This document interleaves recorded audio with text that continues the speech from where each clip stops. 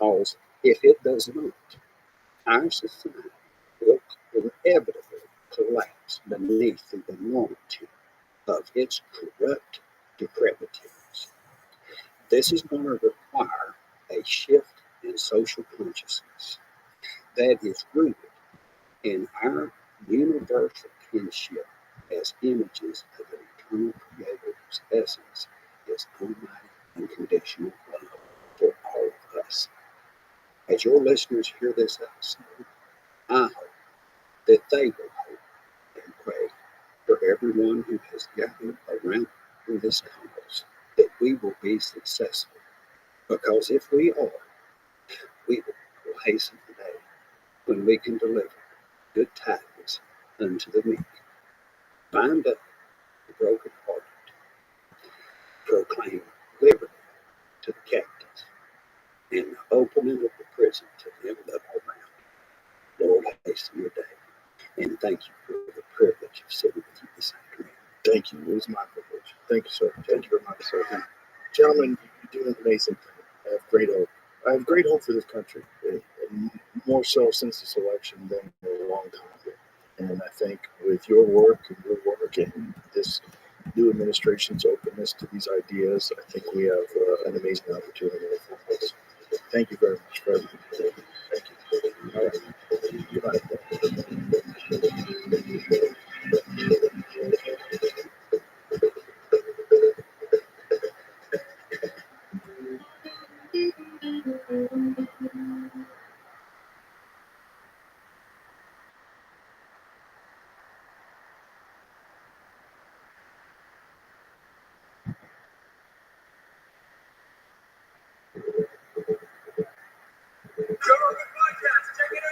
The Joe Rogan Experience.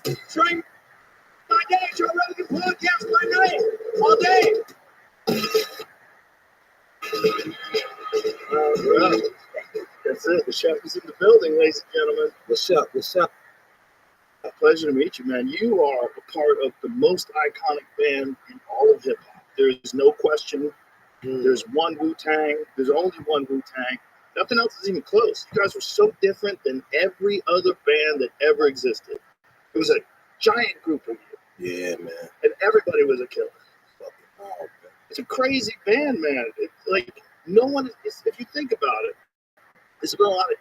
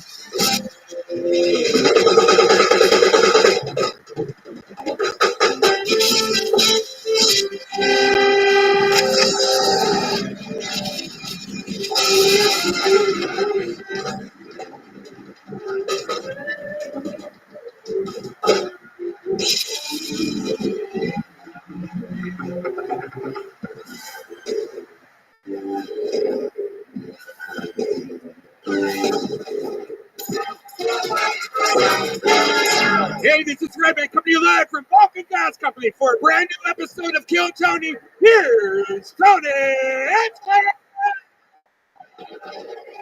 Who's ready to fuck some shit up today, huh? Yee-hoo! It's the Mr. Brian Redband, everybody. Hey, everybody. Yeah, you're at the #1 live podcast in the world, Kill Tony, brought to you by the Red Rose, the Yellow Rose, Deep Eddy Vodka, Gel Blaster, the Austin Security Guard Service, the best goddamn security guards in the world, just so happen to be here in Austin, Texas, and Screwball Peanut Butter Whiskey presents the Kill Tony Band, everybody. How about a hand for these guys? It's the great Michael Gonzalez, fresh off of touring. Multi-time Mexican drum-off champion, making his Kill Tony Band debut tonight. That's the great Zach Person on the electric guitar. A young legend that the world will know about soon enough. Just like the other superstar of the show, Matt Muelling, on this electric guitar right here. That's Paul Deemer on the horns all the way to the right. And this right here is Deep Madness, ladies and gentlemen. Oh my goodness. What a night we shall have. But before we do, here's a little bit more from the amazing sponsors that made tonight's episode available for you here right now. Hey guys, it's Red Band, and this Wednesday, Austin, Texas, at Cap City Comedy Club, I will be headlining, and I'll be bringing the great William Montgomery and Jamisha Albo from Kill Tony. One night, one show only, 8 o'clock, Wednesday, March 15th. Go to capcitycomedy.com and get tickets. Hey y'all, when you go to the bathroom, you always close the door behind you, right? You don't want some random passersby looking in on you. So why would you let people look in on you when you go online? Your online privacy is important. That's why we all use ExpressVPN, and you should too. I love ExpressVPN. I use it literally daily to protect my personal data when I'm on the internet. I'm looking at crazy stuff. I'm going to be honest with you. I'm not going to tell you what, but let's just say that it gets hinted to a lot on this show, that I might be into some wild things. But using the internet without a VPN is crazy nowadays. They can sell your information to ad companies and tech giants who then use your data to target you. Red Band understands the internet better than me. Can you explain? Yeah, so pretty much what it does, ExpressVPN creates a secure encrypted tunnel between your device and the internet. So your online activity can't be seen by anyone. It works on your phones, laptops, and even routers. So everyone who shares your Wi-Fi is protected. And all you have to do is just fire up the ExpressVPN app and click one button. Way easier than closing the bathroom door. Damn right. I'm glad you closed the bathroom door when you go in there, because I don't want to see anything You going like on it. in there. You like I always peek through the little crack, though. Anyway, get an extra 3 months of ExpressVPN for free by going to expressvpn.com/killtony. That's expressvpn.com/killtony for 3 extra months free.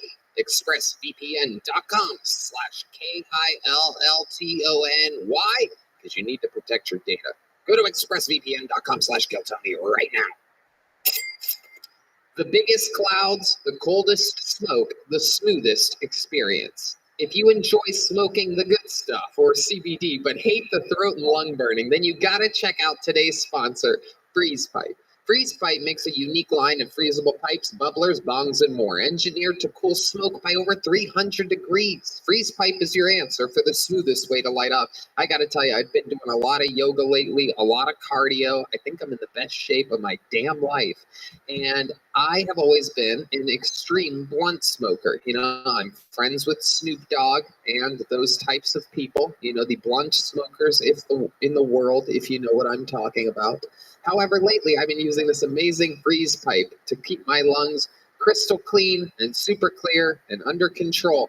And freeze pipe is the best way to do it. Red Band, you've been doing this yourself. Oh yeah, I love it. I've been using it every day. The secret is the freezable glycerin chambers that come on every piece.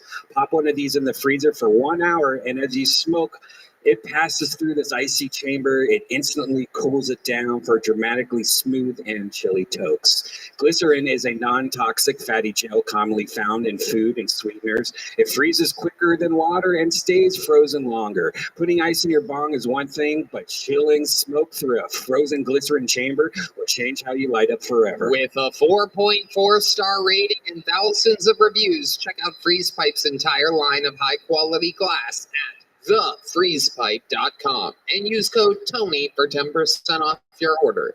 That's thefreezepipe.com and use code TONY for 10% off. Shop today. Your throat and lungs will thank you. Are you guys ready to start tonight's fucking show? Balcony, are you guys with us tonight? Every single week, I have one of the funniest comedians in the world on the show. This is very, very exciting. This guy is absolutely one of my favorites. He's playing Radio City Music Hall September 27th. Ladies and gentlemen, one of the best in the world. It's Chris DiStefano. Oh, shit. Here we go. Here we go. We're doing it tonight. Chris DiStefano. Fuck yeah. Legend of the game. Hello. Hey, babe, Chrissy, Chaos, Speshy, Weshy, Radio City, fucking Music Hall. Look at that, baby. Wow. That's what happens when you vote Republican. Yeah. Yes. Hell yeah. We're going to have fun here tonight. Yeah, You've been on this show before. You know how it works. We're going to have a blast. I'm ready, baby. Ready to have some fun. For those of you that don't know, over 100 comedians signed up for the opportunity to get pulled out of this bucket. If I pull one of their names out, they get 60 seconds uninterrupted to try to perform the best stand-up comedy that they possibly can. You know the 60 seconds is up when you hear the sound of a kitten. That means they have to wrap it up then, or else they bring out the angry West Hollywood bear, which is loud and annoying, and it cuts them off. And then I interview them, and we find out as much as we can about them. And it's all improvised. Anything can happen. You guys ready to start tonight's fucking show or what? Well, if you don't know, now you know. We have a few regulars on the show. They have the very tough job of writing and performing a new 60 seconds every single week, which is not easy at all. 52 fucking new minutes a year. And this guy's been at the helm of this for a couple of years now. We've watched him go from living in his van to being a wildly successful touring fucking comedian. This is a new minute from Hans Kim. This is Hans Kim. This is Hans Kim. This is Hans Kim. This is Hans Kim. This is Hans Kim. This is Hans Kim. Hey, what's up, guys? Good to be here. My name is Hans, and it's tough for me to make friends with white people because I'm going to outlive them. We measure white people age in dog years.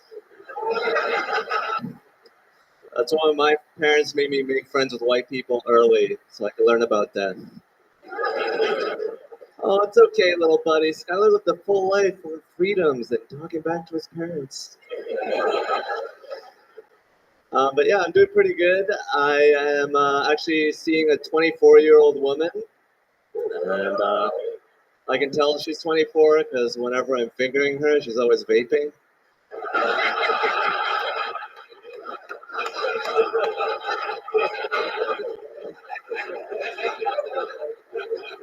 It's like, why don't you vape my dick? I can make white stuff come out. Thank you. All right, Hans Kim showing us how it's done.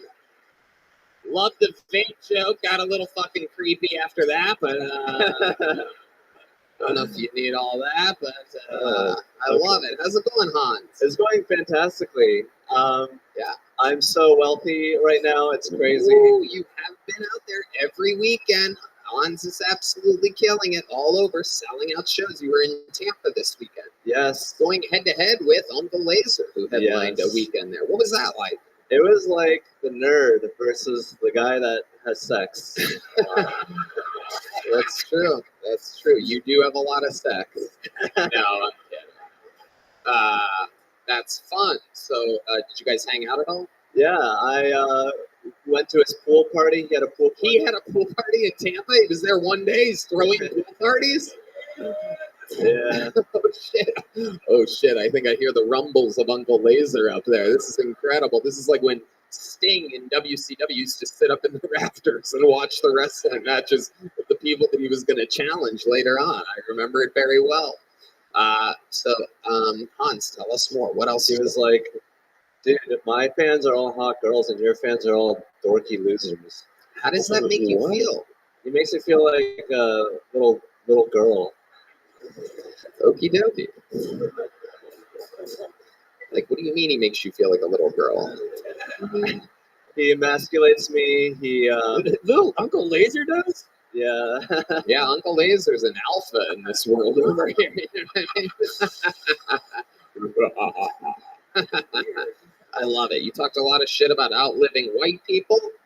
Yeah, sorry, Tony. It's okay. I forgive you. It was good. This 24-year-old, is this new?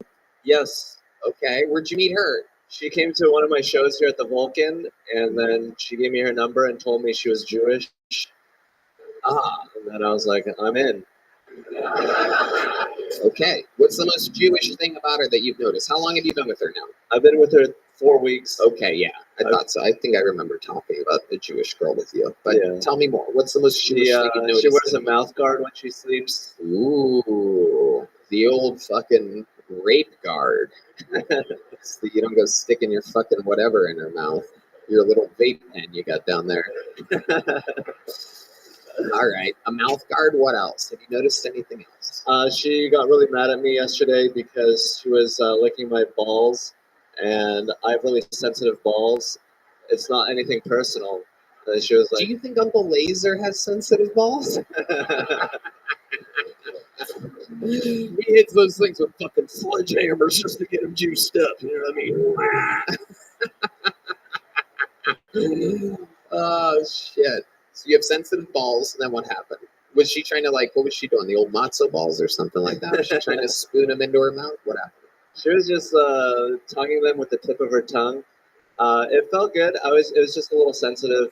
And then I was like, What do you say when she tongues your balls too hard? Is there a specific noise you make? like,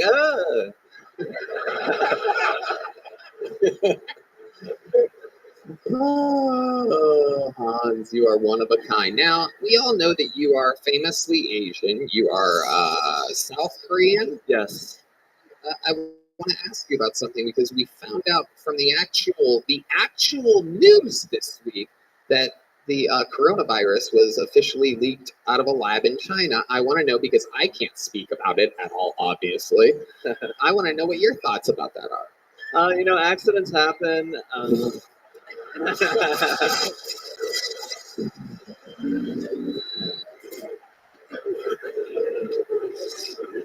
When you're doing so much research, sometimes you make a couple mistakes, but at least we have like Hello Kitty and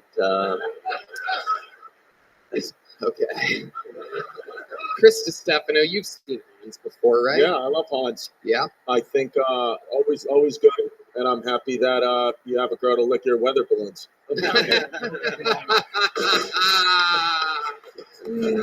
Yes. Radio City fucking music hall. What Here happens? they come. I love it. Yeah. What else, Hans? Anything else before we let you go? I've been seriously drone piloting for a while now. Oh, shit. Pretty good pilot. Piloting what? Drones. Oh, drones. Nice. Yeah. Very North Korean of you.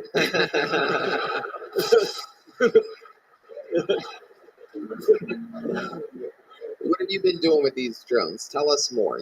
I've been going up to hotel rooms, looking in. Oh my goodness, what a creep you are. I like it. They should have never gave you creeps technology. Why is your collar up right now? Fashion. That is true. He is somewhat fashionable. Nice. Is that Amazon Classics? What is this? Yeah, this is from Amazon. I actually have a couple of Nickies. Ooh, let's see. How many do you think we should see those?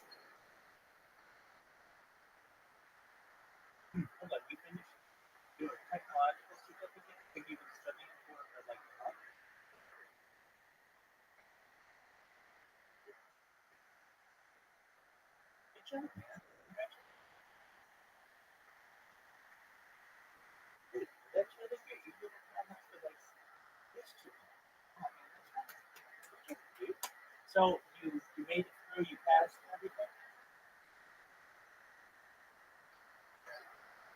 Well, gives a shit. Welcome to the real world, man. All right. So now, hadn't seen it before? Perfect. All right. So now what you want to do is go to a website called Udemy, Udemy.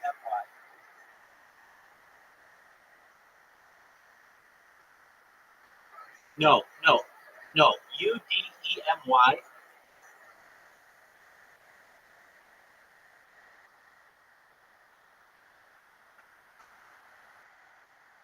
And what you want to do, is to find in there a Salesforce course.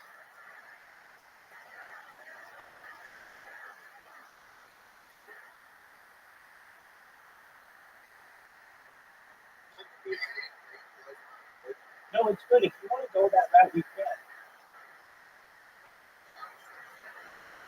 I think it's a good route as well. Really, at this point, there are about 50 different routes.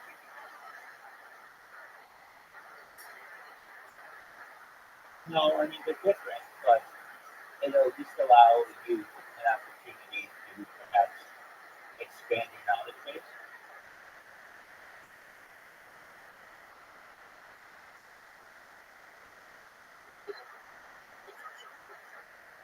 Yes.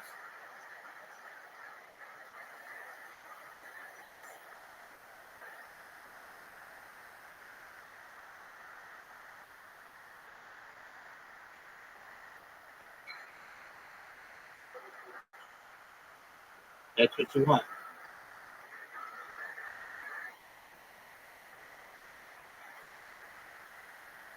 Yeah, no. Yeah.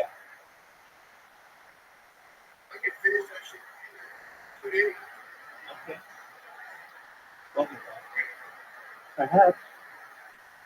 I mean, you can do whatever you want. There's a test that you have to take, but once you pass the test, then what we'll do is we get you set up with a temporary position. You might be working small amounts of hours, but that gets you the experience that you need, and then from there you can start applying for real jobs.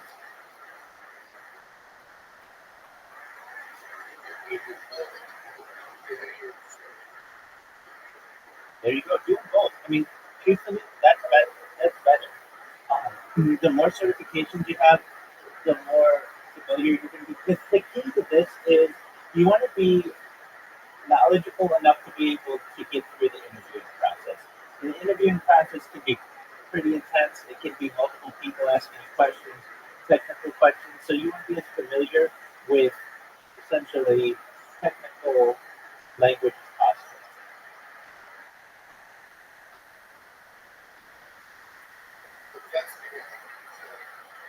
No, you can't in the test.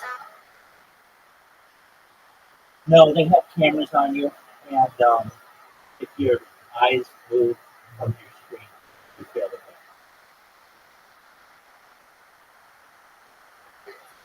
Yeah, but it's nothing you can't do.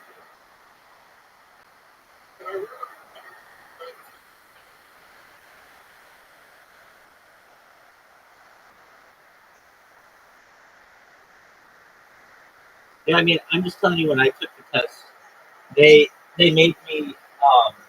I took them remotely. Though you can go to a place to do it as well. And they made me like move my camera all around my room to make sure that I couldn't have any other screens or anything. And if my eyes moved from the screen, they would tell me like your eyes have to stay on the screen.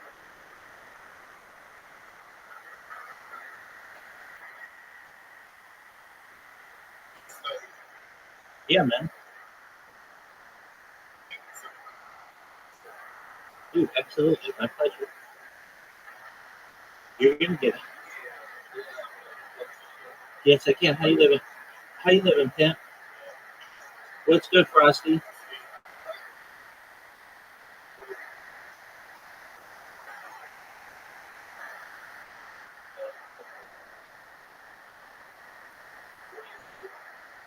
Wow, early as fuck, man.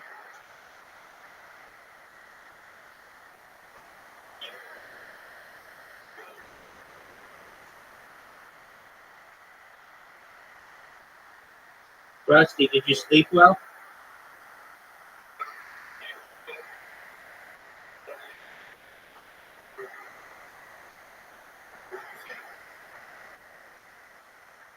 He said same old bullshit.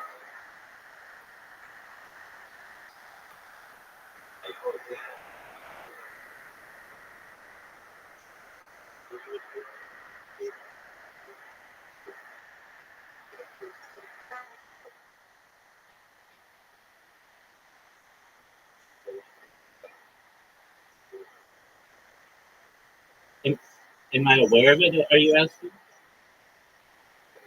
Yeah, there were multiple allegedly.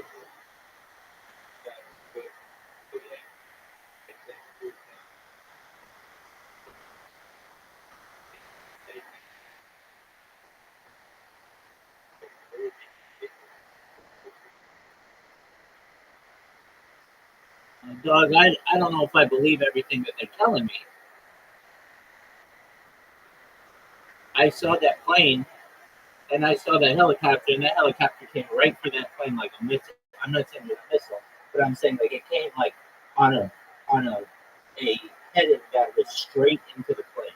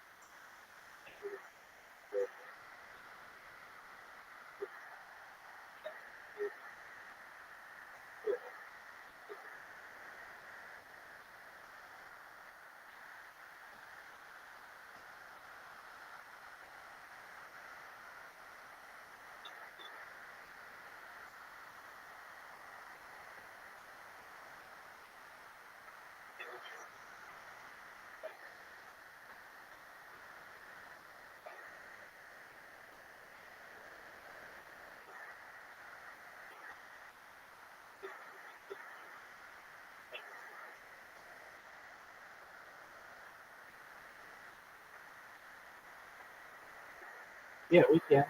Rusty, did you see the plane, the alleged plane crash in Philadelphia?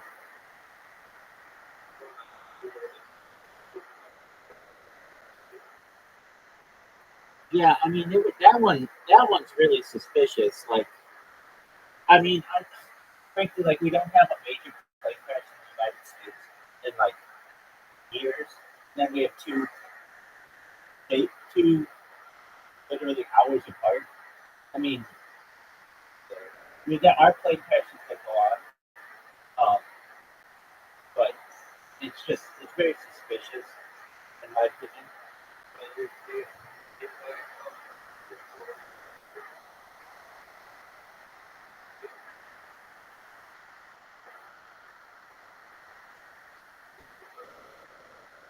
I don't know how do you explain it, Rusty?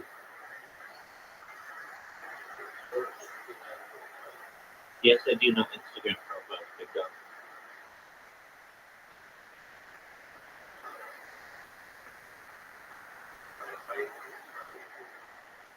What the fuck are you saying, dog? Wait, Frosty, hold on. Back the truck up. Hold on a second. I've known you for like 6 months now. You've never once mentioned a wife. So let's first go into that. Who is this woman? And does she like mini golf?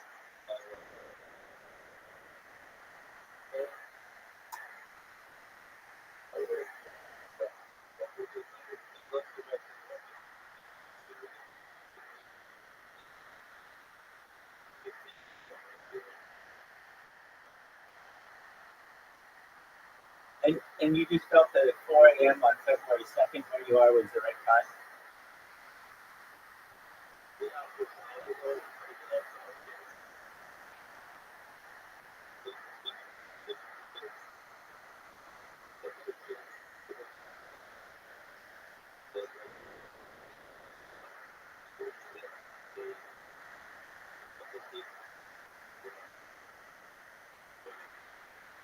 Okay, I don't understand that. Frosty, do you have children?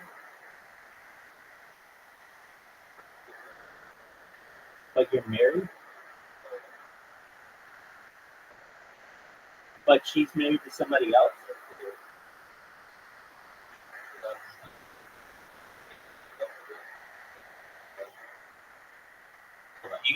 You gotta explain this to me like I'm five.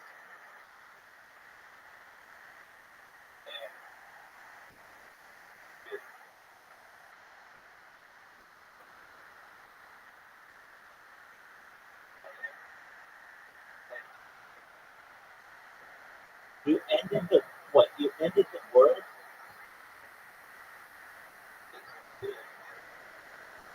What did you do?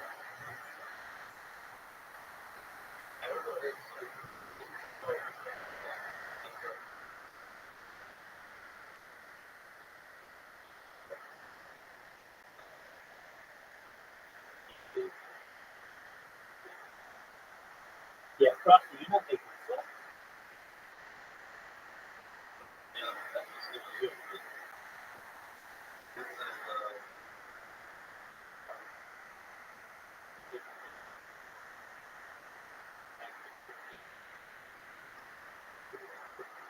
Frosty, one thing at a time.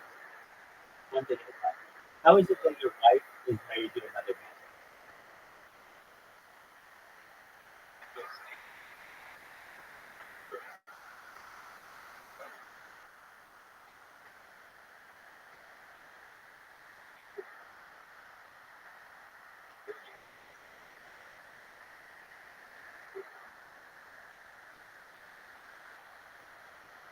No, Frosty, let me just tell you this right now, big dog. You're not making sense.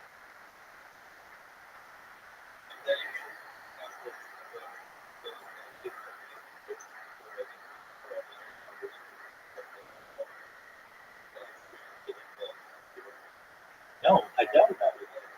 I don't know what Indian Instagram is like, but American Instagram is not like that. It's usually thoughts and women's breasts.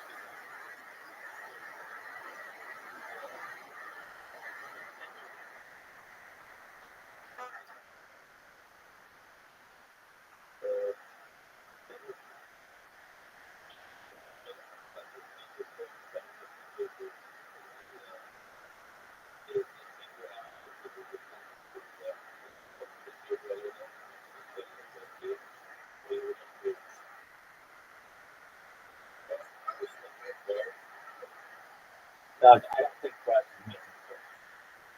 Early there.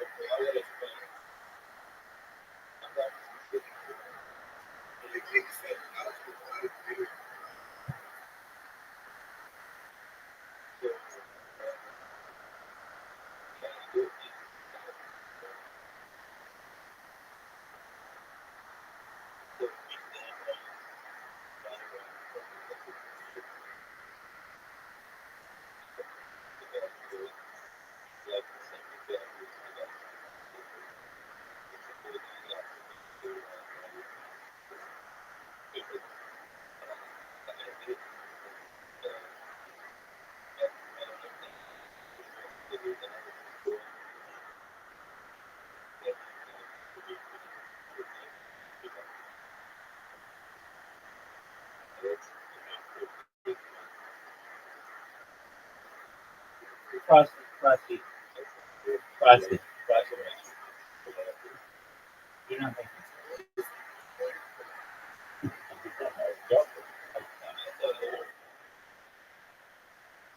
Frosty sometimes has some things that happen that he doesn't always make sense. So you just gotta be understanding that everybody has their own unique journey. But if you're trying to make sense of this, see how much it goes.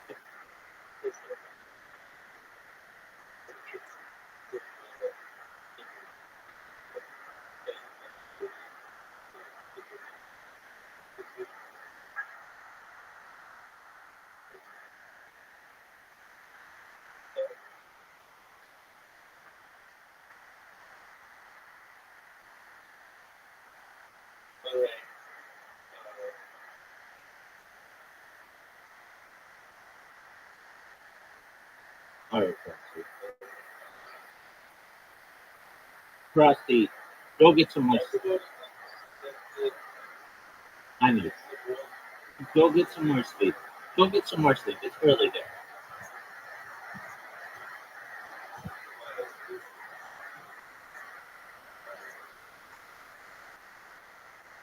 No, and it's not going to.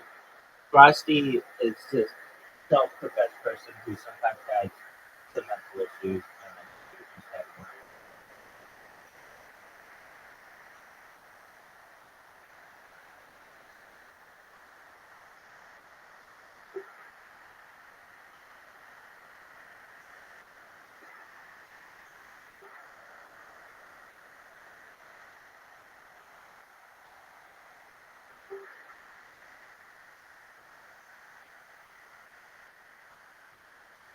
Those hickeys. Here we go. Here comes a Hans Hickey reveal after a long weekend in Tampa. Supposedly he has a girlfriend, but wait, let's see. Whoa, dude. You sure you didn't try to hang yourself? What's going on over there, dude? Like fucking Epstein over here. It's just a playful accident. It's never an accident. Tell her to take out her mouth guard next time she hits a... All right, Hans. Another great new minute. You're fantastic, consistent as it gets. What a leadoff hitter. We couldn't love you anymore. You're out there. You're selling out. We found you here fucking June of 2021. You're killing it. There he goes, Hans Cam, everybody. I'm here just for a moment. That was Hans Cam. That was Hans Cam. That was Hans Cam. To the bucket we go, ladies and gentlemen. This is where anything can happen. Could be the next fucking superstar of the show. Could be our worst nightmare. Anything can happen. Your first comedian out of the bucket tonight is Morgie, everybody. We're all going to meet Morgie together. This is the new name, I can tell. I would know if I met a Morgie before.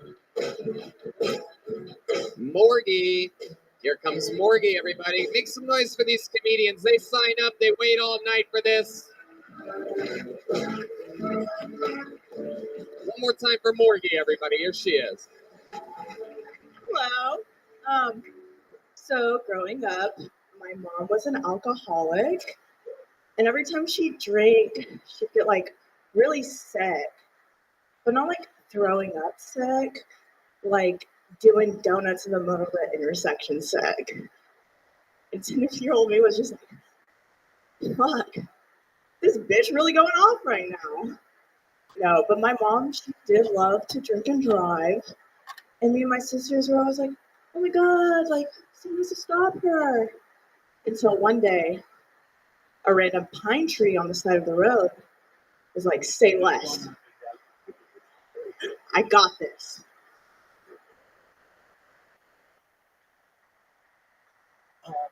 Here's what's going to happen. You're not going to have the necessary experience for the position. So you're not even going to be accepted for an interview. You need the certificate. You might be able to get an entry-level position remotely, perhaps. Are you multilingual, perhaps? Do you speak Spanish fluently? Okay. Okay, that helps.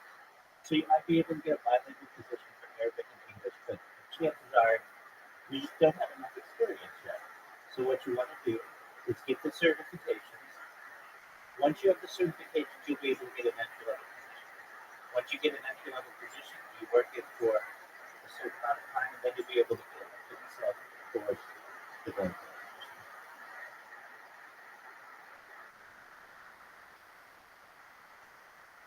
But don't think this is going to happen in like 3 months. This might take you for the rest of the year to get the certifications, to pass the test, and to get an entry-level position.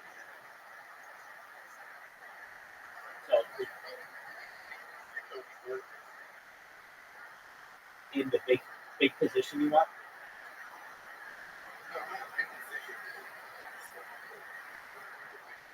Yes, what I tell you to do by 2026, you'll have an entry level.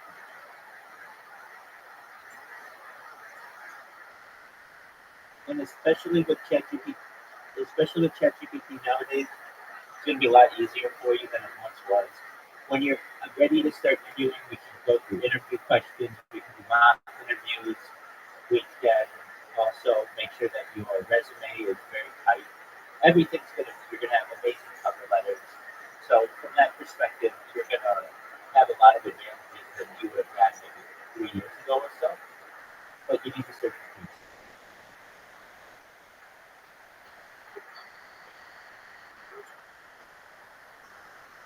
potentially. Absolutely. The one thing you might run into, maybe, is they might want a degree. And if you don't have a degree, what you will do is just find positions that say, or equivalent experience. And you will take your certifications essentially. Yeah, there's a big difference. One's like graduated high school, the other's like graduated university.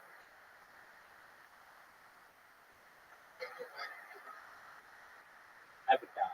I would not. It's too expensive. Unless you could do it on a full ride scholarship, I would not. I would not.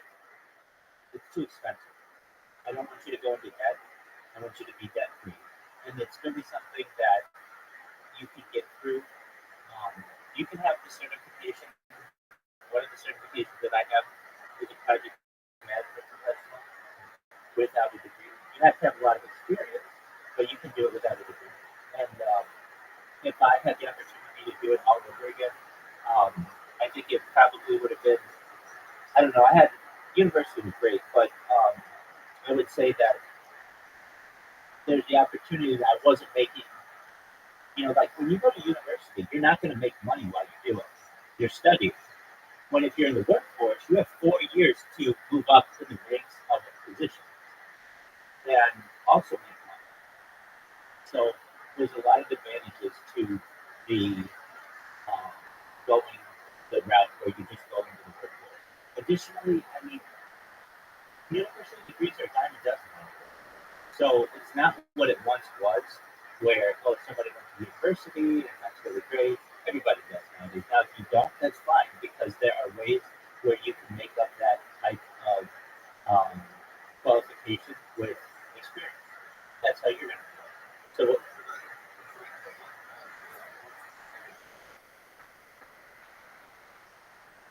So, okay, so you tell your mom, that's fine if you can. You tell your mom, I don't want to go into debt. She's going to agree with you.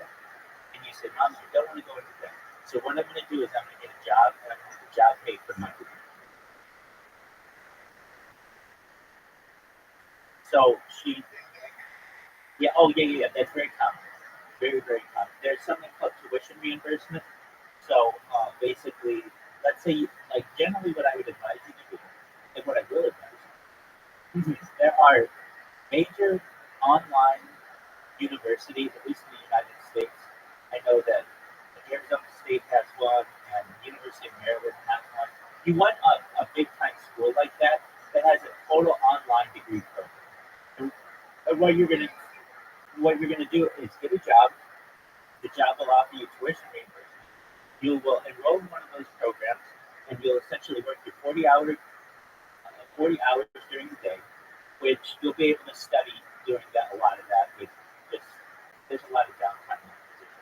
And then what you do is continue your education at night, getting that degree. And then once you get the degree, you'll be able to say, Mom, I did it both. You won't have gone into debt. You'll be making perhaps 6 figures and you're getting a bachelor's degree, which is great. And then from there, the sky's the limit because you can continue getting other certifications, moving your way up, and never have taken a loan. Make sense? So, well, when you're applying to jobs, you would just look for one of the benefits that they offer is tuition reimbursement.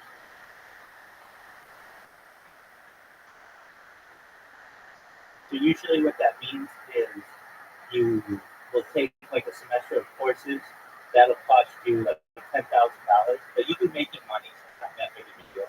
And then at the end, once you complete that semester, the company pays you back $10,000.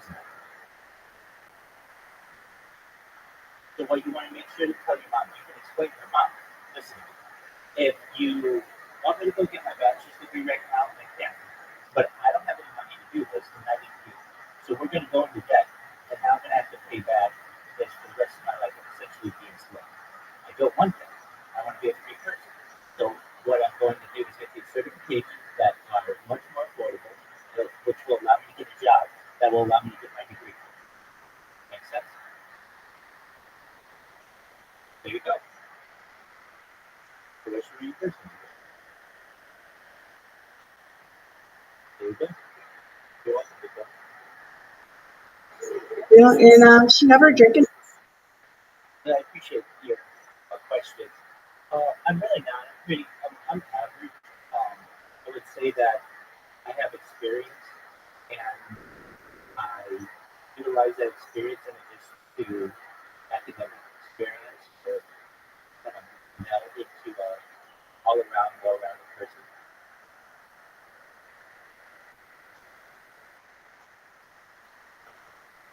Drink and drug again. I tried a new drug for the first time the other night. They're called. There you go. CBG, folks. Roofies. And I think whoever gave them to me gave me the wrong dose. Because I don't remember shit. Thank you. All right, Morgie, everybody, doing a minute. Morgie. Where do we begin, Morgie? How long have you been doing stand-up? Like a month. Okay, Oh, wow, that's wow. good. That's a That's good good stuff. answer. Hell yeah, absolutely. We were a little bit scared Nice. there for a second. No, not long at all. I Holy promise. I'm shit. a virgin to the game, pretty much. I think you're not a virgin at all. Oh. That is. To the game. I don't think you should use that terminology at all. I can literally see your pussy lips right now.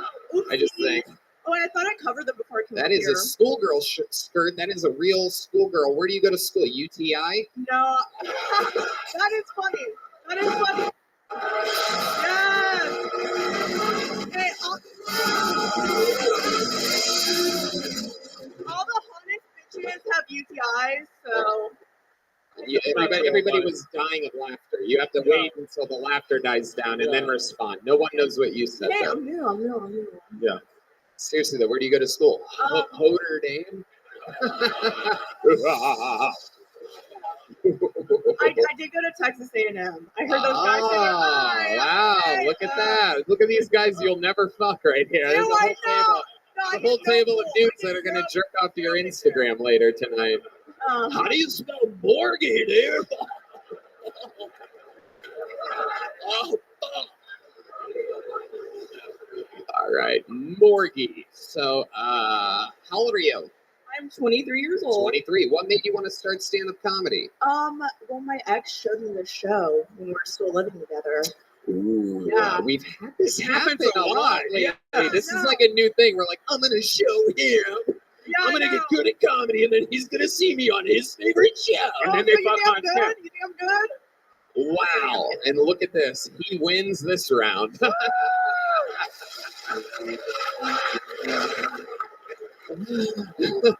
Right now, he's looking at the apartment where all your shit used to be, just like I fucking Hey, no, made I got it. the apartment. Oh, you I got stepped the on apartment. another line. Very good. You are got the literally anti-comedy, Morgie. I love Sorry. it. What's the funniest thing about you think? Because we didn't see anything. I don't know. You're so real for that. Funniest thing? I don't know. I've been arrested 3 times. Ooh. What? First time shoplifting, duh. What were you shoplifting? I was stealing a Michael Kors beanie from Dillard's. Wow, But that is I was such still a pro. trash. I got away with shit still. I got a bottle of perfume and like a belt. Give shorter answers. Give shorter answers. Yeah. Let's focus on shorter Must answers be here. though, must be though. Editing is important. Okay. Okay, the second time you got arrested. A drug dealer gave his charge to me, and I just like ended up taking it. Gave his charge? How did he put do some that? shit on me. It's a long story. I Oh, thought you wanted shit. it short. This is like if Bad Baby was bad at everything. Yeah. I know. But yeah, Yeah. he like hid his shit in my closet, and then the cops came and searched my house, and they're like, "Oh, it's in your closet. It's yours." And then I was in And you got juvie. arrested for that. Yeah, I was in juvie for a month. What? Yes. Well, he has HPV for life. Yeah. Probably. Yeah. So what's? Yeah. You know, that's the difference. There you go. There you go. Yeah. No doubt about it. And now the question everybody wants to know: your third time being arrested. Minor in consumption. I was at the beach during spring break, and they just found me drunk as shit. They didn't find me. They like pulled over my car. My ex was driving. What? They resuscitated you. No. I was acting like a fool for sure. Like they arrested me. I was in the back of the car. I was like, like a fucking monster. How old were you then? I was 17. Oh. Yeah, no, all under 18. I got arrested all under 18. That's the way you should do it. My advice to me, Welcome to another episode of Life Advice with Morgie, everybody. Which parent fucked you as a kid? Oh my God, Red Band! Why would you say something like that? We could get sued. This is a real show. There's probably sexual violence listeners out there. There's probably a lot of people that wouldn't like that. So which parent was it that fucked you?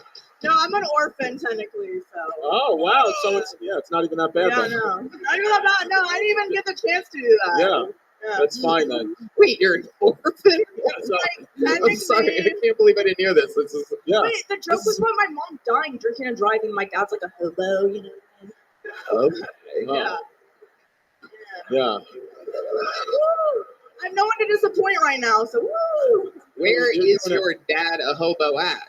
In Corpus Christi. Ooh, Yeah. the plot thickens. Yeah. No. Man, you communicate with him ever? I haven't talked to him in about 5 years. He lost custody of me when I was 15. 5 years. Why haven't you talked to him in 5 years? Well, he's a hobo, and like so. You're saying this like he's like a pup on a stick or something like that. Like, oh, I'm a hobo. Well, it's like, okay, if I want to see him, I'd have to pay for everything, and it's like I shouldn't have to do that for my parent to like spend time with them. Right. So it's like, why the fuck would I do that? Right. You know?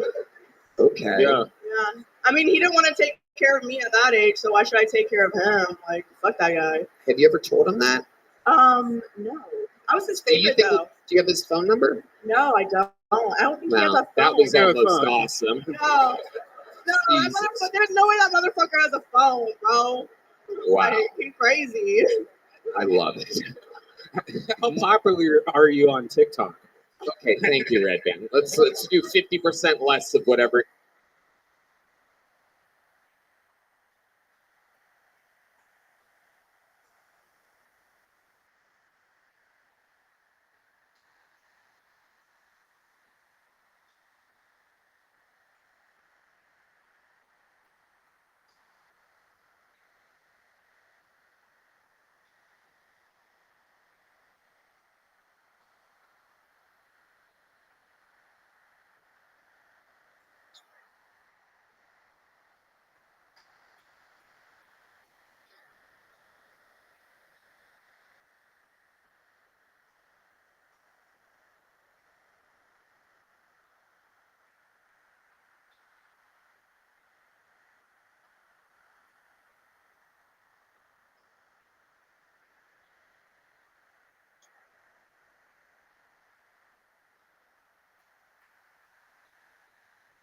Hi everyone, I am Rabbi. Do you mind if I tell you about my project?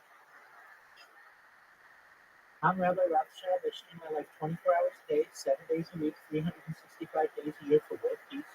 It's like a real-life treatment show of Big Brother. My stream goes back to the pandemic. I've been live streaming for more than 3.5 years. We've seen the death of the queen, the birth of AI, the coronation of the king, and everything in between.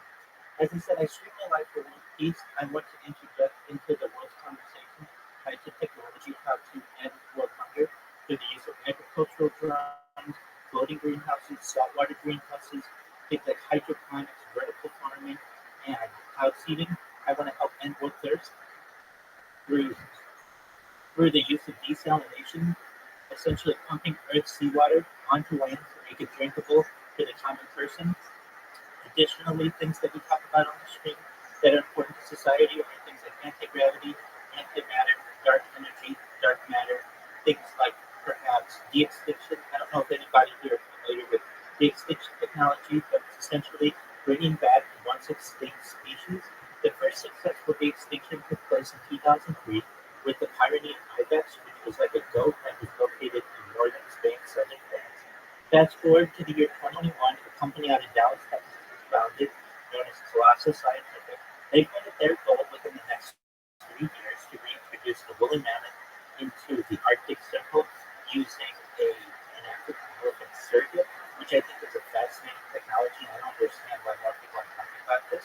Moreover, that company wants to, after the reintroduction of the woolly mammoth, they want to reintroduce the Tasmanian tiger and then the dodo bird. I think these are fascinating topics. The things that we talk about that are relevant to everyone here. Bill Gates coined the phrase in the 1990s, content is king, and I'm making it true today. Data is worse than everyone readers, according to the Economist magazine. In 2018, data overtook petroleum as Earth's most important, most valuable commodity and resource, and I have more data online than any person. And I want to help you all when I go viral and help everyone along the way. Life extension technology is another thing that we discuss. One of the things when you all were born, your average life expectancy was probably about age 80. I'm going to increase that to age 100, 120 through the use of perhaps stem cells, through human growth hormone, through oxygen therapy, through perhaps nootropics, cryogenics, perhaps using cold shock therapy. And then finally, when you get to 120, you may say, Rabbi, I have had a good run, but my body's starting to break down. What's next? And that's where the next type of technology comes into play. It's known as mind-uploading technology. You can scan your brain into a computer like a CAT scan or an MRI.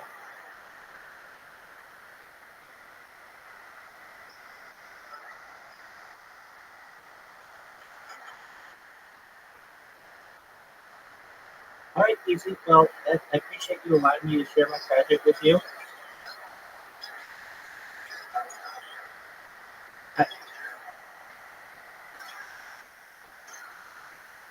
Okay, well, you don't have to be a wuss. You can actually listen to this technology and how it works. Yeah, a coward. A coward, man.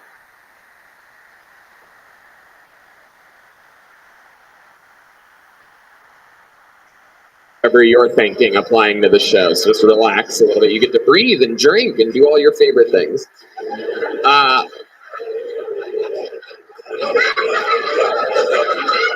So when you signed up for the show, knowing that your ex that you used to live with, was that a bad breakup? No, it was kind of neutral. We lived together for 5 years. I mean, not for 5 months after we broke up. He just moved out like a month ago. Okay. But I still love that motherfucker. Like for life. But he unfollowed me on Instagram the other day. He called me. He was like, I have something to tell you. He was like, I unfollowed you on Instagram and took you off Snapchat. I was like, okay. So I think he took it a little bit harder than me. Still love him though. Still love you, Thomas. Oh wow. Okay. He hates me though. I'm pretty sure. Why does he hate you? I'm just kind of a bitch. What'd you really do? Come on, tell us. No, I didn't do anything. No, it was a mutual breakup. I technically started the breakup, and he was like, "I agree." So we're like, "Okay, But you still love him. yeah, I will love him forever." Okay. Not one of those things though. I probably wouldn't have sex with him.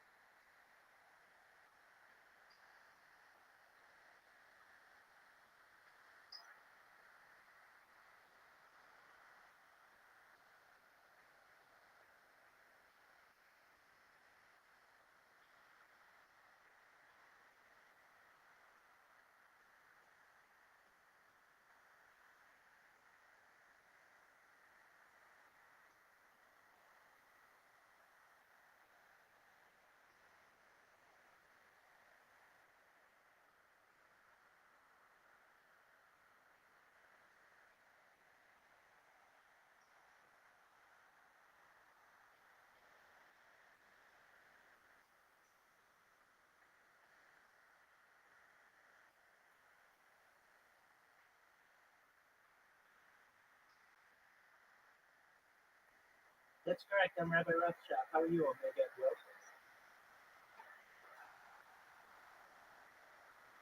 I'm excellent. Thank you so much for inviting me up to speak. Do you mind if I share with you my project?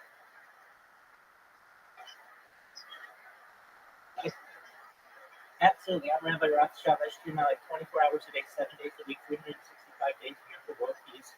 It's like a real life Truman Show or Big Brother. I've been doing so for more than 3.5 years, going back to the pandemic. We've seen the death of the Queen, the birth of AI, the coronation of a king, and everything in between. I talk about some things that aren't normally discussed in society, like ending world hunger through the use of agricultural drones, floating greenhouses, saltwater greenhouses, things like hydroponics and vertical farming, even cloud seeding.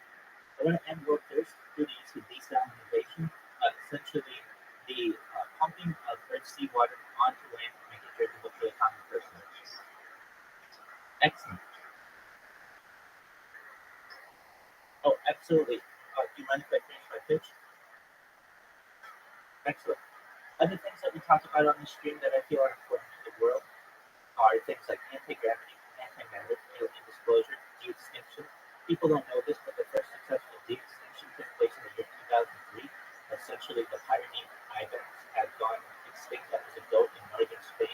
Southern France, it was successfully de-extincted. Fast forward to the year 2021, a company out of Dallas, Texas, known as Colossus Scientific is founded.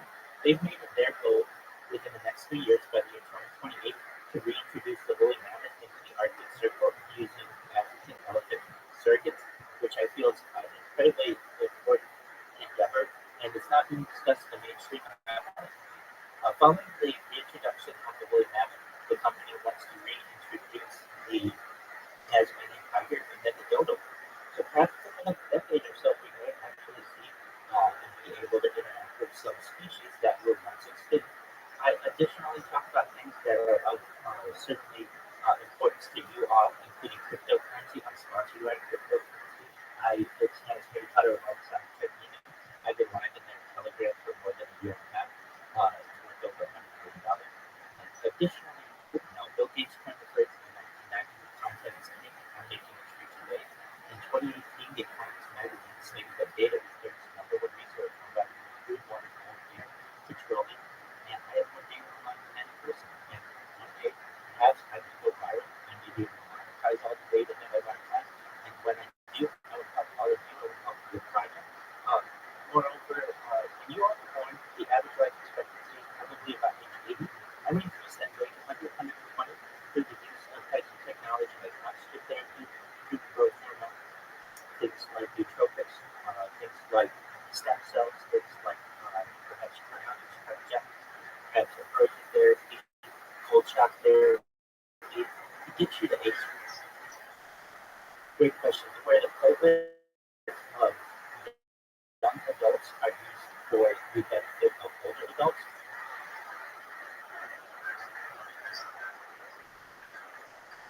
Yeah, people do that today, though. People do that today when they're just signing to give blood. So essentially, it would just prioritize people in their 20s and 30s and plus for the people in the older generation to be able to make sure they can live longer. But eventually, we may get to age 120 and you're going to say, Rabbi, my body's starting to break down. What's the next one? And that's where the really exciting technology comes into play. It's not mind-blowing technology, Omega email. This is with your consent. I don't want to do anything without your consent. I'm a libertarian at heart about personal rights, personal freedom. But if you want, you'd be able to scan the brain into a computer like a CAT scan or an MRI for later download. Just like a CAT scan or an MRI, we know even more in depth where every single atom is in your central nervous system, your peripheral nervous system. For later download as an android, an avatar, a cyborg, a cybernetic being, a cloning yourself, a robot, a theory being, whatever you want to be. But essentially, what I'm saying to you is there may be a possibility in the future that digital immortality, and I think this is a very exciting prospect. I just want to thank you guys for letting me share my project.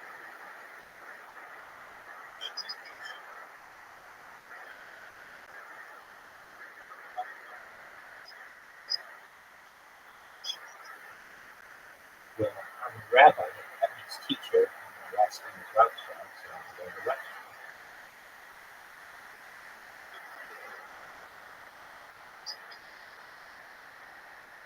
And it's got a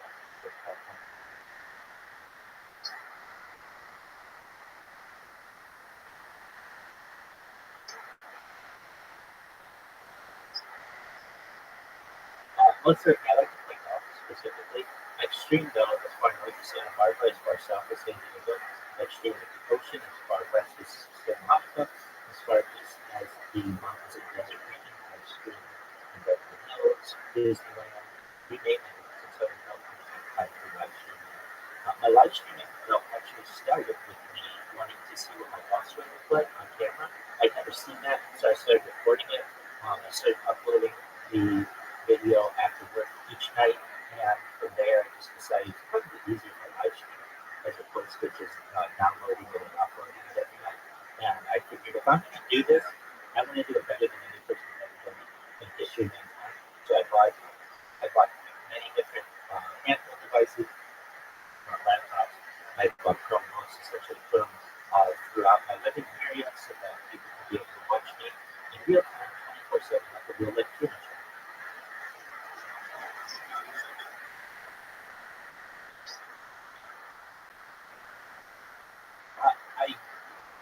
I certainly attended community classes before and since then, in my live streaming, I have not been teaching. I'm not community rabbi personally, member of communities, but no, I certainly have my own congregational rabbis.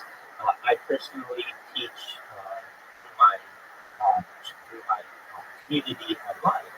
So anything in terms of kosher living, Orthodox living, in addition to some of the discussions that we have on futurology, and in general, just find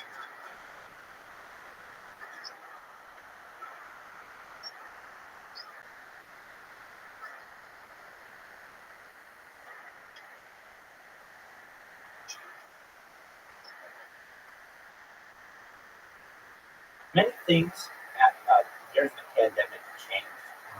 Certainly, I know that within some private communities, they had allowed people to do live streaming to be able to connect with their families to be together.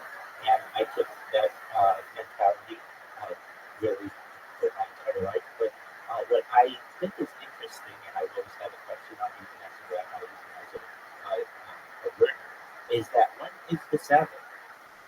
We don't know. We don't know on what day God said it was going to be the day of rest. So really, there's only a 1 in 7 chance that we're actually celebrating Shabbat on the right day. There's actually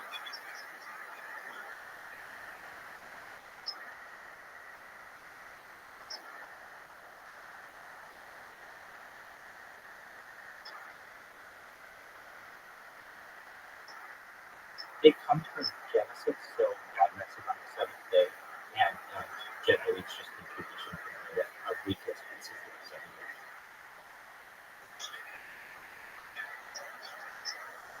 That's good. But yeah, exactly, 100%.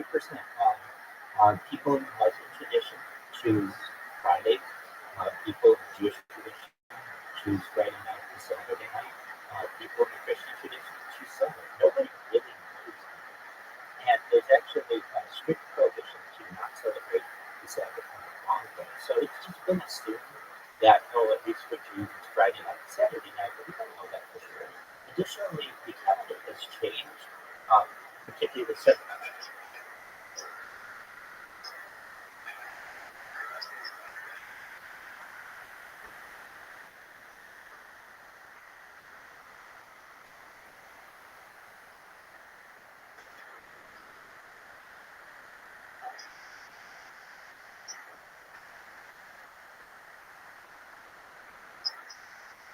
It does, but I actually envision a calendar that is different in the future, based on it's actually somewhat proposed during the French Revolution, but it's a 10-day week, essentially a calendar that doesn't need leap years, which I think is really important. The reason why I think it's important, when you get into interstellar space travel and measuring long distances, you actually run into issues when you have to make calculations. For instance, a light year, is it in terms of 365 days? Is it in terms of 365 and a quarter days? Is it in terms of 366 days? These small distinctions can cause major especially when you get great distances. So, yes, I live on a set calendar just like everybody else does. But I envision in the future a calendar perhaps based on 40-day months, 10 days for each week. Um, so that's essentially, uh, we have 360 days of normalcy within society, and then a period of holidays for about 5 and a quarter days at the end, which essentially allows is what people in the corporate world do anyway. They shut down during the holiday season. But this type of calendar would allow us to avoid leap years. I think that's really important. But for the time being, we're not all that aligned yet. So I can live my life as best as possible according to traditional Orthodox traditions. I don't drive on Shabbat. I don't I don't bus on Shabbat. I don't work on Shabbat. There is a certain tradition that we are to avoid perhaps the use of electronic devices, but that's just someone's opinion. That's they come from God. So I perhaps allow for more leniencies in that, especially because I am life strict. I am life.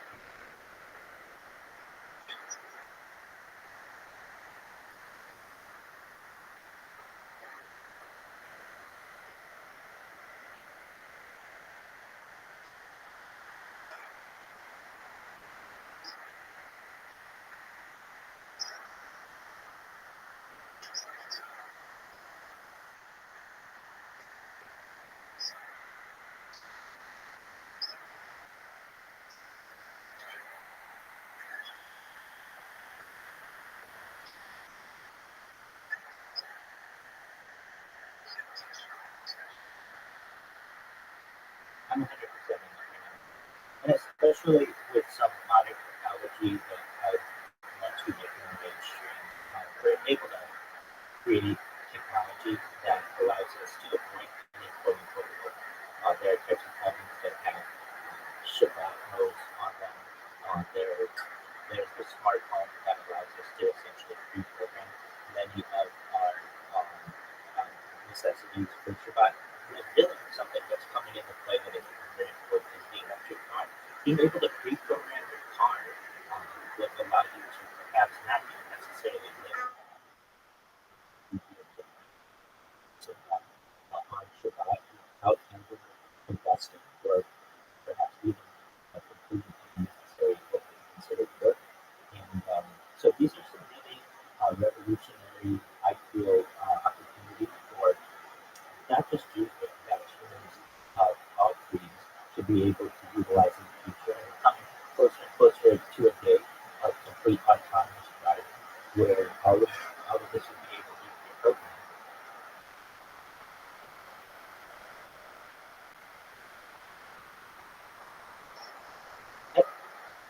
That's, that's good.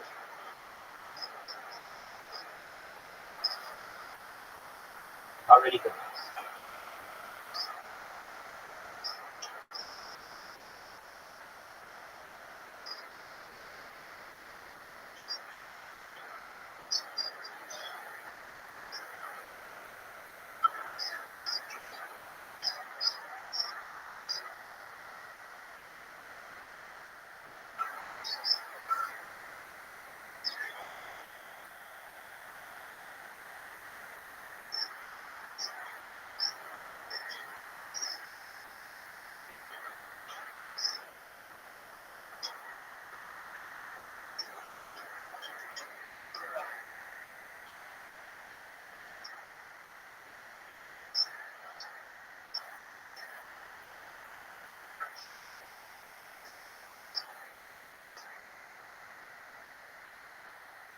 Thank you so much.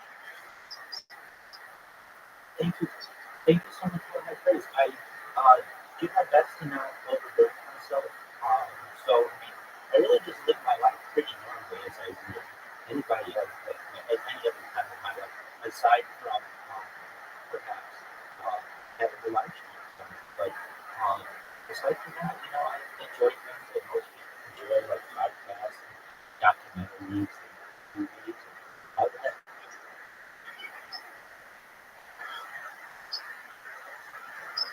You know, um, at least as I've been on this live stream, it's difficult for me to watch some movies because I get mad at copyright strikes.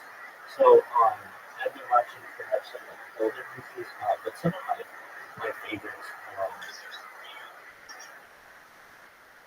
Exactly. Essentially, that's intellectual property, and you receive a copyright strike on one of the various platforms on which I stream. And you'll also sometimes stop your stream. So I do have to be careful about. Well, I didn't make the rules. So what I do sometimes to avoid that is to play simultaneous sounds over a movie so that the IP, the intellectual property protection, cannot perceive that movie. I would say that some of my favorite movies, really one of them, which kind of surprised me, people is Religionist. It's a really good documentary. Uh, yeah, yeah, but it just basically shows that all religions kind of have these specific rules to them that it just depends how serious you want to be with your doctrine. But it shows that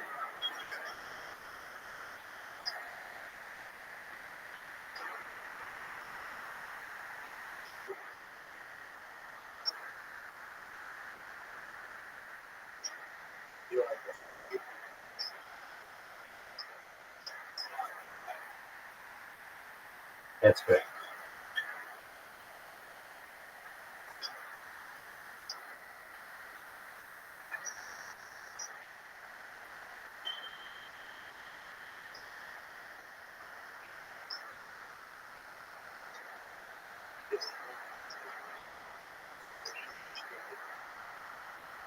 Great. Just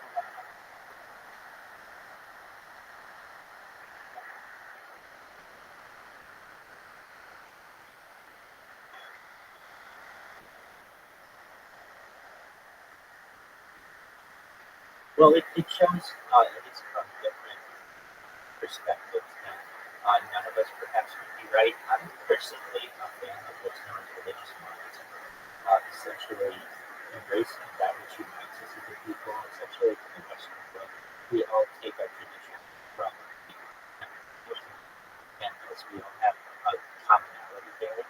I think it helps for us to start at that point and really see that over the course of the last few thousand years, what has happened that has essentially divided us. Even in Judaism, we have divisions that I don't like. And really, just because one family thinks that cooking occurs at 111 degrees and another family thinks that it's 113 degrees, you may not be friends with them, your children not made. There are all kinds of very distinct, very archaic reasons behind some of the decisions that we have in religion. But at the end of the day, it gets into Leviticus, which is treat others in religion to be treated as children were. It's essentially consistent within exactly. It's consistent within all religions, and generally that's what I do in my mystic practice. And really, I mean, I have certainly the civic background. I have I've been with a lot of Orthodox students. I consider myself to be what's known as postmodern. We utilize a lot of the technology that we have in contemporary lifestyle with some of the traditions that we had previously, but we don't necessarily allow the traditions to burden us and essentially trap us or enslave us into forcing us having to live in a certain way. It allows for more personal freedom. And really, in a modern world where we're going to be able to have smartphones and pre-program our transportation and perhaps even be able to one day, I'm not saying today, but even perhaps teleport to other places, we really need the ability to have a modernization of our religions. And so I do my best to be able to talk about these things in the best way that I can without necessarily violating any part of the true rules of my religion. Really do my best to be a light to the nation, be a positive person in society, be someone who's very optimistic and a pillar of the community. I know that I have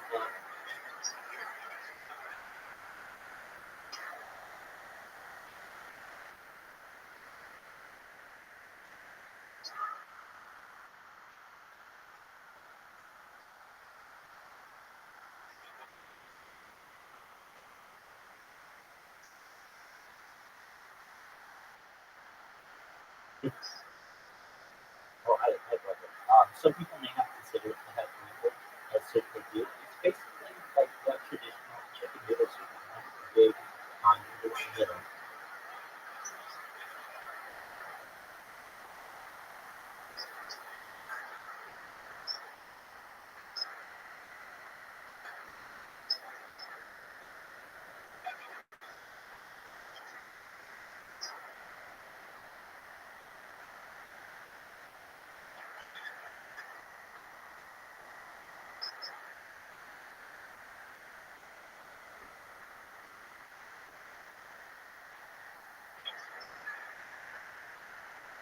It is MATZO usually.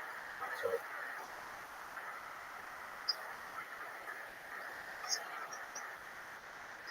that's fun. World famous.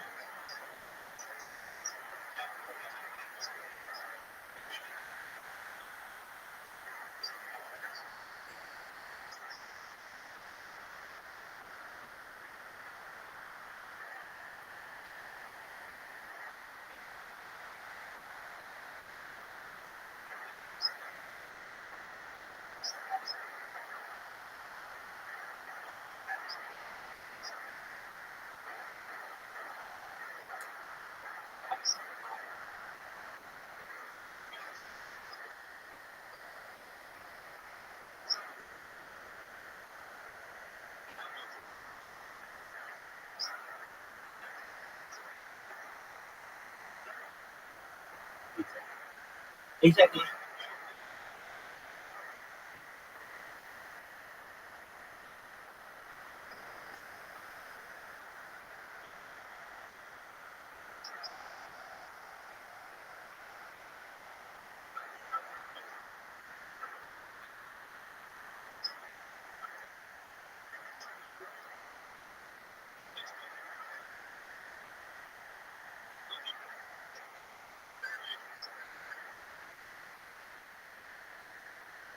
What's it?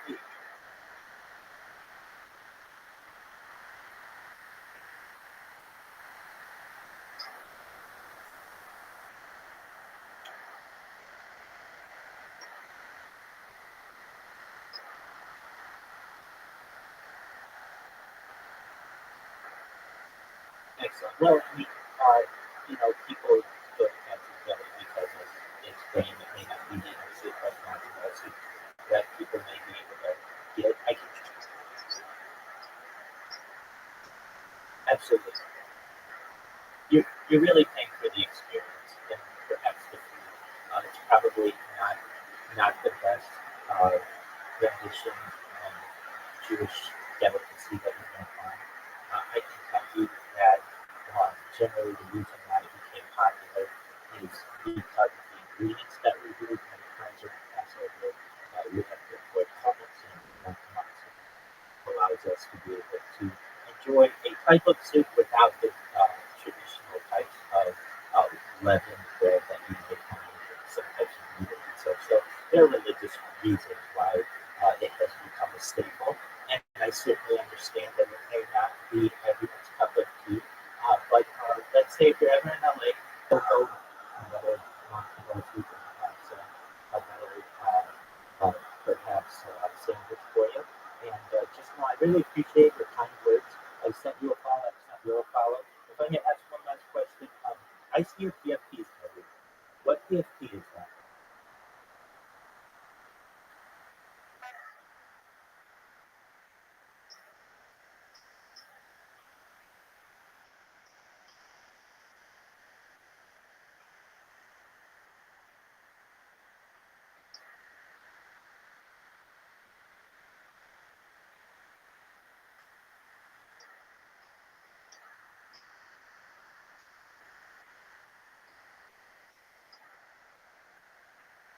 Absolutely.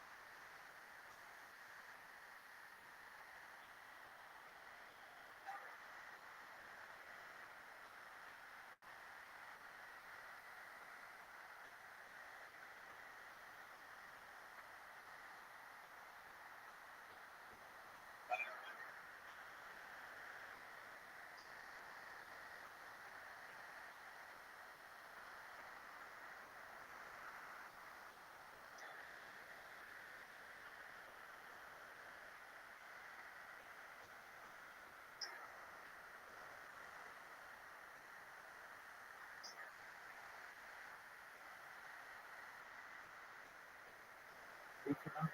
I see it. I'll take a look at it. Thank you guys so much for allowing me to share my project with you. Again, if you need anything in the future, I'm here for you. I've sent follow requests to you guys, so feel free to follow back if you want to connect in the future. Just take care. Many blessings to you all in life, and have a wonderful day. Take care.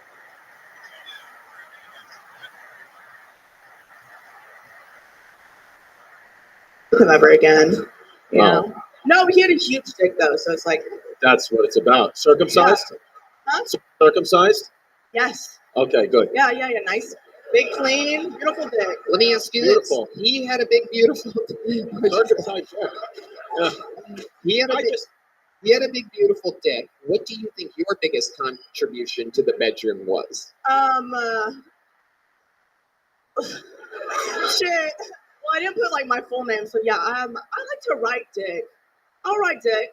You know what I mean? you ride there. I write dick. Some bitches are pillow princess, but I'll fucking write dick. Nice. Man. I love it. You're like a Yeah. cholo from Fresno. I love this shit. No, You really are. It is incredible. that's some H-Town shit, baby. Yep, I don't know. Whatever. Is that heroin? Yeah. There you go. You get it. You know. Of course, I know. Yeah. I have security, yeah. Morgie, you were good for, seriously, 1 month in, you were really, it is good. Thank you. Yeah. He wants me. No, absolutely not. I swear to God. I swear to God. No, yes. but you really did, you did good. Morgie, you rode the wave here tonight. Congratulations. You started us off on bucket pulls. Can you catch that? Nope. Oh, You can catch chlamydia, but you can't catch a little joke book, folks.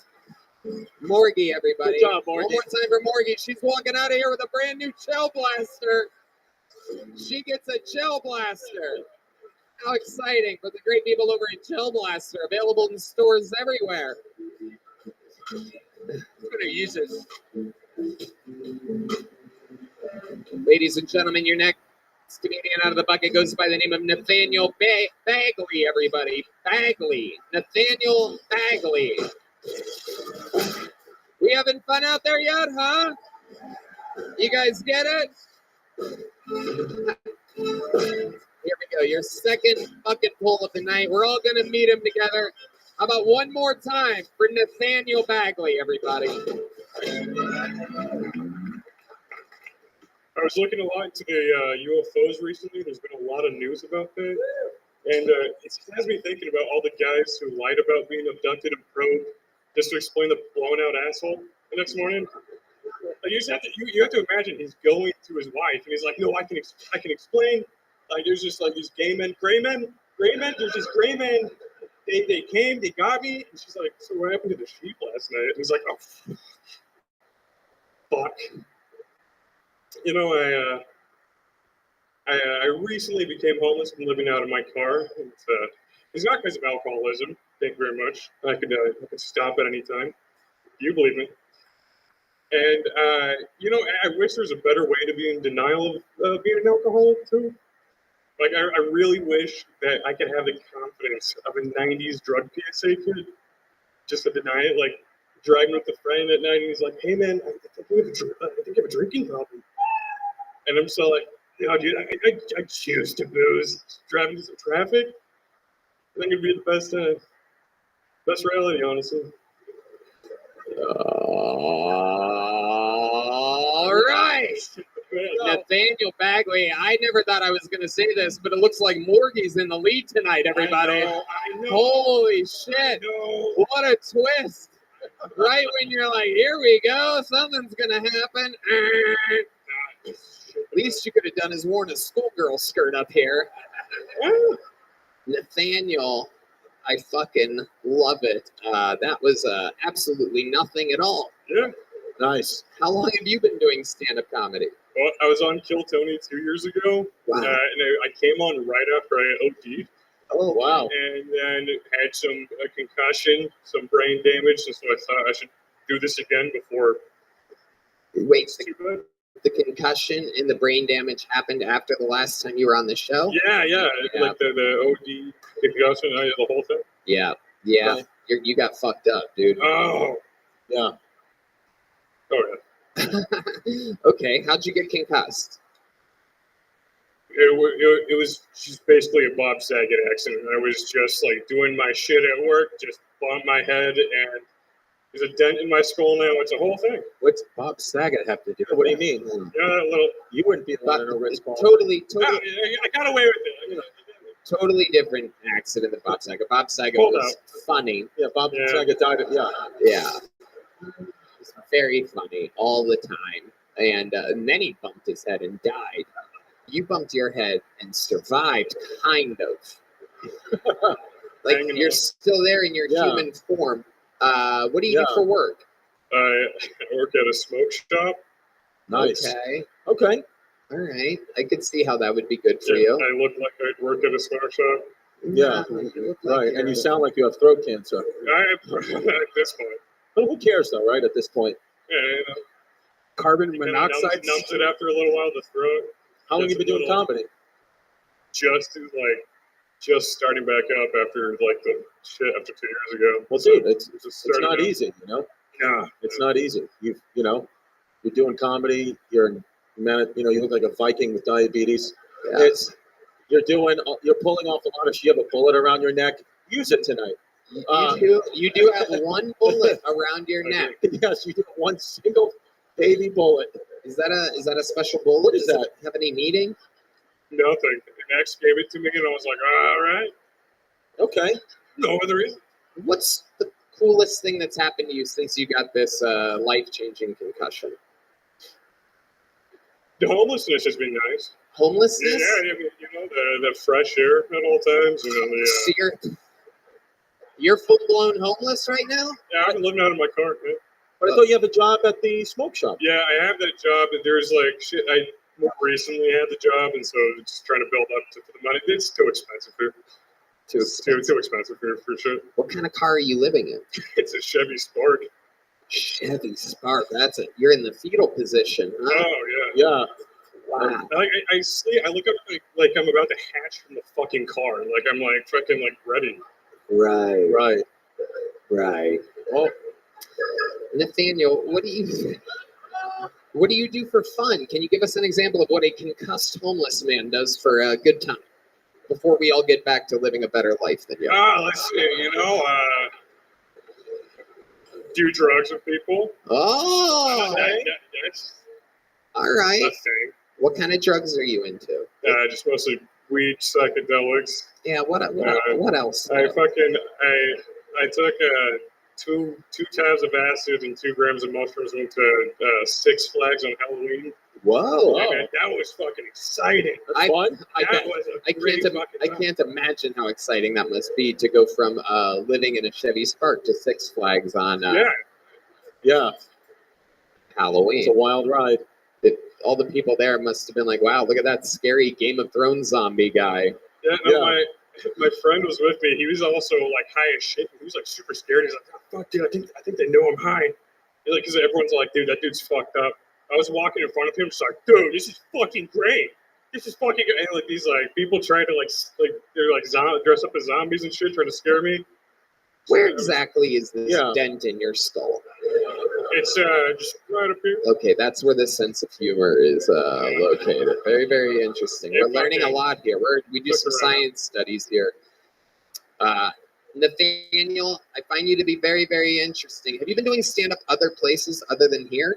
I've been getting back into it this month. So. Oh, all right. Welcome back. Thanks. Yeah. I genuinely I don't know why I stumbled on this. Yeah, no, it's not easy, you know.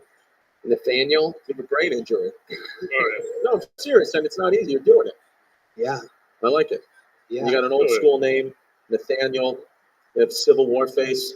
I think you can do North Civil War. Fuck. It'd be more interesting if you were repping the South. I'd like to see a point of view from that side. Where's David Lucas? But I think, I think that, you just keep going, man. You just got back. It's not easy.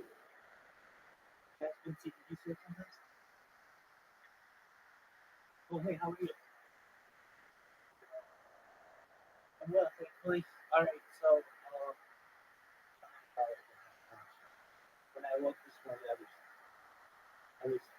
was so if you remember, like yesterday when I woke, it was 333. I'm like 441 now, which when I woke, I told it, it's really hard to get up to 100. Really. So, that, exactly. So that's good. Yeah. I would say about half of those are people for follows, and then the other half are like real Web 3 features. Last night, I did my stand-up routine, and it went over really well. And like I say some words in there that are like, hey girl, or something like, damn girl, I hope you have health insurance because I'm gonna eat up that pussy, or something like that. And like there were girls in there who were laughing, so I thought that was beneficial. It's not the cleanest comedy. Okay, and then I got all the people in the room for because people they let me do my spiel. I was just in a couple of them today, and I won't wait. I heard some people in here using the N-word. I know that I appreciate you just coming in that to do that. They were from Twitter, is that correct?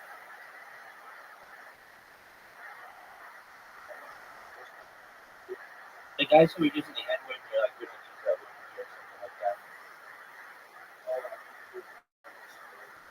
Oh, that's okay. I think they said something about Twitter. Yeah, no, I understand.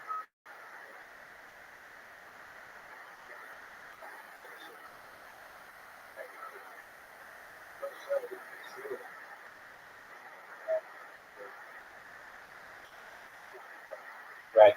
No big deal. Yeah, I was just like, hey,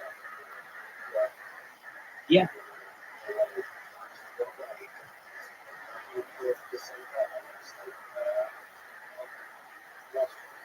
I understand that.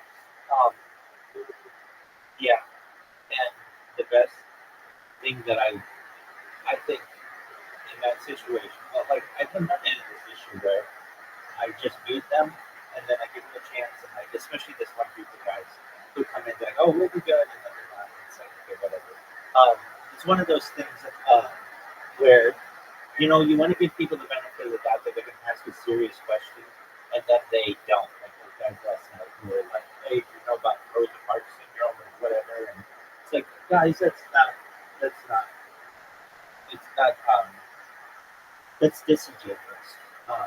Anyway, last night at like 3:40 in the morning, something like that, Guido came in. You know who Guido is? He's from Australia. He's a kick streamer. Okay. So I met him like 9 months ago or something like that when I first started spamming on Twitter, and we did an AMA with his community, which was good. He is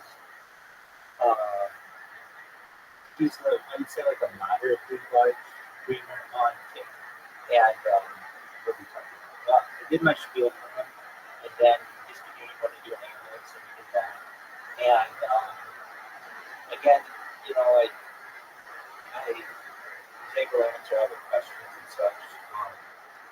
And then it was like they always feel like they are they go by really quickly. So I can't tell you how long it was, but I answered all the questions that his community had, but it was really late, and I wanted to get to sleep. I was just about to go to sleep when he came in. And his community wanted me to go into his Discord and continue the AMA, and I was just like, I'm going to bed. I appreciate it. And you guys are in Australia, you're right away. But I certainly so I went to sleep very soon thereafter. So that was a good anime. I just, I almost wish I could just talk to myself a year ago and say, why'd you give up on the Twitter Spaces for more than that? But I know why I did. It's so frustrating when you build up an account and it has thousands of followers on it and then you lose it. And all those people lose their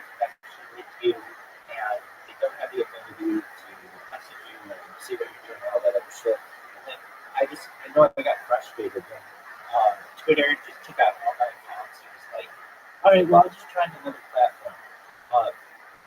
But I do have people who remembered from like more than a year ago. I was showing my project a couple of days, like maybe yesterday or the day before, and somebody was like, I remember this person. They've been live. I can't believe you're still going at it. And I'm like, yeah, I'm still going at it. So that's good. Like some people. There was this one time that she wrote. I'd say that she wrote. I find I really mean this that the people on Twitter Spaces are so they're a lot of them are very good. And I really mean this to the women out there on Twitter Spaces who participate in Twitter Spaces. A lot of people are not that kind. You're very like this one girl. I'm not saying everybody. Some women are really nice, but you've got to understand that, like, I mean, Twitter Spaces, I guess, is kind of like a bastion of like very conservative individuals who are stuck. I don't want to say stuck in their traditional ways, but a lot of them don't like what you're going to say. Like this thing that just sticks out in my mind yesterday is this girl who said, "Well, I don't like your red light." Okay, you stupid bitch. I don't like your fucking attitude. I mean, what am I like? I just remember how she said that, and I just thought, you know, I don't. How about you turn on your fucking camera and I'll critique everything about your fucking. I just think that it's very easy for people to sit on a pedestal and take pot shots at people when they're not willing to, like she's like, I was like, I remember being like, I'll send you my ID if you want, and she's like, well, anybody can Photoshop it. I'm like, well, I'll go get my ID for you right now, and I don't do that, and she's like, I'm like, so now what? I got my debit card here, I got my driver's license. What more do you want? She's like, well, I just don't like it. Like, okay, lady, and then you know, it's not my fault. But just in general, I kind of see it like this, and I could be look. I don't want to paint it too broad a brush because there are some really nice women out there, some really nice women. But if you are on the internet, in the middle of the night, talking about whatever you want to talk about, as a, I don't know, usually like super nice, super attractive, and they've got shit going on a Friday night. I'm not saying that I don't, like, or I should, but there's a reason why these women are alone right now, and one of the reasons is because of the attitudes, and the men as well. The late night men can be very, very meaningful. I was in it doesn't even have to be late night. I was in one earlier today, and hey, do you mind if I tell you about my project? Yeah, sure, go ahead. Boom, boom, boom, boom, boom. I tell them about it, and they cut me off. One guy's like, well, I just don't like that. And I'm like, okay, well, just know that that's the future. He's like, well, that's kind of like some end of the world type shit. I'm like, it's not end of the world at all. It's actually about a future where you could perhaps escape your normal consciousness into a digital immortality. And he's like, well, I don't know, I'm afraid of it. He didn't say it like that, though. If he said it like that, I would have been more, I would have been nicer.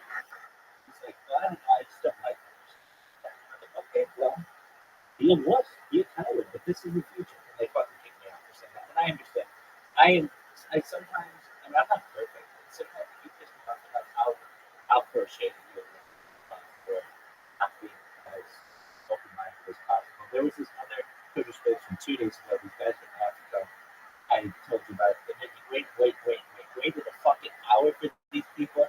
I get in, I get 3 seconds into my spiel, and they're like, yeah, we're not going to do that here.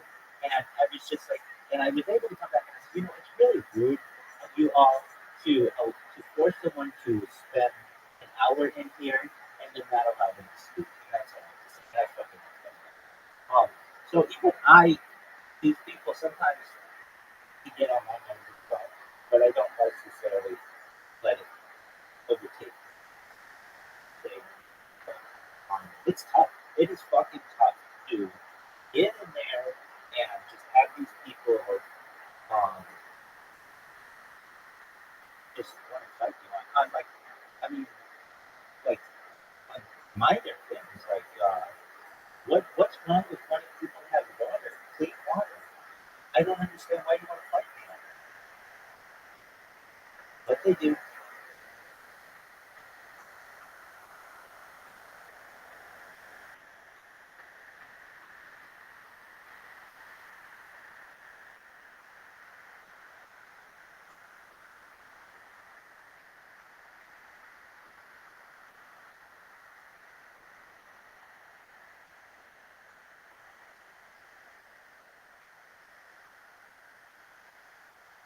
Yeah, it's not easy at all. You're already on the right path. You're already the funniest concussed comedian that is out there. And you look clean, by the way. From living in a car, you look clean. You don't, right? I don't think you look dirty or anything. You look clean. Yeah, that's good. Yeah. You are, right? You pretty clean? Oh, yeah. Yeah, I clean under the force and everything. Where do you bathe? Huh? Where do you bathe? I just have a friend's house. Like, Okay. Around, Clean? So, like, it's kind of like a semi-homeless, like a shower. So. Are you circumcised? No, I got that, dude. I got that fucking hood. Yeah. Oh, God. You got a hood. Chevy Spark, so it's not a big hood at all. There he goes, Nathaniel Bagley, everybody. I'm going to get him out of here. Nathaniel, I'm going to toss you one of these little joke books here from the great Bonsai. Your net worth is going to double right now. There he goes. Nathaniel Bagley, everyone. He's getting a gel blaster. How exciting. He's going to sell that to a crackhead tonight under a bridge. Someone's getting a $10 gel blaster tonight. You know what? Fuck this bucket. Let's get another one of our regulars up here. One of the best in the world. Another completely touring all over. One of the great writers, comedians, and roasters. Make some noise for the one and only David motherfucking Lucas, everybody.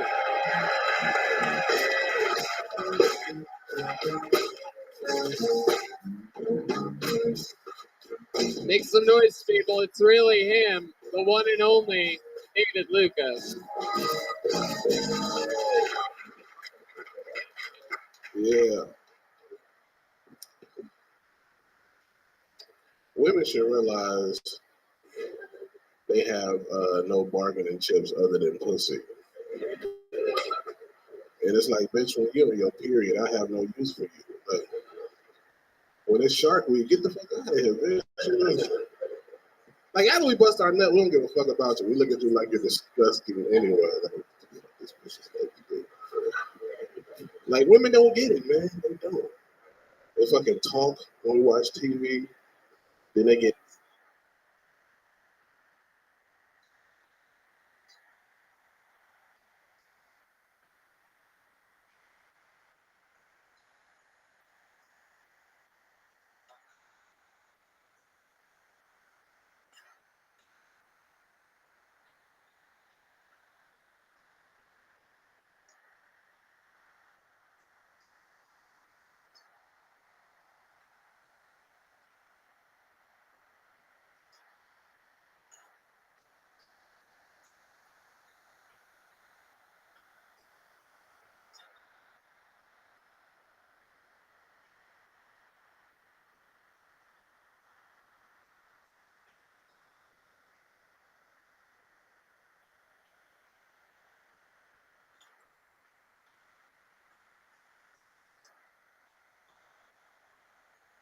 If you're gonna read my profile, make sure to read the few more. I would like bio on the Twitter platform for like 50,000.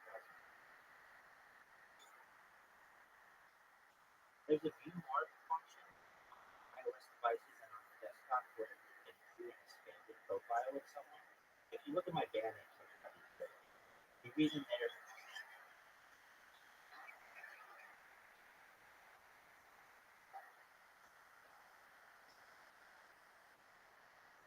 Okay, I mean, you can judge a book by its cover. I don't do that to you all. I'm an ally with all of yours.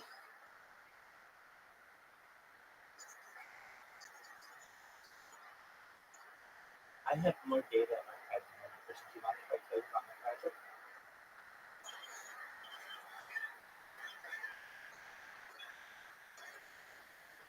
No, I'm not, but I'm an ally.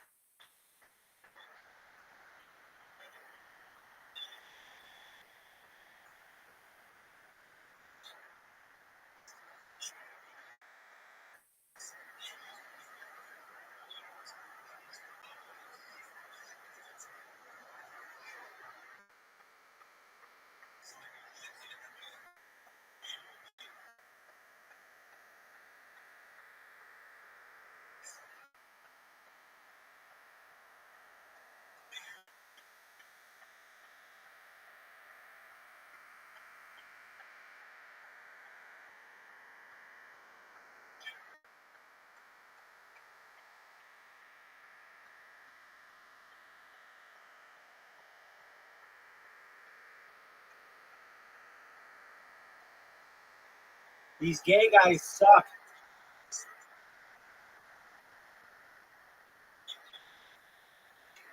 Sometimes gay people can be super nice, but these guys are mean.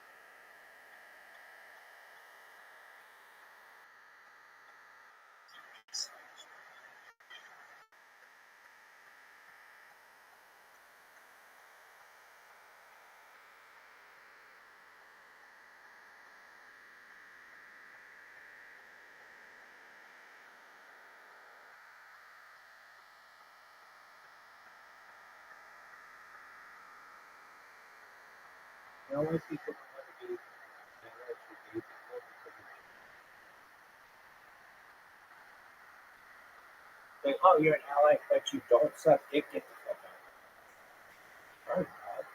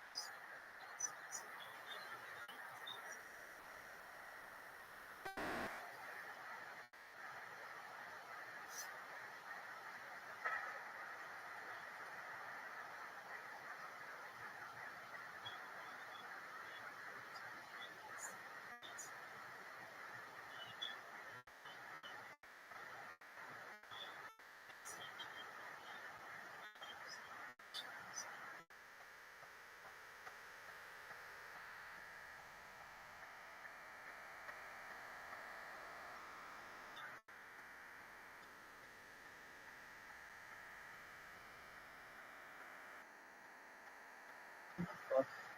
There's this kick shit like that. 101 people listening.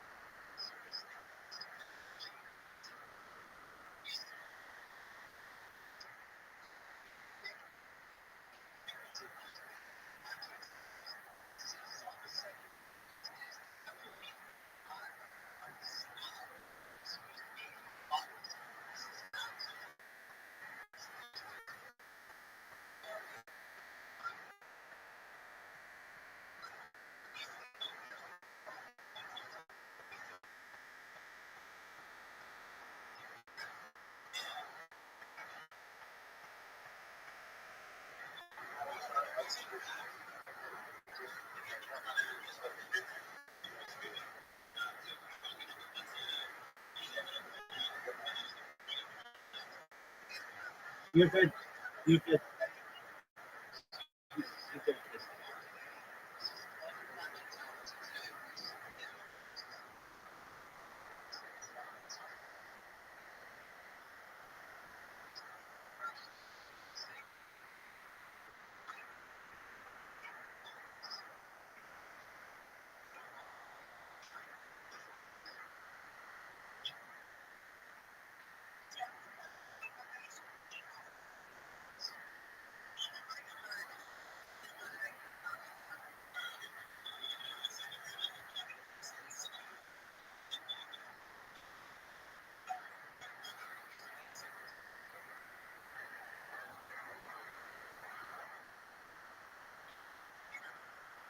Mello, long time no speak. How you doing, Pam?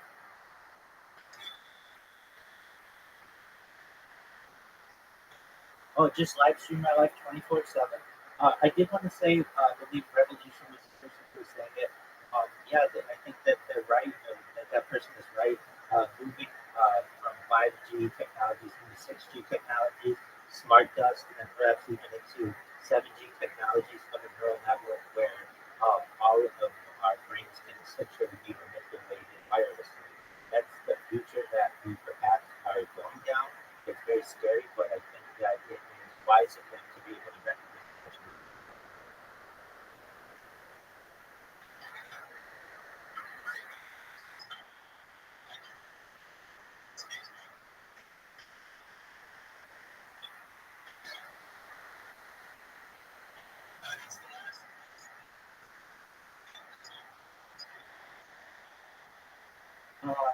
Slow dancing in a burning room.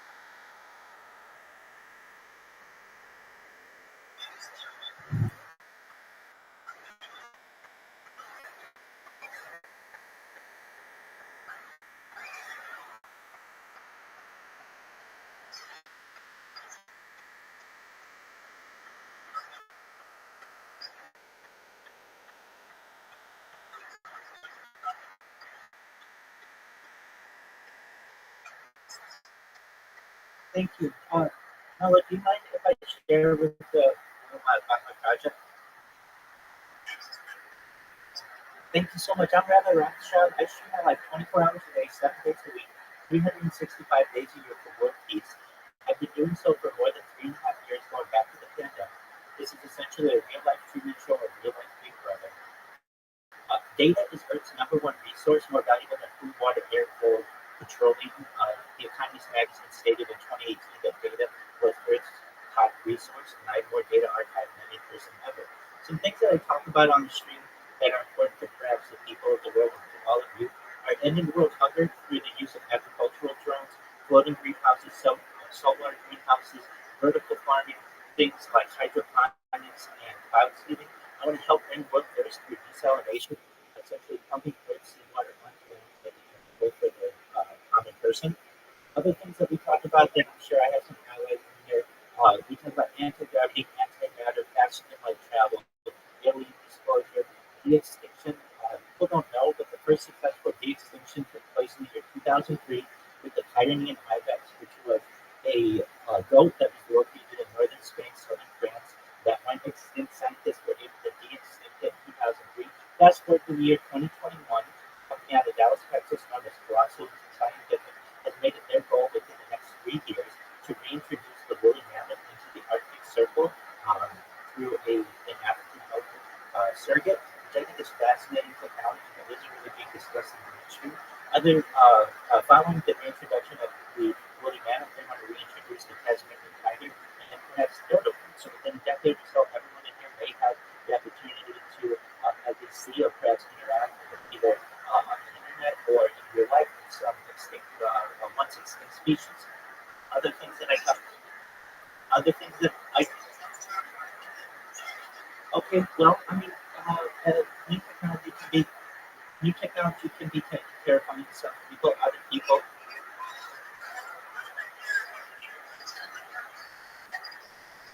thank you so much. We can talk about it. Other things that I talk about that affect every single person in here are things like life extension. We're all finding the average life expectancy is probably about age 80.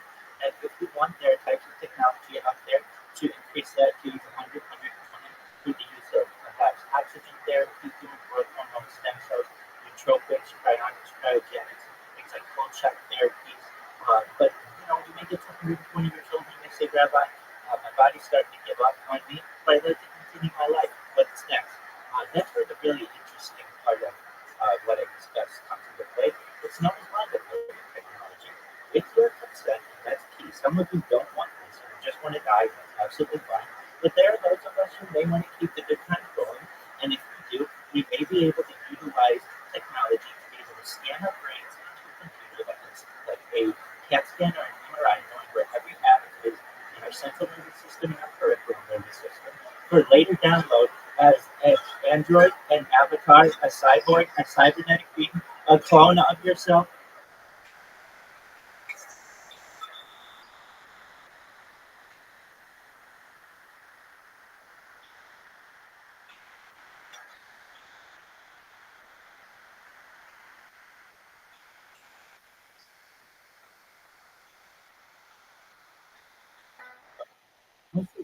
So there is that scan the brain into a computer, cyborg, a cybernetic.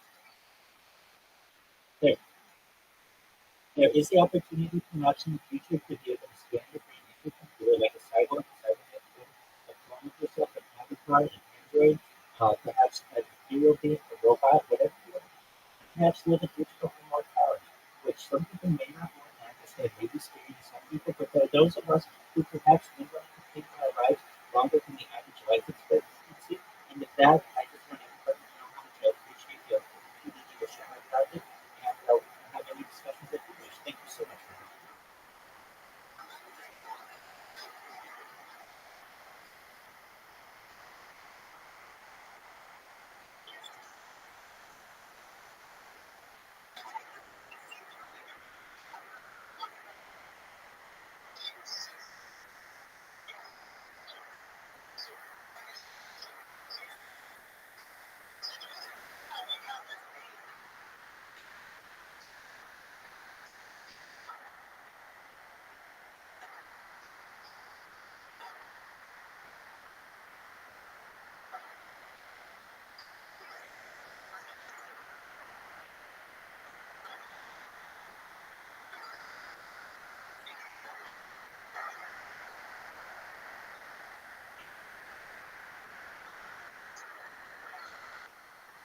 I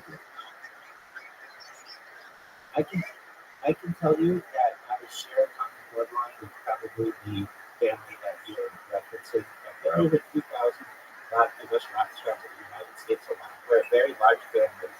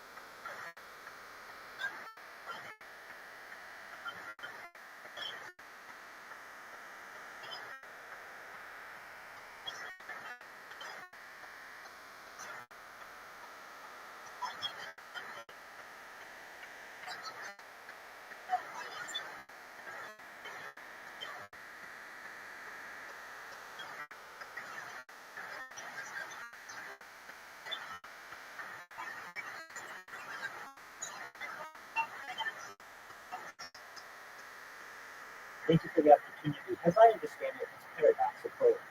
The specific paradox is somewhat akin to the ship of Theseus, which is essentially if you have a ship and you take it apart piece by piece and transition it to another location, is it the same ship that was originally docked? It's really up to the common person to be able to make the distinction whether that's the same or not. It's paradoxical.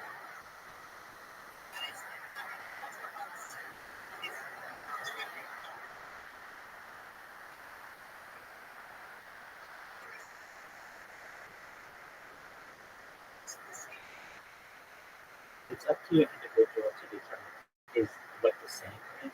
Some people may say it's the same because it's every single atom exactly replicated. People say that it's not the same. It isn't.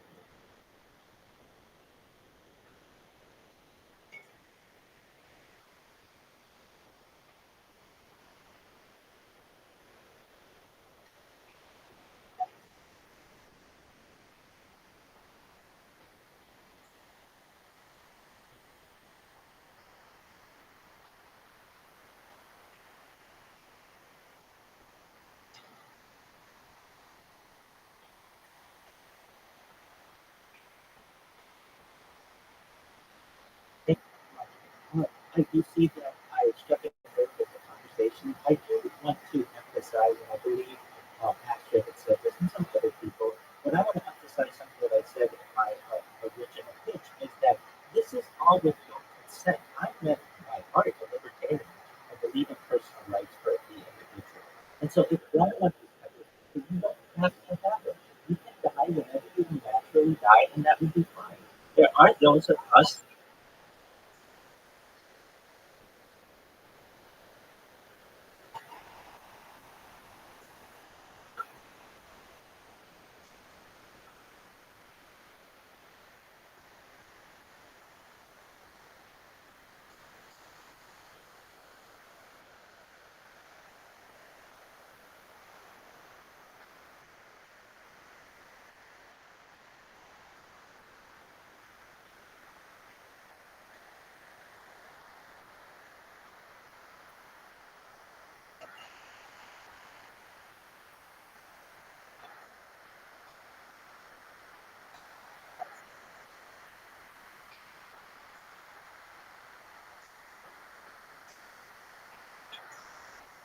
I believe that if it's a complete replication of your central nervous system and your peripheral nervous system, that essentially it will have your same personality, your same memories, just in a different essentially. So in some ways, some people may say that can be the same being, but other people will say that it is a different being. It's paradoxical.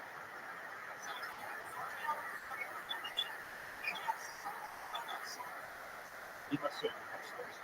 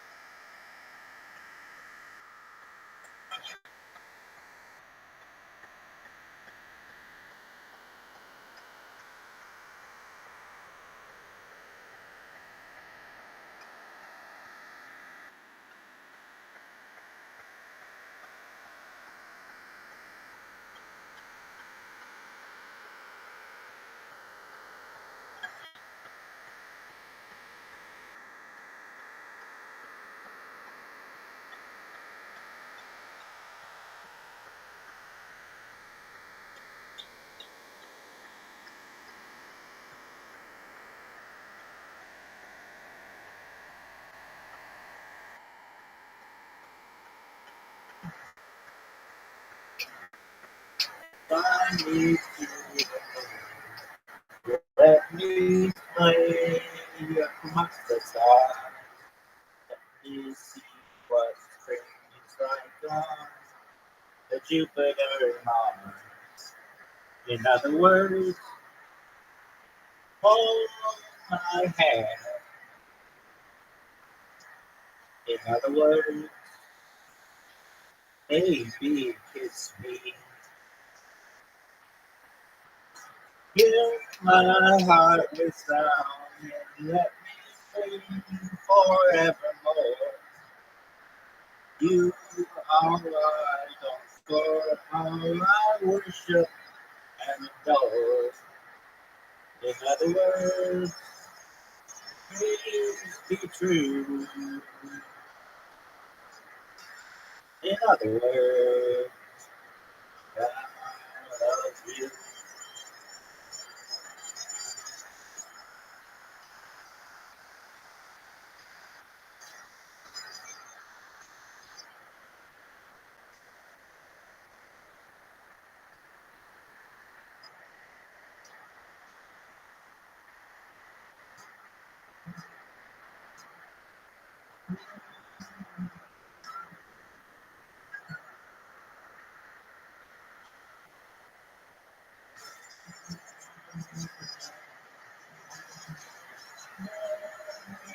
My heart is strong and it's singing forevermore.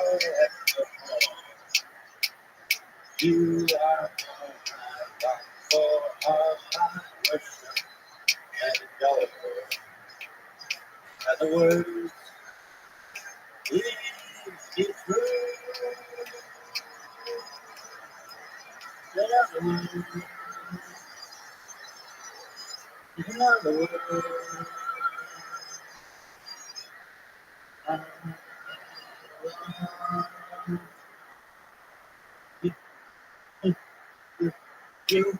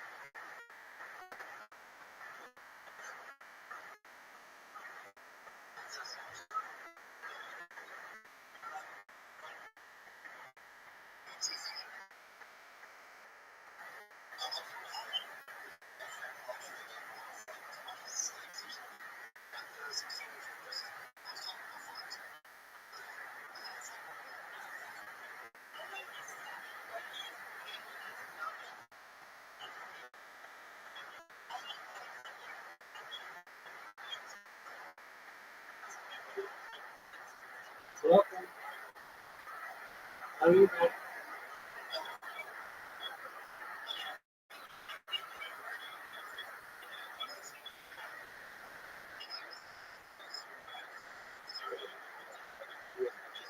Yeah, nobody's.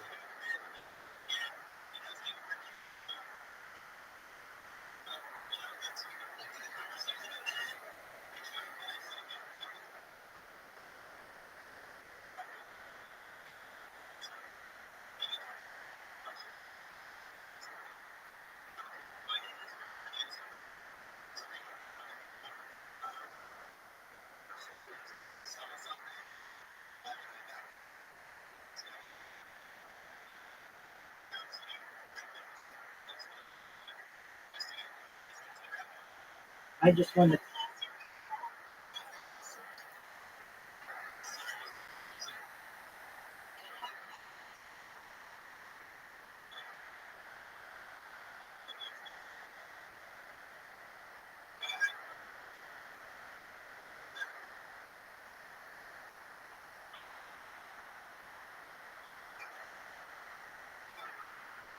I just want to thank everybody for the opportunity to be here. Hello, you're one of the best spaces hosts on the platform. You're amazing. Shout out to you. Shout out to everybody here for sharing their thoughts. I just want everybody to know that I do my best to practice what I preach. I do my best to live a life of love and positivity. And if you're positive to my message, I'd appreciate a follow. I would follow you back. I'm always liking my Discord, which is discord.me/Rabbi. And just know that no matter where you are, people care about you. They want good things to happen to you. And many blessings to everybody in here. Thank you so much for such inquisitive topics. It's been a wonderful privilege to be here. Take care, everyone.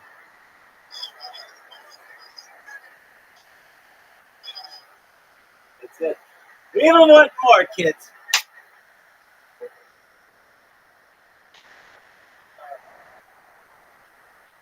They get mad when we pause the TV. And then they don't talk when you pause the TV. And then as soon as you press play, they're like, I don't understand why. No, bitch, you had your opportunity. The fuck are you doing? I'm about to press. I'm gonna press pause and let you get this shit out. Then you press pause and they shut the fuck up. Listen, what the fuck is wrong with you, bitch? All right, yeah, thank y'all, man. Hell yeah, David Lucas adding another minute. Yeah. The legend, David Lucas. Yeah. Welcome back, my friend. Chris stole your sweater. You're supposed to be in that gay purple. Oh, come on. Well, it was fun. That's a beautiful color. You told that nigga to switch outfits when you seen him. Like, It feels good. Speaking of the color purple, you look great this week. Really blending in that camo take Y'all off. niggas laughing. Y'all don't even know what the fuck the color purple is. Y'all niggas just. That's a nigga movie. That's what we call it when you're not around. That's true.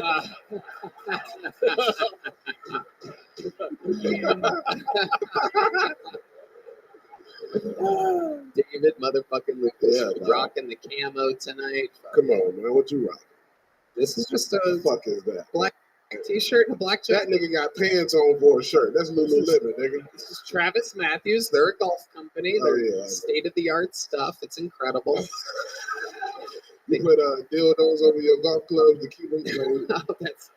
Like when niggas put them things over the handle, whatever. I don't know about golfing. They're club covers. They're club covers. Yours shaped like dicks. No. What kind of clubs do you have other than the sandwiches? Son of a bitch. I don't golf. You're an eater. I play pool. Dog. I don't golf. Wow, that's the only pool you're getting into. I can swim. I've told you before. I'm one of the few black people that can swim. I can Really? swim. Wow. Yeah, I can actually swim. Yeah. It's good. What do you? Okay. I don't trust you with no fucking shades on, nigga. Sorry. You look like you're supposed to be in the movie Casino. I know. I was. Paulie was a bad guy. He was sliced the olive so thin that it melted the pan. Yeah. And David knows his casinos, El Camino. It's a local burger joint, but the rest of the world, they won't get the reference. I got it. Everybody in Austin's laughing right now at you. It's taking another rip off that vape pen. You love. I didn't know they had vape pens that had calories in them. That's incredible that you found that. Yeah, it's amazing. You want a Trojan vape, nigga? Get your motherfucker. I know. That nigga want he want a Magnum vape. Fire and ice. You can't watch jelly. So what you gotta say? No, I was going to say, you keep vaping like that, you're going to get fingered by Hans Kim. That's true. That's true. Hey, you look like that nigga from Rocky V who tried to fight Rocky. You know, I know, I do. I'm just happy to see, I haven't seen you in a few months, I'm happy to see you still have 2 feet. That is true. I was not expecting that. No chance. Man, your ass look like you make gay sub sandwiches, nigga, with that motherfucker purple. I do. Whatever you say, Italian meatball out of a real nigga's balls. That's it, baby. I like it. You can have it anytime, Uncle Jemima.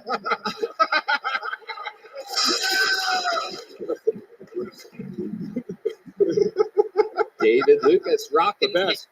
pink shoes tonight. That's interesting. Yeah, nigga, I can rock pink. All right, nigga, You look I'm good straight.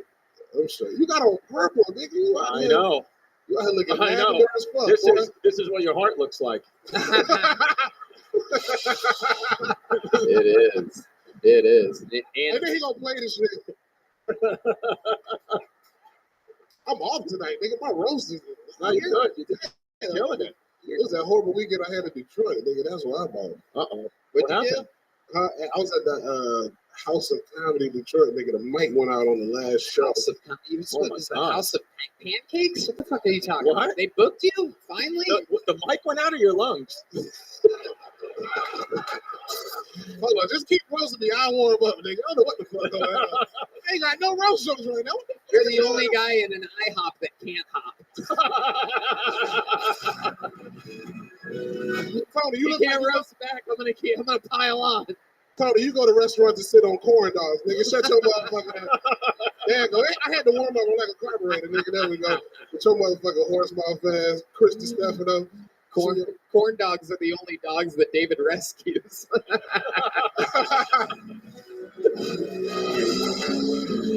Hey, Chris, you look like a nigga that replaced on the Backstreet Boys for the reunion tour, nigga. Get your that motherfucking swoop to the side hair. You look like an Italian interior designer, nigga. You look like you'll put a sink in the kitchen for no reason. Hey, you need another sink, buddy. I don't know. The sink looks good right there.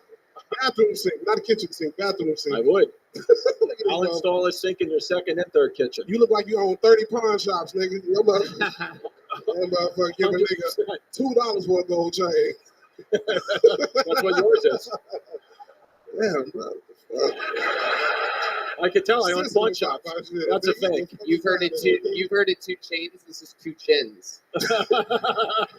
I did that 1 years ago. Sometimes you gotta bring it back. I gotta work. What the fuck is going on? Nigga? You're My okay. roast- You just didn't My eat enough bread today. Or something. You gotta get that fucking juice up to your brain. You're over here sweating bullets. I know. It's bad. Last time I saw a sweater like that, he was wearing it. Yeah. You are fucking dripping wet right now. Yeah, bro. I fucking What took did a you shot do? before I came on stage. Did some drinking in Detroit Yeah. this weekend? Not really, bro. Detroit was so bad. I was just trying to get out of there, bro. It was, Did you see any crime or anything? Nah, I went from the hotel to the show, bro. It was. Yeah. Yes. Yeah, I know what that. I don't know how the airport looked better than the city. Like I landed and they got such a nice airport. I'm like, oh, they might have stepped their shit up. And then you get in your Uber, you're like, no, the fuck they didn't. Right. I don't trust the water, nigga. None of that shit. Right. Yeah. It's too close to Flint. Yeah. That water probably doesn't trust you either. So it's cool. I love it. So no drive-bys, just drive-throughs this weekend. David Lucas, you're a fucking legend. Even on your off nights, you're one of the best in the fucking world, ladies and gentlemen. Make some noise for David, everybody. Oh, Yeah. March 16th, I'm at LOL San Antonio. Y'all make sure y'all pull up. There you go. Get your tickets now. David Lucas, San Antonio. We love him. Back to the bucket we go. Let's see what happens next. Make some noise for Regina Frank, everybody. Regina Frank. Another new bucket full, it seems. Make some noise for Regina Frank, everybody.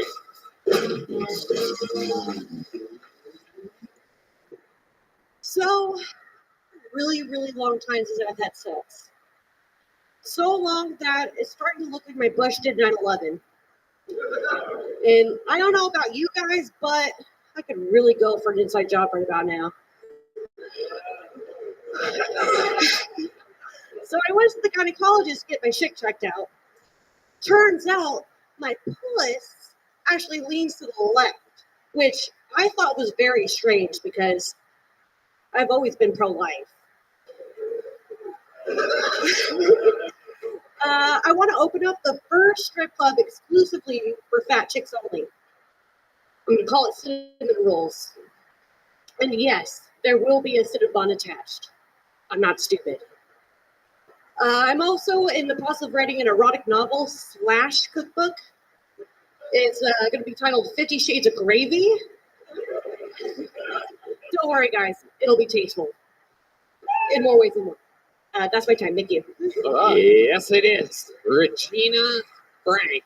Welcome to the show, Regina. Grab that microphone. I'm going to interview you now. I want to find out what fucking demented library you work at. Yeah. I can't tell whether you're 22 or 75. I'm not exactly sure what's going on right now. I will say you've had the best set of anyone I've ever seen wearing the same shoes as Sacagawea. That is incredible. Those are, I don't know if you found those in an Indian burial ground here. Those look Comanche. Yeah. I got a little Elizabeth Warren in me, just a smidge. Okay. Yeah. Okay. Okay, so let's talk about it, Regina. How long have you been doing stand-up? This is actually my first time ever. That's believable. That checks out. First time. Hi. Welcome to comedy. Good for you. That was great. Much like the Native Americans, I don't think you're going to be doing it much longer. Yeah. Yeah. That's fair. That's fair. What do you do for work, Regina? I am a server at Texas Roadhouse. Yeehaw. Whoa. Free shit. Wow. Everybody knows about Texas Roadhouse. For those of you that ever come and visit Texas, make sure you go to Texas Roadhouse. It's called Texas Roadhouse for a reason. The most legit food in all of Texas. Nowhere better than Texas Roadhouse. Available everywhere in the country, I do believe. That's exactly what Texas is like. You go in there, that's what it's like. So how long have you worked at Texas Roadhouse? Since I moved here in April, so about 7-8 months. Where'd you move from? Nice. California, actually. What part of California? Sacramento. Oh, that makes sense. I was just there yesterday. Not good. Not good at all. I No. don't miss it at all. It's bad. What do you love about Austin, Texas? Honestly, I've had the most fun in my entire life living in the city. Right. In just Yeah. the short amount of time that I have. I met you actually on my birthday. It was my first Kill Tony show about 3-4 weeks ago. Okay. And ever since then, I'm like, I'm addicted. I gotta keep Yeah. going. And Who brought you here? How'd you end up here? my brother, he's like 6'5". He's like my bodyguard. So Wow. I was just about to ask, what's the height of your brother? Yeah. I actually, I have you as my lock screen on my phone. Aw. I took a photo with you, and then ever since then, it's been on my lock screen. And Yeah. Okay. I'm creepy. about 2 questions away from getting a restraining order. This is good. I love it. Regina, what have you been doing for fun in Austin other than Kill Tony? Shoot, really, Kill Tony is my only fun. Other than Kill Tony. That's the question was shoot. ridiculously specific. I smoke a lot of weed, Tony. I smoke a lot of weed. Okay. Yeah. What do you do after you smoke weed? I usually watch conspiracy theory videos. Nice. I really like Hollow Earth theory and like aliens and stuff and Bigfoot. I don't know. I just like anything that's just like not mainstream, and I don't know. Okay. So you talked about how you haven't had sex in a while. Is that true? Yes, it's very true. Really? How long's it been? Since last July. Whoa. Is that by choice? Yeah, Because actually. you're a beautiful girl. You look like you're like a sexy Rick Moranis. Yeah. That is actually a compliment. I'll take it. I meant it. I would fuck Rick Moranis. Honey. But yes, it's been a while. Okay. Okay. Why do you think that is? I'm very picky. I mean, obviously, being a girl, you can get a lot of options, but I just don't like all the options. And I don't know, I get my feelings involved, and so I just like to be protective of my heart. I don't know. I'm gay about it. You're already talking about feelings over here. I'm just asking about your sex life. Holy shit. That's why I don't have sex. Let me ask you this, because now I feel like we're getting somewhere. Okay. When you say your feelings get attached, can you give us an example of a time that you got way too clingy, way too fast, did something? Maybe you thought, oh, fuck, I think I fucked it up. Can you give us an example of when you've done that? I'm sure I see you pretending like you're thinking of one. But I already know, I've been doing this long enough to know that you know the fucking time that I'm talking about. And you're trying to think of this. There you go. All right, good. Okay, so it was my third boyfriend my entire life. He just, I don't know, really big wiener. He was like Samoan, whatever. Circumcised? I'm so sorry. Yes, Okay. circumcised. Yes, Just making he's definitely sure. circumcised. And I don't know. I broke up with him, and I was like, oh my god, I was such a bitch. And then like a year later, I was like, oh, I have some regrets, and I don't know. I'm an artist, so I drew him a portrait. I dropped it off at his parents' house without him knowing. It was very creepy. And then what was the portrait of? Of him, and a portrait of him staring at me. The time that we went to prom once, and it was okay. Keep in mind, it was a really good portrait, but very fucking creepy. Very fucking creepy of me to do. I was 17. It was like 10 years ago, but I love. that Listen, shit was good. for me, I tell ya. you're my type. You're my type. Look like Rick Moranis, personality of Todd from Wedding Crashers. I fucking love it. Sacagawea Native American shoes. If I was single, I'd be fucking in. Thank you. Yeah. Thank you. I'll take it. Yeah. My goodness, that is incredible. You sent the man a painted portrait of him looking at you. It was really, really good. I could show you if my phone wasn't locked. No, it's okay. We don't want it. We don't want it. Yeah. You're so crazy. I'm not sure if you're just drinking your period blood or what that is. Yeah. Because you're a real fucking lunatic, and I really like it. I like how nuts you are. Minstrel cup shots. Red Man wants to take a sip. Yeah. Incredible. Absolutely amazing. Regina, man, so much. What's your living situation like? I live with my brother, my sister-in-law, and their newborn baby. Your brother, your sister, and their newborn baby. And I don't have a bedroom. I sleep in the living room on a loft bed, and I am perfectly comfortable. I'm just happy to be a part of the team. Your feet are always. Yes, we see you there.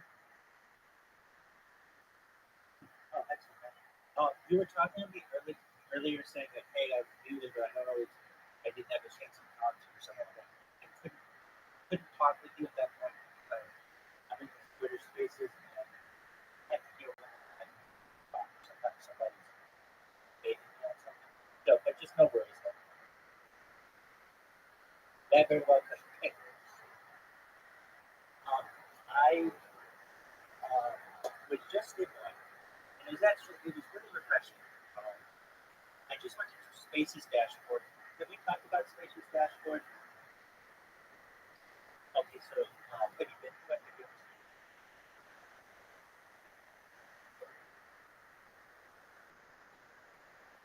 No, that was something different. That's on Twitter. So there's actually a website that's not related to Twitter that's known as spacesdashboard.com. And it has all of the spaces that are going on simultaneously, but it's literally not related to Twitter. So, but it's a better search function. So I went in there, and I saw somebody had like a space. It was just called like last slow dance on Planet or something. And I didn't really pay attention to the post or anything, but I just went in there, and I immediately got pulled up to talk, which is usually unusual because people are so skeptical of my account. Brand new, and it's got like 400 followers, which normally doesn't happen. And when you read it, it's just all this fucking text, and it's literally just videos of me in the last like 24 hours. I created one of those robots on my Twitter, so it just always is posting every time. So, but I get called up, and the person said, "Oh, it's Rabbi Rothschild. Oh, love to talk to you. Go ahead." Actually, like, how did this person tell me? They did that. I remember them. We used to be in all these ufology discussions like over a year ago. So, personally, it was really great that, like, people still remember me, even though it's been more than a year since we talked way. still remember me right away. They remember my project. And they gave me the opportunity to talk about it. And I did. I do my elevator pitch. And it starts this giant debate. And it starts this big debate where people want to get into bloodlines, Luciferians, and all kinds of things that I don't talk about. That's not my gig. That's not my deal. I'm about moving forward, world peace, futurology. These people just keep wanting to get into really things that aren't, at least in my discussion, relevant. And so this guy who's the host, his name's Mel, and I've got to say, without even being like quote unquote virtual friend of mine or whatever, he's an excellent host. He lets people talk, but then brings it in when you start to get out of it. And the big topic where people wanted to debate was on the topic of life. Basically, this idea of your consciousness, death. And there were some people in there who are major transhumanists, and there were people in there who are major humanists.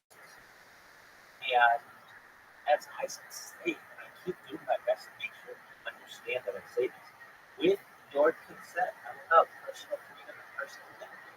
And none of this should be forced on anyone. If you're going to die at the ripe old age of 80 years old, whatever, go ahead and die. That's absolutely prerogative. But if you want to keep life going, keep the good times going, well, then nobody should stop you if you have the ability to do it. Well, that is made clear to the room, but a lot of people don't really say that. So they may hear it, but it doesn't comprehend it. And they make it sound like I'm forcing them to live their life. And it's definitely not something that's about. So it starts this huge debate for like an hour. And it was a really good debate. I mean, there are really intelligent people in there. And it was just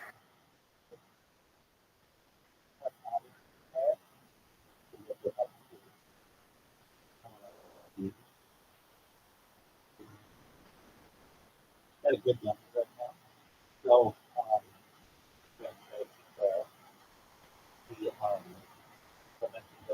I ran into this issue last night.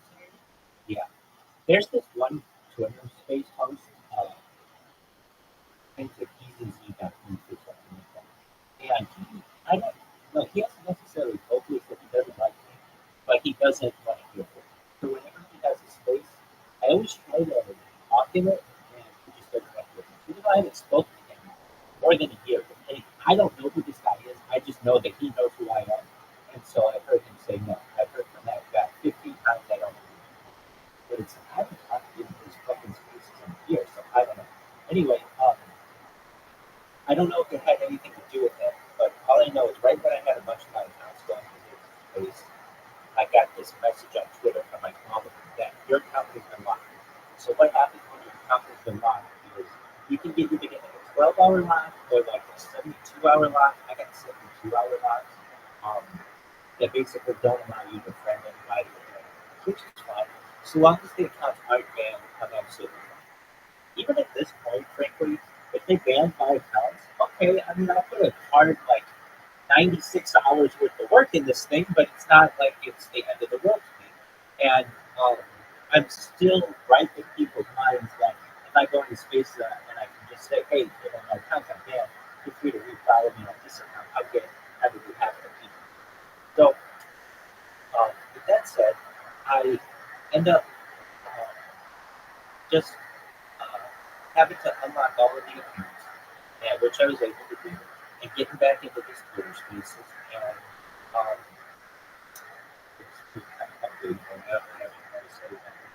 shout out to Noah for hosting a very good space and told me that he never space. But the best Twitter space hosts there are. He's very respectful. His spaces are very intriguing. And I'm glad you remembered me. So that's a good thing. Like, people, you know, like to some people, they're like, why haven't I heard about you before? And I'm just like, well, my account's in. Well, how many followers did you have on your old account? Like 10,000 on one, 3,000 on another. Well, why'd they get banned? I guess it's a spam. You can ask Twitter. I mean, your guess is as good as mine. I got these questions last night for this one girl, and it the thing sticking out from my I don't like the color of your light. All right, you stupid bitch. Whatever you want. Like, that's not my deal. I mean, I do it because bright lights are really bothersome to my eyes. But I'm not going to live my life so that you like me. Some of these people get really, they're just easily offended. And frankly, a lot of people, I've said this before, they get on Twitter Spaces. One of their favorite things to do is just drink on Twitter Spaces. So they're drunk and they're drunk. Then another thing, I think, it invites people with, I don't want to say mental disorders, but behavioral issues. So they don't know when it's like, the way these Twitter Spaces work, there's an opportunity for people to raise their hand. And usually when people have their hand raised, that's a respectful way to call them. And there are people who just don't respect that. And, to each their own. Some hosts just let people have a free for all. Other hosts are pretty strict on their moderation. But I just got to keep going at it. So I also find that when I go into these Twitter Spaces and I do my stream, I have to say to myself, is it worth my time? I could perhaps shill 3 different Twitter Spaces in the amount of time sometimes it takes for people to call me up for one Twitter Space. So it's like, how's that going to work? And then there are other people that hate this. But what they do is they'll just see that my account has requested to speak and they will not call me. But I don't know that they're not going to call me. And so that's kind of a waste of my time. But I just gotta keep at it. And Zoo was in here last night. Zoo was like my 4th follower or something like that. And he's like, how did you get so many followers in the last 2 days? And I told him basically the way that I do it is I go and I speak in Twitter Spaces. And sometimes I'll get a dozen people who will follow me just because they make it. But then the other way is to block the leads, followers basically. And so I showed him how to do that. And hopefully that helps us along. But to me, it's kind of it's like with any account that I've had, it's an uphill battle, and I know eventually I'm going to get pushed down the hill, and meaning that they'll ban my account or they'll do something, and I just can't let that get to me. And just keep going at it. So that's what I'm going to continue to do, and we'll see how it goes.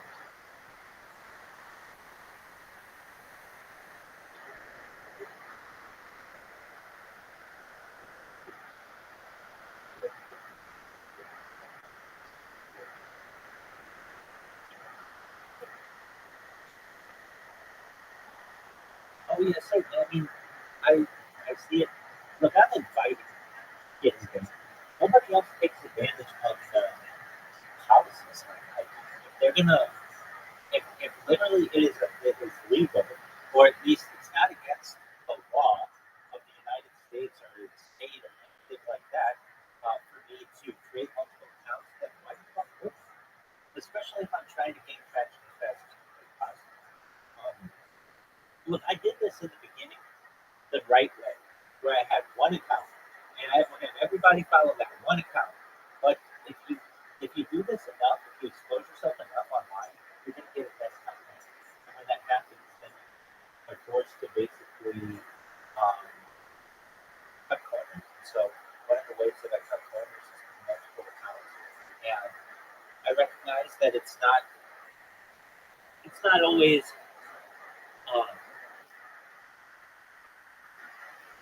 the most beneficial strategy to me because people think that I get that all the time. I'm getting it more and more on, especially when I do my elevator pitch because I know it really well, and people are just like, I don't know, they say I talk too quickly and that I sound like a robot, and it's like, no, it's not that. I talk quickly because I have a lot to say and I have a certain amount of time to be able to do it and maximize as much words per second as I can. Because either somebody's going to cut me off which happens all the time, or they are going to let me finish, and then they're going to have questions, follow-up questions, forever. I know when I was in this, I think it was this one, or maybe one recently, but I'll be talking about the anti-gravity, antimatter, the extinction of matter, which is like something technology, and just one person will want to ask me a question and then interrupt me, and they'll be like, yeah, well, what about oxygen therapy? Okay, we can talk about that. Just let me finish. Like once I'm done, then I'll take your questions, then I'll go through. I recognize as well. Well, I am going to do an AMA, but the way I think I want to do it is just send me your message, send me your question in a message, and I will answer it. But if I'm going to do an open discussion, I don't want the ability for someone to be different. It really gets frustrating, especially when I have a good idea.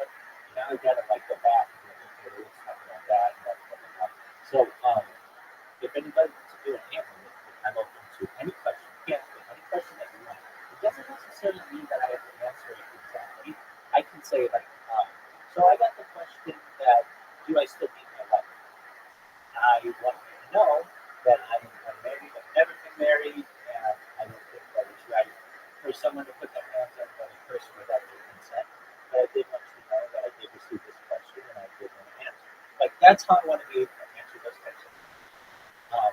Because if not, it's just these gotcha moments that happen. And there are people out there who want to make a name for themselves, be like, oh yeah, you know that guy who was always shooting, well, I'm the person who can make stuff up or whatever. So, and then, sometimes people use words either incorrectly or perhaps I'm not familiar with them, but if I can read the question, it's easier for me than sometimes when I hear someone. This is just nonsense. And I don't know what they're meaning. It could be different wavelengths. But if I can read what they're saying, someone's asking me a question on, I don't know, here's a mistake that I would call it I wouldn't call it desalination. I would call it I would call it something like that. I would just add a filler to it. Just my own mistake, just accidentally, because I wasn't super familiar with it. Desalination.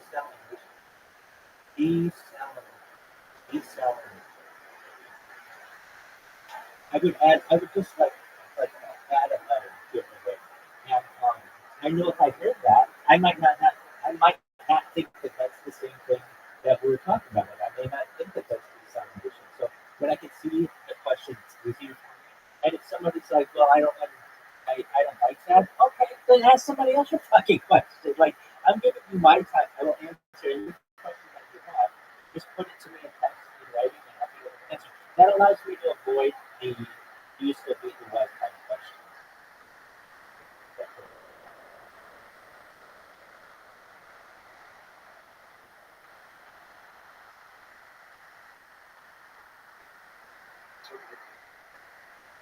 I was just saying, being able to read the questions makes it easier for me, especially because sometimes people might use a term of which I'm not familiar. Here's a good example. These terms aren't really used in mainstream society, so people don't really have a nice definition of them. But there's something that, at least that I've read, and where do I read this? I'm not that big of a science fiction reader, but a lot of people talk about our science fiction topics. But I'm a big Wikipedia reader.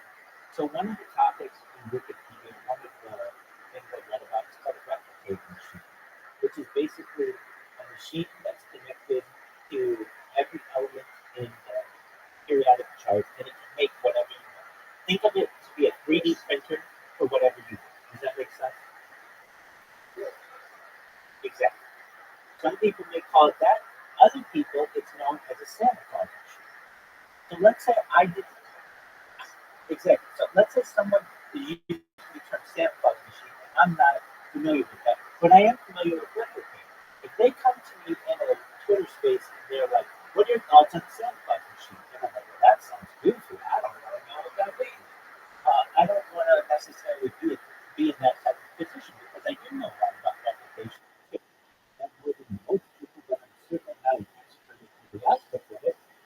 But if I'm able to read the question, it gives me a moment to be able to look up what is the question. Oh, this is a replicator. Okay, gives me that extra second to be able to ensure that we're on the same page and that I'm actually answering somebody's question properly. So with that, like I understand what people are going to say. Well, I want to just ask you my question.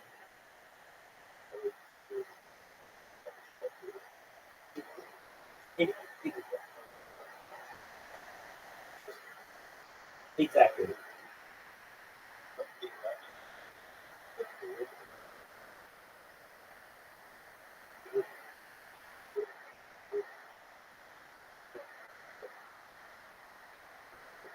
Exactly. Thank you. People may say that that doesn't allow me to, it doesn't allow me to, people may say that's shielding, but I just see it as insurance tactics because if, and I, the, well, they may say that I want to hear what you have to say immediately what's coming off the top of your head. I don't want you to get a chance to think about the question. There are those types of people. I get that in Twitter spaces where people just want to say, I want to hear, I don't have to type my questions. I don't make people type their questions to me. And I take questions off the cuff all the time, and that's the only time we actually take questions. However, if we are going to have an event where the topic is me taking your questions, then I know that there are going to be people who have alternative motives, ulterior motives, to be able to bring up topics that, I mean, there are sensitive topics, especially within Judaism, that I know that people want to talk about. Here's a perfect example of a question that I get all the time. How can you justify Jeffrey Epstein's behavior? It's like, I'm not Epstein. I'm not someone who, and even I do know Epstein. They're not even really related to Jeffrey Epstein. But, you know, people are willing to paint with a very broad brush. And when people want to get into those topics, it's like, we were talking about health extension, goodness, all these things. Now you want to talk about this subject. So at least taking the question, and like there are sensitive topics like that I'm not necessarily against answering, but I want to just be prepared. And then, but I am willing to take any question that any person has, and with that, you can go back into these Twitter spaces, and if you need, Who's one? Right? That's good. Absolutely. This is like an extra homeless episode of Kill Tony. Unbelievable. Well, Tony, I sleep Shout on out the to Tiger patio. Incredible, Regina. Wow.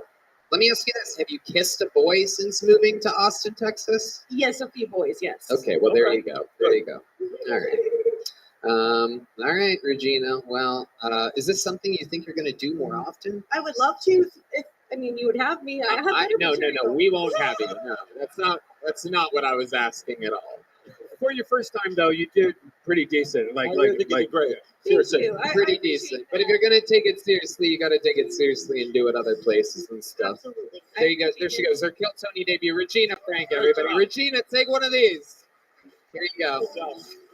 Oh shit, that was me. I'll take the blame for that one. That was my first ever bad bro with a little joke bug. All right. Holy shit, these bucket pools are wild tonight. I don't think we found a single person that sleeps on a bed.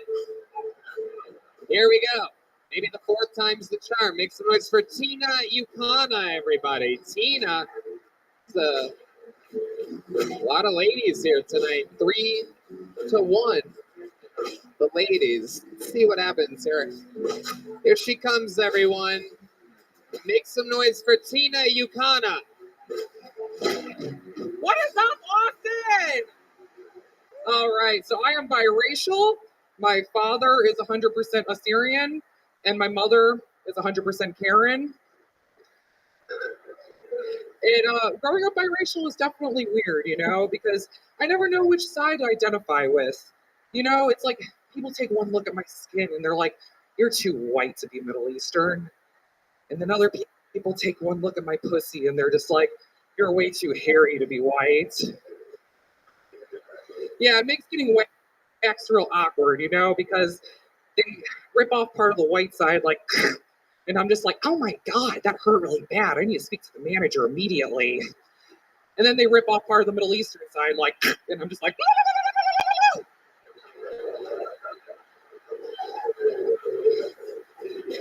I like to travel when I can. Last year I went to Serbia, and when I came back home, I'm talking to one of my friends about it, and she goes, "What the fuck were you doing in Serbia? That is the most randomest place you go in the world." And then I said, "My friend paid for everything. I couldn't say no." And she goes, "Oh, I see. You got a sugar daddy." And I said, "Sugar daddies take you to France. Splenda daddies take you to Serbia." All right. Tina Yukana. Am I saying that correctly? You actually are. I'm very surprised. Indeed. Super smart. Really good at this job. Nice. So Tina, let's talk about it. This is your first time on the show. It is. Indeed. How long have you been doing stand-up? About 4 years. 4 years. Nice. Where at? In Chicago. I'm from Chicago. Okay. I perform at Laugh Factory, Lincoln Lodge, Comedy Bar, all the things, cool things. I go to New York sometimes. I'm going to do the Stand next month. I love it. Absolutely. Your hair is purple. Do you consider yourself an extreme liberal?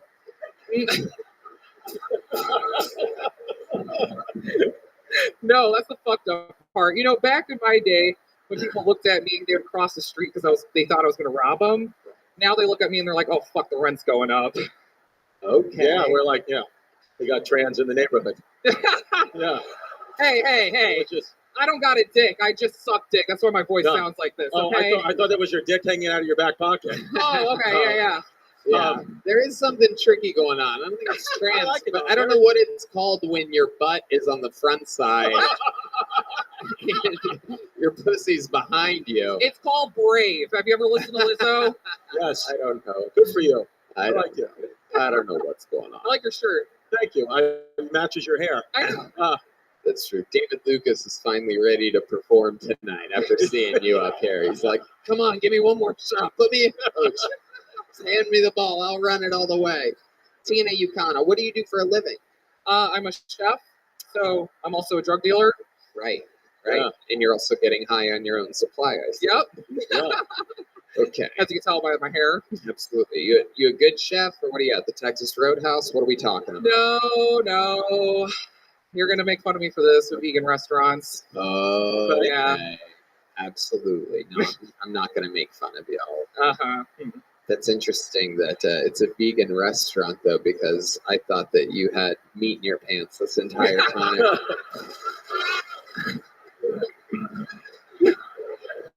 No. Like I said, I don't got a sausage. I just like to suck them. Whoa. That's why my voice sounds like this. Now, that's so interesting that you're getting a ton more action than Regina Frank that was just up here. Can you give us an example of how you get to hook up with so many people? What's your game like? I corner them and then I just pick them up over my shoulder and take them home. Holy shit, look at that. Look at that. Hans Kim's going to have a hell of a story next week. I can tell you right now. I can see it right now. Well, Tony, he's just wearing jean shorts for some reason. Hey, he's got to come home in something, I love it. You have such a good energy, Tina. You roll with the punches so well. After you take them to your place, what's like your move? Do you have like a special sexual thing that you do where it boggles people's minds? We had a Mega, baby. Really? That's why I'm like, I don't have a dick right now. I just left it at home. Is this true? You're just kidding. Pegging them. This is just some of this wild Chicago humor where you're like, so I fucked them. No, you can ask my hoes. Really? Jesus. This is true. Okay. Yeah. Next question. What is your phone number? Shut up! I'm not gay! Shut up! Stop laughing at that! Stop it! You fucking haters. Tina, what do you do for fun when you're not doing stand-up comedy? Oh man, I like to cook. I like to Suck dick? Yeah, Yeah. love sucking dick. What? Great. Who doesn't? Yeah. What? I know you guys don't, so. Right. What else? What else other than sucking dick? And how good are you at sucking dick? What type of tricks do you do while sucking dick? Like even as drunk as they are, I can get it off with my mouth. Whoa! Holy shit! Wow. This is incredible. Very interesting. By the way, there's a glory hole up there on the second. No, I'm kidding. Oh, honey, you cannot afford me, okay? No, I probably can. But according to my business manager, I need to start investing more wisely. So Tony. It shows up on your credit card bill. You have a Tina Yukana for. Well, that's not what my OnlyFans is under, you know. Oh, you have an OnlyFans? No, Wow. I'm kidding. Very He interesting. got real excited with that purple microphone, you know. That's actually what my dildo looks like. Okay, all right, Tina. You're wild, dude. Smells better. Oh my goodness. Okay. Very interesting, Tina. How long you been in Austin for? Oh, I'm just visiting this weekend. Okay. So I'm leaving Wednesday. Okay. And what have you done that's fun? I did 2 shows. I did a show at the Alamo Theater, the Barrel of Fun, or something like that. And then the day before, I did the Last Stand Brewery. I was supposed to do Creek in the Cave on Tuesday, but the show got canceled. So Yep. That makes sense. yeah. All right. Well, Tina, so I'm gonna try anything else for Tina, Chris. No, I thought you did. I thought you did a good job. And you know, if you want to arm wrestle later, let me know. Only if you want to get really embarrassed. Oh shit! And let's do this. If she beats you, she gets to pig you. Yep. That's it. But if he wins, he gets one of those fucking master blowjobs. Oh, yeah, okay. There you go. Oh, who's the loser then? I don't know. There's gonna be purple Yeah. all over the place. That's all I Yeah. know. It's gonna look like someone blew up Barney with a fucking missile. I love it, man. I just wanted to get girls. Tina, this is for you. It's a joke book. There she goes, everybody. Great job, Tina Tina. Yukana, everyone. All right, we have another special treat for you, ladies and gentlemen. This young man won the extremely desired prize. Only 2 people have ever done it in our history here in Austin. 2.5 years we've been here already, believe it or not. And only 2 men have ever won a golden ticket here. 2 humans have ever won a golden ticket in Austin. This is the most recent winner. It happened last week. This is his first time performing as a defending golden ticket winner. New Kill Tony royalty. This is Aaron Belial, the newest member of the crew. He's from Canada. He has cerebral palsy. He's a mute. A motherfucking mute with cerebral palsy. He's an unstoppable force. We love him here. We've been hanging out with him. Ladies and gentlemen, for your first time, I welcome you to the wildly entertaining universe of Aaron Belial. Make noise for him one more time.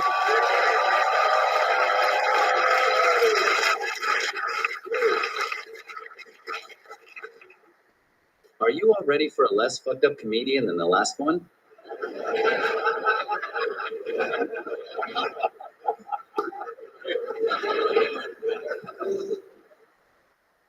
My disability isn't even the weirdest thing about me. The most shocking thing is that I'm circumcised.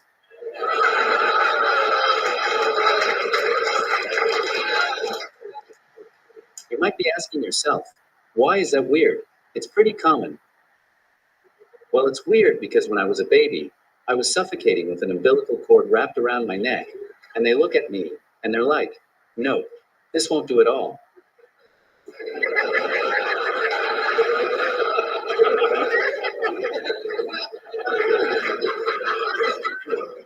And they looked at me dying, and they said, oh no, grab the knife. Look at that nasty dick.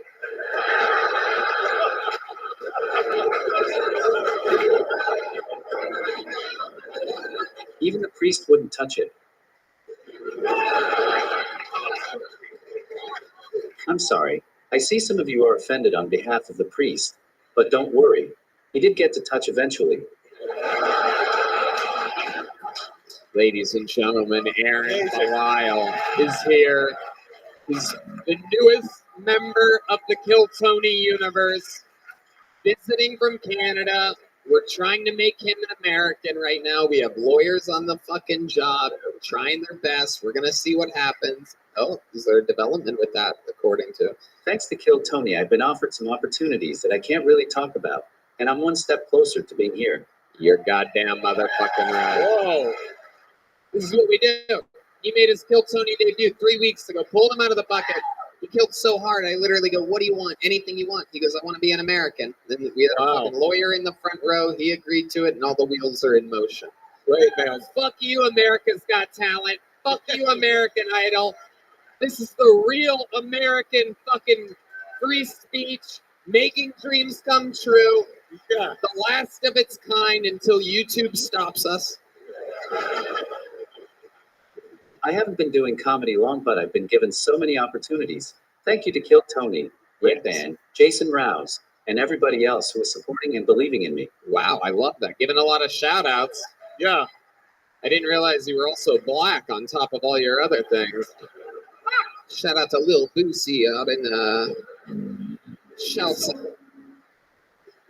More shout outs for a guy that literally cannot shout out. You keep chirping, but everybody says that I look exactly like that guy from Kill Tony. So you're really making fun of yourself. That's true. I'm not really making fun of your looks, you son of a bitch, but people tell me that I'm the manlier and less disabled version of Tony. I'm gonna be honest. That really hurts. That one hurt. I can make fun of your voice too. Oh, good. Well, I can make fun of yours at any given point. I wasn't always mute. I used to sound a lot like you. I prayed to God for a long time to take my voice away.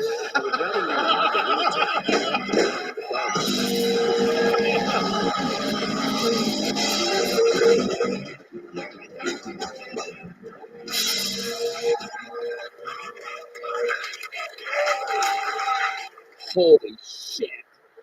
That's like the best joke on me I've heard in a long fucking time. I didn't want to sound like a bitchy lesbian anymore. Okay. Jesus Christ. Oh my God.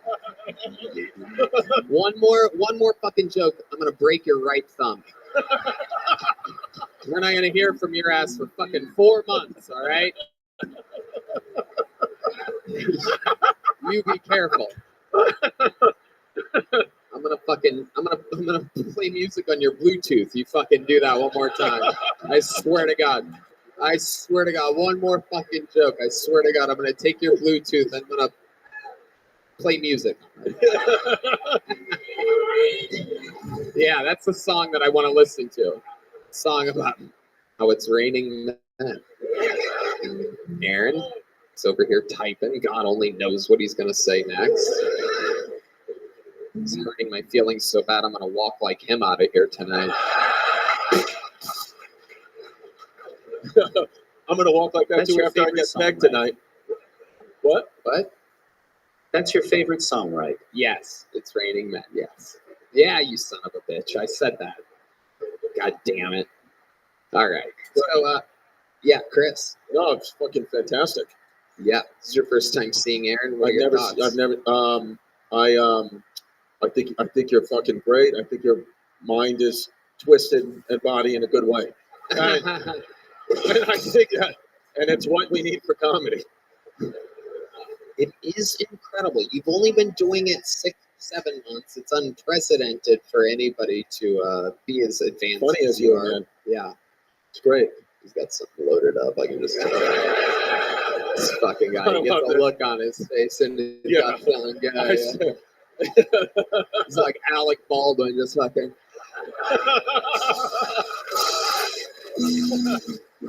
Ready to kill. Ready to kill. There we go. Nice shirt, Chris. I can't tell if you're a comedian or if you paint Easter eggs for a living. true. I do have kids, yeah.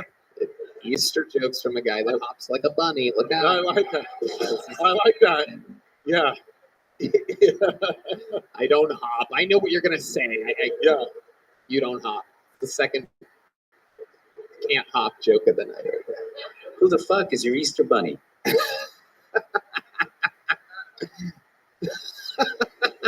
Sometimes I think it's coming and then it doesn't. Yeah. Sometimes he looks up a half sentence and then fucking goes back. Was that after the anal? Oh, you son of a bitch. You son of a bitch. You know what?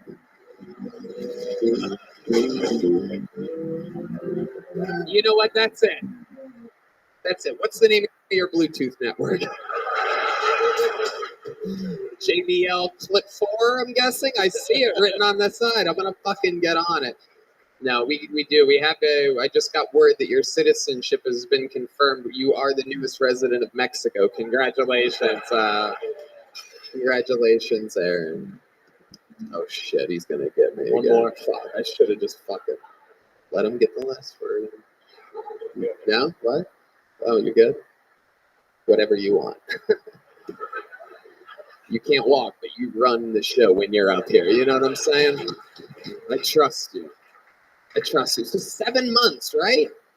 You jumped in the fucking game. Here you are. Absolute calling your shot. 8 now. Yeah.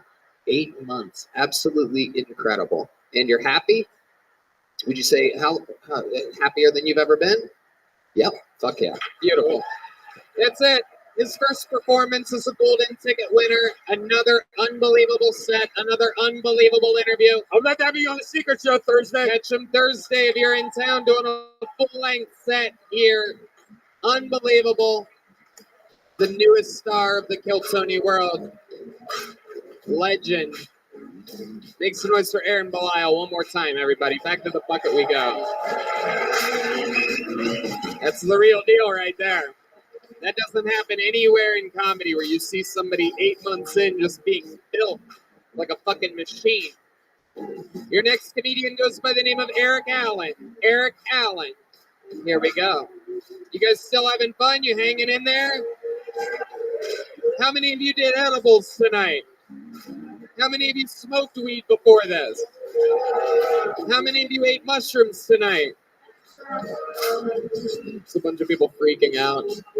Here he is. One more time for Eric Allen, everybody. Make some noise for Eric, everyone.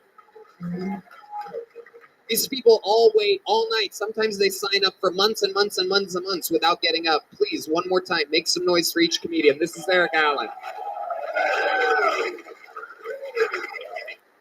Thanks, everybody. You know, times are tough. You know, it's rough out there. The economy's bad. There's a pandemic going on, apparently. And people are just rude to everybody. I think people would be so much nicer if it was legal to kill one person a year. Okay, some of you are with me. Think about it. You know, you get cut off in an HEB parking lot. You're like, hey, buddy, I still got mine. Now, most people would use yours right off the bat. You know, New Year's Eve party didn't go so well, or, you know, your college football team's blowing the bowl game. Your friend Bob's a Michigan fan. You're like, shut up, Bob. But most of you would wait till a better time of the year, like the holidays. Think about how this could change Black Friday shopping. Everybody's in front of the Walmart at 6 a.m., locked and loaded. And with a great rush, everybody steps back and says, no, you go first. No, after you. I didn't want that scooter anyway. Here we go. Eric Allen. Another bucket full. Eric Allen. Hard to follow Aaron Belial. Even with a voice box and 2 operational arms, it's very hard to follow Aaron. Yeah. Yes. Do your wife and kids know you're doing this? Yes. Are they happy? We flew here this morning. For this? They know. Yes. Nice. You gonna get divorced, you think? No, we're good. Okay. Yeah. Where'd you fly in from? From Atlanta. Atlanta, Oh, Georgia. Oh, yeah, he's got the Brave stuff on. Yeah. Yep, he was brave coming up here tonight with the material that he had prepared. That is for sure. What do you do for work? So I used to be an aerospace engineer, but I quit that about 8 years ago, and now I run an adult sports company. Adult sports company. Nice. Please explain to us what goes on in an adult sports company. Some people are already laughing. Yeah. Yes, is it called Pornhub? No, it is not. It is not. Okay. No, it's kickball, volleyball, cornhole, a bunch of like adult rec sports. Okay. Do they? Is it, when you say adult, do they do it naked or anything? No, it's just adults. Yeah, it's just 21 and up. Do they have special needs? No. Okay. It's just for adults. So just recreational, something to play. Like It's doing kickball. well. It's doing well, the company. Yeah. Okay. Good. Interesting. What? Yeah. That's very, very interesting. Are you an oath keeper? No. Okay. Where were you on January 6th, 2020? Let's see. I was at home. Ah. In the Washington, D.C. area. Yeah. Home of Congress. Okay. Eric, what are your views of America right now, the current state of America? I'm interested to hear what a guy like you from Atlanta that looks like a real man, just a real old gentleman here, still rocking Nikes even though you don't like black people. I like it. That's all good. Yeah, I'm just laid back, What's your favorite thing about the state of America right now? I don't know. I'm a big sports fan, NBA. Watch a lot of sports. So. Okay, and you're very subdued. When I look at you, I think of two words: murder, suicide. That's what it feels like with you. Probably I didn't do my serial killing jokes tonight. Then probably so. Yeah. Deep madness. How long have you been with your wife? We've been married 10 years in May. And you have kids? Yeah, I've got a 7-year-old and then 19 from a previous marriage. Ooh. 7 and 19. And he's having a kid in 2 months. I'll be a granddad. There it is. Nice white Atlanta trash. Look at that. I knew it was in you. Beautiful. Nice. Yeah, 19-year-old. How old are you?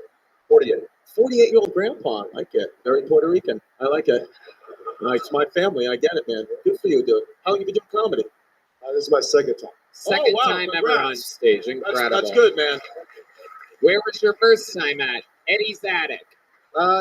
Actually, no, I've been there. No, I did the Jeff Justice comedy show back in like 12, 15 years ago at the Punchline. So took the class and wow. So you haven't been up here in 15 I years. did it one time, and then this is my second. This is really your first time. Yeah. Wow. So Good for you, man. Is this something that you just planned for and hoped for? Like, did you know you were coming here tonight? You flew in? Yeah, we got the tickets my brother and I about 3-4 weeks ago when they went on sale. And they said, hey, we're coming. We wanted to come. So I love it. Your wife and kids are here? No, they're back in Atlanta. Oh, good. Okay. Very cool. It's not easy, man, but the first time to do it like this, I think it was excellent. Yeah. And 48 years old, a lot of guys wouldn't have the courage to, they'd be like, oh, whatever, my life's almost over anyway. But you came out here, hey, you fucking are trying something new. Thank you, dude. Good for you. When do you fly back? Wednesday. Okay. What are you doing tomorrow?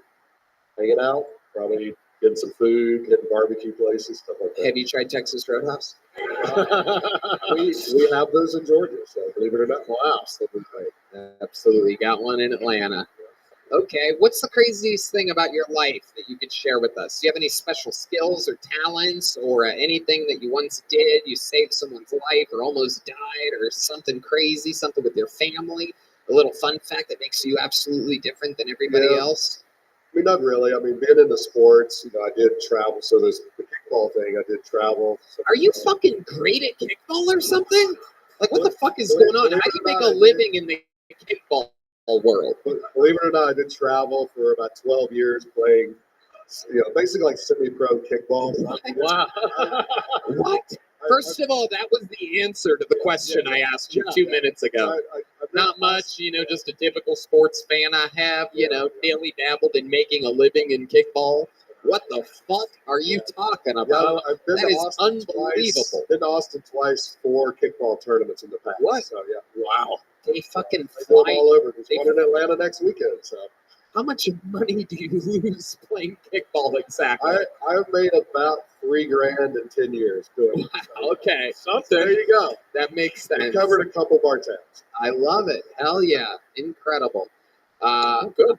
I love it. Your wife is going to watch this in 2 weeks. Eventually. Tell us something weird about her pussy. After 10 years, there's not much weird. It's just, just normal. Okay. Did they sew it, tighter, like daddy stitch? Did you get the daddy stitch on it or pay extra? Nope. Do you know about that? Nope, just Lucy old goosey over there. All right. Well, Eric, you are a true American gentleman. I know you're going to catch this because you're a professional kickball athlete. So there you go. That's another joke book from Bonsai. There goes Eric Allen, everybody.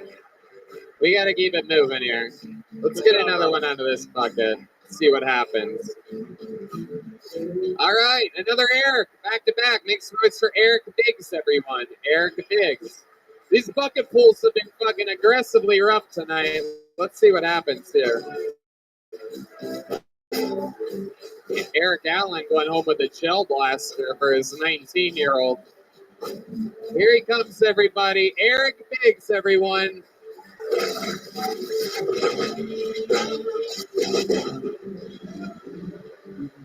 What's going on, Austin? How you guys doing tonight? Hell yeah. I got engaged not real long ago. Don't cheer. It's all her fault. Whenever I first met my fiance, I thought she was autistic because she kept on telling me how much she loved trains. Turns out, massive horror. So way more fun.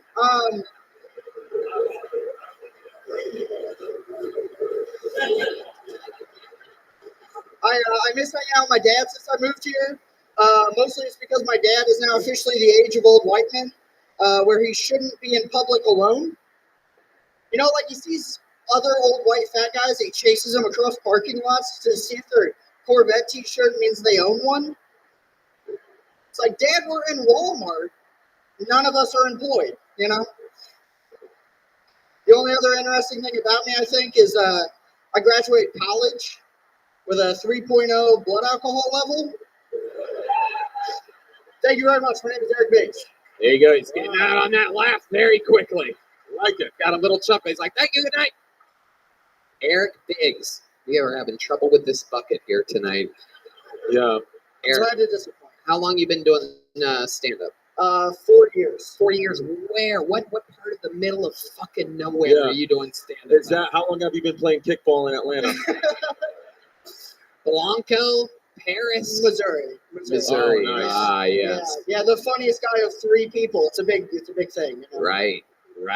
Absolutely. Okay. Is that near fucking what's it called? The fucking Ozarks? Yeah. Yeah. That's where the rich people in Missouri go to party. Right? Yeah. Where do your people go to party? Texas Roadhouse? Yeah, Texas Roadhouse. Where though? What's the name of the gas station? BP gas station. You guys really hang out at a BP? Yeah. I'm as white trash as you want me to be. Wow. Tell us more. Tell us about that. We want to know about trash Missouri you. We don't want to know about fucking your blood alcohol level and shit like that. We want the real shit. What's the white trashiest thing you think you've ever done or been part of? I got lit on fire because I didn't understand the way gasoline works. You didn't understand what gasoline was? Yeah. I'm a mechanic too. That's the sad part. What part of your body got lit on fire? Arms, legs, face, neck. So I have excuses. The reason I look like this. You don't have any scars though. Yeah, just on my hand. Oh, just on the hands. Oh, you have the American flag tattooed on your Yeah. Nice. That way everyone knows. I could have guessed that. Hopefully you didn't light that part on fire because we don't take kindly to that in Texas. That's desecration of the flag and that's against our fucking laws. Okay, so you've been lit on fire and you've been doing stand-up much longer than we were hoping that you've been doing it. What's your love life like, Eric Biggs? I'm engaged. Okay. Nice. She do. She used to be a waitress, then we moved here and she decided to just sit at home while I chase dreams. Oh, that's Yeah. great. Wow. Well, get ready to light yourself on fire Yeah. again. Yeah. Oh my God. Yeah. Very poor is what I'm saying. Wow. Incredible. So, when did you move here? About a month ago. About Oh, a nice. month ago. Welcome. And so, what is your actual plan? How much money did you guys save for her to be sitting around and you to be chasing your dreams? Yeah, I have a work from home job, so I was able to do that still here. So I work in a call center while old white women yell at me and call me a cunt every day. Wow. And that's then- just your wife. Yeah. Yeah. Exactly. Yeah. Yeah. Then I do comedy and women with blue hair Yeah. call me a cunt. So, Yeah. You do have the body of a lesbian. Yeah. Yeah. Just for Were, you. were you on stage earlier with jean shorts? You want to pet me? Daisy Pukes. Interesting. You know what? I want to keep flying through it. It was nice to meet you, Eric Biggs. Thank you very Here's a much. little Good job, joke book. Eric. Oh shit, we're out of little joke books. We'll get you one next time or something. There he goes. He gets a gel blaster though. Available in stores everywhere. Let's do something fun right now. Let's get a little. Remember that shot that they gave Uma to the heart in Pulp Fiction? That's what I'm going to try to do to this show right now. When I introduce someone who, again, much like Aaron Belial, is only a few months into this fucking business, but we think he's a sensation. Make some noise. Another set by Uncle Laser, everyone. Oh, there he is, taking his time. My God, he has a bottle of whiskey. The boy's got a goddamn bottle of whiskey. He knows how to make an entrance, folks.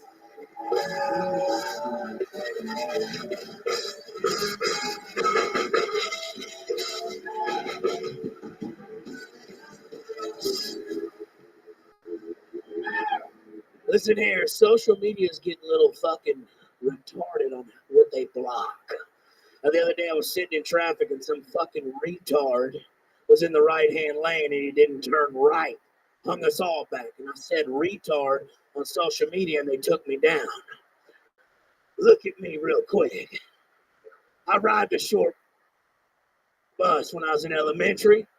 And when people were going to regular math, I was doing remedial math in the janitor's closet with people that walk like Aaron Belial. All right, but it's okay for these half-naked women to be on TikTok with their titties and their clam sandwiches, hanging out, selling fucking CBD oils. Delta 8, that's great. Yeah, not a chance. But the other day I subscribed on my Instagram to a nature page where the fucking lions tackle the gazelles, right? And then a couple days later, I opened the shit up, and they collaborated with some fucking pocket pussy company. So I'm over there trying to get a beer in line, and I see some Asian woman fingering the fuck out of this fucking pocket pussy going, oh, big boy. But I went ahead and paid the $69.99 and got it shipped to my house. Red Band, I got you one too. You know what I'm talking about? Love it. He's a wild boy. That's Uncle Laser, everybody. I actually do follow that account, Nature's Deadly. No, yeah, no. I made it the size of your vagina too, dude. Oh, wow. I always knew that you wanted to Fuck you. me. Yeah. You just don't have your hair thinning. I'm upset. I love it. Very good. So was your time on the show, so that they have that in common. It's really exciting. You fucking hillbilly faggot. Whoa. Yeah, bobbity. I love it. Uncle Laser, let's talk about it. You said retard a record 5 times in 40 seconds. Look, I'm trying to get canceled. Well, you have to have a career first. Oh, relax. You actually have to. You're putting the.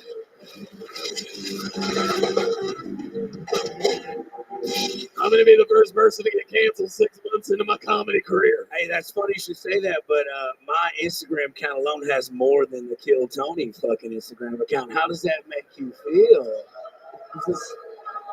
It's a show, Uncle Laser. How many followers does your show Instagram account have? Because you don't have as many as I have. No, so but this is what you your judge first shit off of. Your first episode on your podcast didn't have 37,000 in the first week. Not a fucking chance. I stole this from the green room, by the way. That's mine now.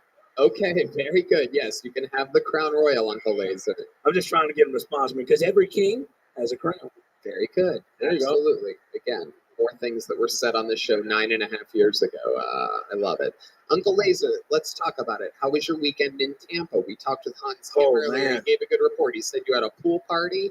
Yeah, and I invited this motherfucker to be nice. I give back to the community for the fucking Asian autistic kids. I do it all the time. You know what I'm saying? I'm for the children. But he shows up, first off, in jeans to a pool party. All right. He's carrying a box of his t-shirts. Like he's like, you know that old Mexican man that used to like ride that bike selling ice creams and shit, trying to give them out to everybody. And then he brings a drone. He got in the pool with his jeans on, with goggles on, blowing bubbles, fucking flying that drone up there just like that. It was incredible. That is amazing. That is so Asian. He doesn't want to show his legs also, I think. No, he had a huge dick in them jeans. I will give him that, dude. It ain't stereotype Asian. It's different. Yeah. No, he is. It's different. He's got Kill Tony confidence. It's a whole thing. His hair's thinning too. Okay, very good. Yes. Again, Uncle Laser's hair is his identity. So he looks at other men like, what's your hair look like? Okay, I got you. My hair's got more followers than you do. Fucking trash ass fucking garbage human. I'm trending though. I love it. Yes, indeed. What are you trending on exactly? Trending up. Okay. This is, if you've ever wondered what it's like if cocaine took an Adderall pill, this is what it's like. Like a blob of cocaine and Adderall. First off, can I say something though about shit? That chick's into cocaine and Adderall, Laser. Look at There you that. go. She's ready to fucking. Well. I think we found Auntie Laser up there. Look at this. Chris, listen. Yes, sir. You've been quiet all night, dude. I mean, I get it. You're pretty. You know what I'm saying? You're like a pretty girl at the party that pets the dog. Yeah. In the I corner. I snipe in and out. I bet you're a pillow princess too, aren't you? What's a pillow princess? Where they just lay there and get fucked and make no effort because they're pretty. No, I'd make an effort. I know you do. You put them glasses on like Yeah, that. to where'd do you that. take me to your pool? I honestly wanted you in Tampa, to be quite honest. Yeah. I did. Oh, do you live in Tampa? No, I live here, dude. Oh, shit. I Okay. just travel for a living. All right. Yeah. Good, man. You, Laser, I've never seen you go completely gay in the middle of an interview. Hey, he's a good. Look, last time I said something about somebody having cancer with a woman, and that was too much. So now I'm gay. Yeah, he's pretty good, man. Okay. You look like Eileen Wuornos, the first female serial killer ever. You should Google Eileen Wuornos. Yeah, I know who she is, dude. You do. You got that vibe a little bit. He really does. Charlize Theron. Yeah, and like Mad Max, Like Monster, it, yeah. Monster, Mr. Perfect. Mr. Imperfect. Monsters Ball, Monsters Ball. Bow. There you go. Holly Berry. Yep. Yep. Absolutely. I think Monsters Ball's a different movie. I think Monster is the Eileen Wuornos movie. That's what it was. Yeah. Monsters. Yeah. Monster. She used to kill the people that would buy the prostitute. What are those called? Johns. She would kill him. So the life of Tony Hinchcliffe. Yes, very good, Uncle Laser. Very good. That did not go over. Dude, it ain't going well at all. I don't know if you noticed.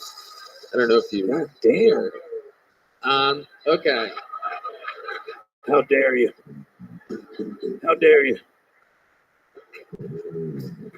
It's a shame I don't have a little joke book to give you No, tonight. but give me one of them fucking gel blasters. Hey, you give them to everybody. I'll fuck them homeless people up. I don't want them washing my windshields or anything, dude. What? We did have, me and a group of friends hung out a few days ago at a local coffee shop. Don't say the name. And a guy asked me, when I pulled up, there was a gentleman with a rag and a bottle of Windex, and I pull up and he starts walking up to my car, which got waxed literally the day before, and I'm like literally laughing. I'm like, don't you fucking even think about it, dude, right? We're hanging out later. Laser pulls up. I go outside. He has this guy Windex his entire truck, the outside, the doors, the tail, the muffler. No. Windex the whole goddamn thing. Here's $20. But he only did the front end of the truck, right? So the back ends, it looked like it had a tan line. You know what I'm saying? Like it's white up top and dirty on the bottom. But yeah, I love it. Nice guy. Yeah. I bought cocaine from him later that day, but that's neither here nor there. Uncle Laser, absolutely wild. Yeah. You are a sensation. I love you. The internet hates you, but I love you. Boy, they hate me, don't they? It's incredible. But I'm trending. Again, I don't think that's a good catchphrase to commit to, but I respect the trial process. What'd you say? Let D Madness love me now. D Madness is now making fun of you. D Madness has entered the chat. I'm taking that gel blaster. We're gonna get you a gel blaster. There he goes. Uncle Laser, everybody. Uncle Laser, baby. Good shit. Bottle of Crown Royal. There he goes. Out of control. Should we do one more bucket pull?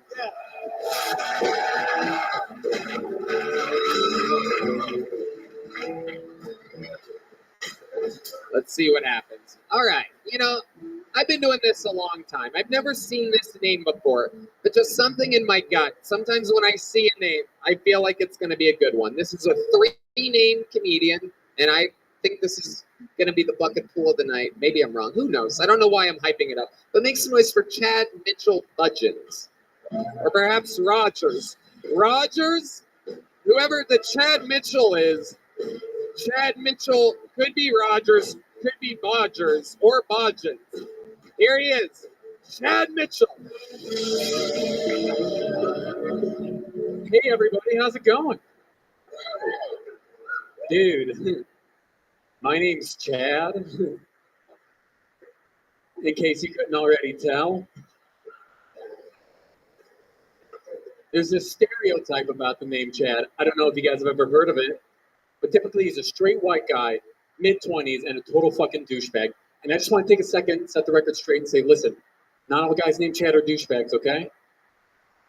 But I am. So, it's a safe space. It doesn't help that I look like every guy from the Midwest ever. Like, I've been working on this impersonation. Can I do it for you guys? Okay, this is every white guy from the Midwest taking a photograph. Here we go. Ready? Can you turn it sideways? Let's do a silly one. Let's do a silly one.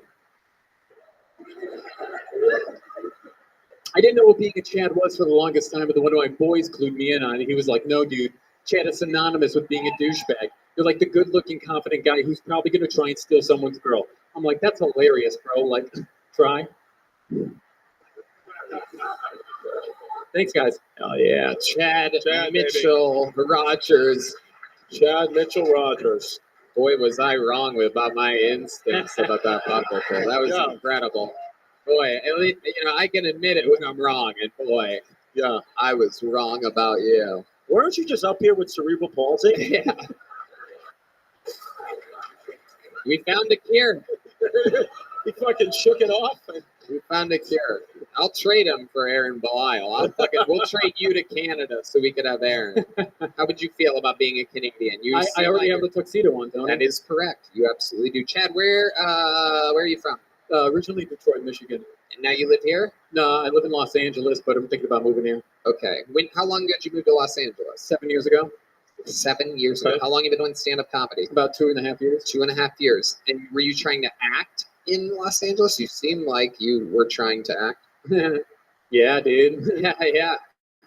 I lived there for 17 years of my adult life. Actually, a little bit more than that. But I actually started doing stand-up comedy when I was 8 years old. I was like a little kid, but I would memorize other people's like specials, and I'd go do them like in a talent show. And very cool. That's how I got started. You're a young Carlos Mencia. Look at that.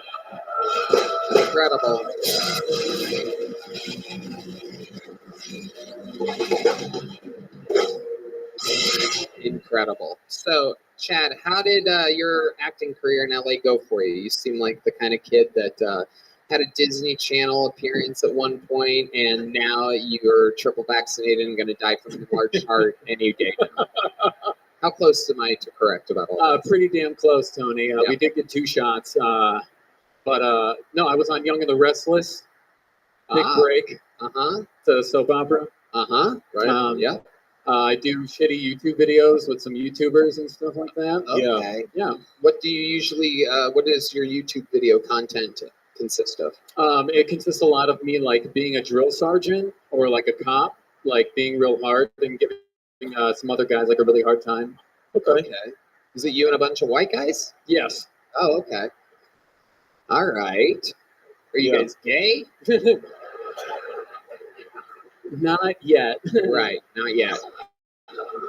You pretty smooth with the ladies, Chad Mitchell? Yeah, I'm pretty smooth. I have a really beautiful girlfriend. Okay, you had? Did she pass away? No, she's here tonight. Oh, okay. Oh, Did she sign up for the show too? Yeah, she did. Really? Oh, she nice. did? Yeah. What's her name? Jennifer. Jennifer what? Norman. Ladies and gentlemen, how many of you want to see if his girlfriend's funnier than him?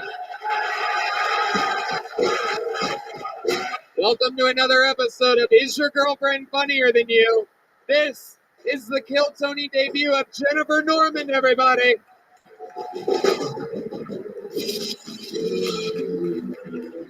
Yes. What's up, Austin? We are super excited to be here. So, my boyfriend and I are here to apartment hunt. I'm beginning to wonder if he's gay. If you can't already tell why. Every place that we look at, all he can obsess over is how much closet space there is. Yeah, I'm like, why, Chad? Because you spend all your time in the closet?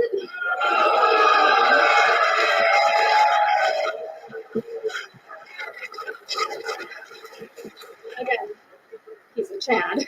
He holds up to his name. Also, he prioritizes making sure that our bidet has an outlet, right? I've learned something about Austin. In your apartments here, you guys tend to put your closets on the other side of your bathroom from the bedroom. So now when he goes to the bathroom, I don't know if he's just going to the closet secretly or shooting water up his ass. Wow. Jesus. Wow. I love it when this happens. Yeah. It's going to be an awkward drive home tonight. I 100% smell a breakup. Oh, You yeah. are- Wow, Oh. Chad. This is It's coming. it's gonna that was Hell yeah. The no doubt the girlfriend just buried the boyfriend on this. big time. It's The good news is after the breakup's official, I've just confirmed you will be getting a blowjob from the purple-haired girl. So That's it. congratulations. Congratulations. Close your eyes and hold on tight, my friend. it is over. Man, Is very funny, great. very funny. That was amazingly well executed. Have you done stand-up comedy before? And this is my very first time. Wow. Unbelievable. And wait a second. Wow. Wait a second. How long has Chad Mitchell been doing stand-up? Did you say 4 years? 2.5 years? 2.5.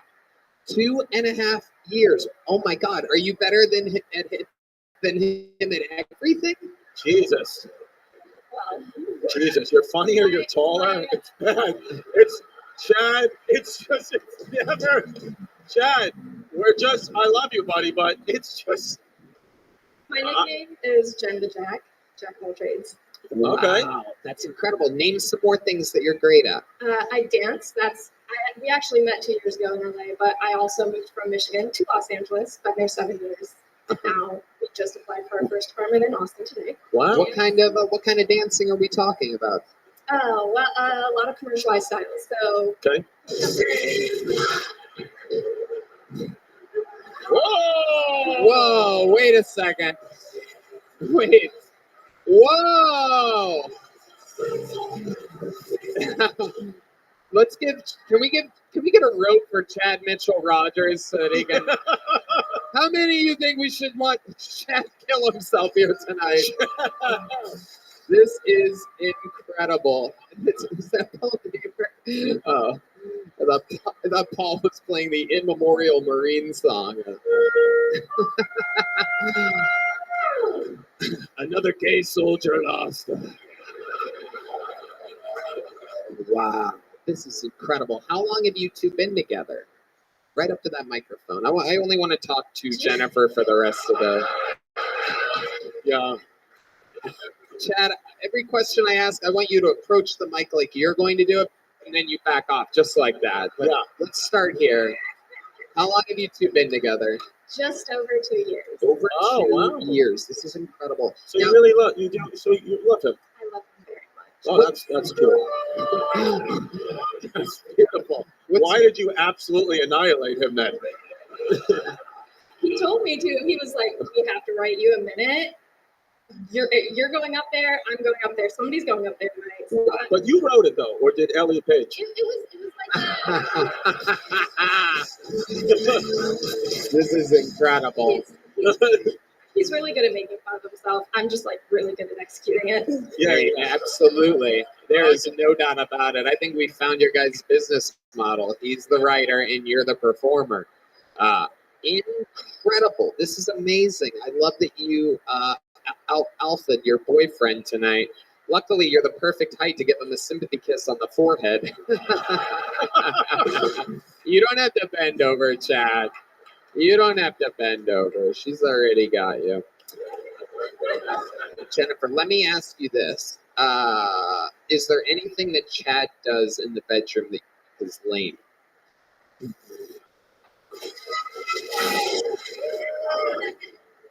I think it's more so what he doesn't do. I'm going to kill myself. I'm going to kill myself on behalf of Chad. This is incredible. This is incredible. If you tell me, I swear to God, if you tell me right now that Chad doesn't eat your pussy, I'm going to do a backflip into the audience. I just want to see you do that. Oh, okay, good. So that's not the case. What doesn't he do in the bedroom that you wish he did? Last question, then I'm going to let you two go. But you have to answer it honestly, or I'm going to ask 5 more questions.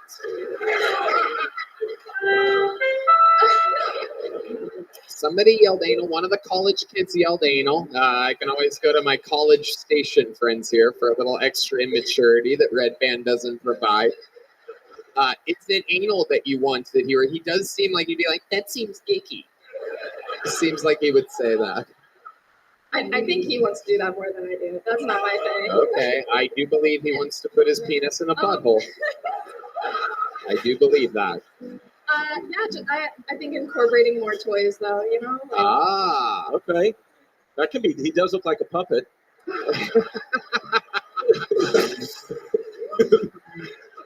Oh my goodness. You guys are absolutely adorable. I love how authentic you are. Chad, you have a great fucking sense of humor. You fucking rolled with everything perfectly. Chad Mitchell Rogers. All right. And I'll tell you what, I'll give you both big joke books for being fucking great sports. Thank you. There they go. Have a good night. Ladies and gentlemen, to end tonight's show, I present upon you one of the greatest anomalies to ever happen in the history of Kill Tony. This man is the longest standing regular in the history of the show. More appearances than anyone else ever. More new minutes than anyone ever. More interviews than anyone ever. Some people call him the Memphis Strangler. Some people call him the Vanilla Gorilla. Some people call him the Big Red Machine. This is indeed William Montgomery. Wow! It really is him! Make some fucking noise for the one and only.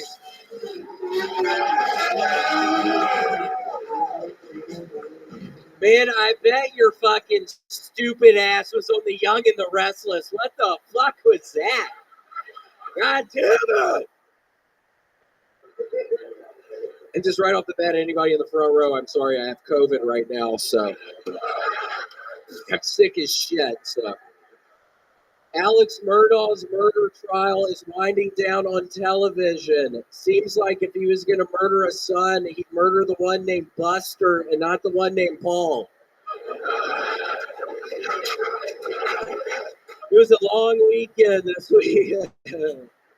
Hard to trust a Mexican restaurant that doesn't have Mexican waitresses. That's like going to a Chinese restaurant and not noticing the obvious signs of human trafficking.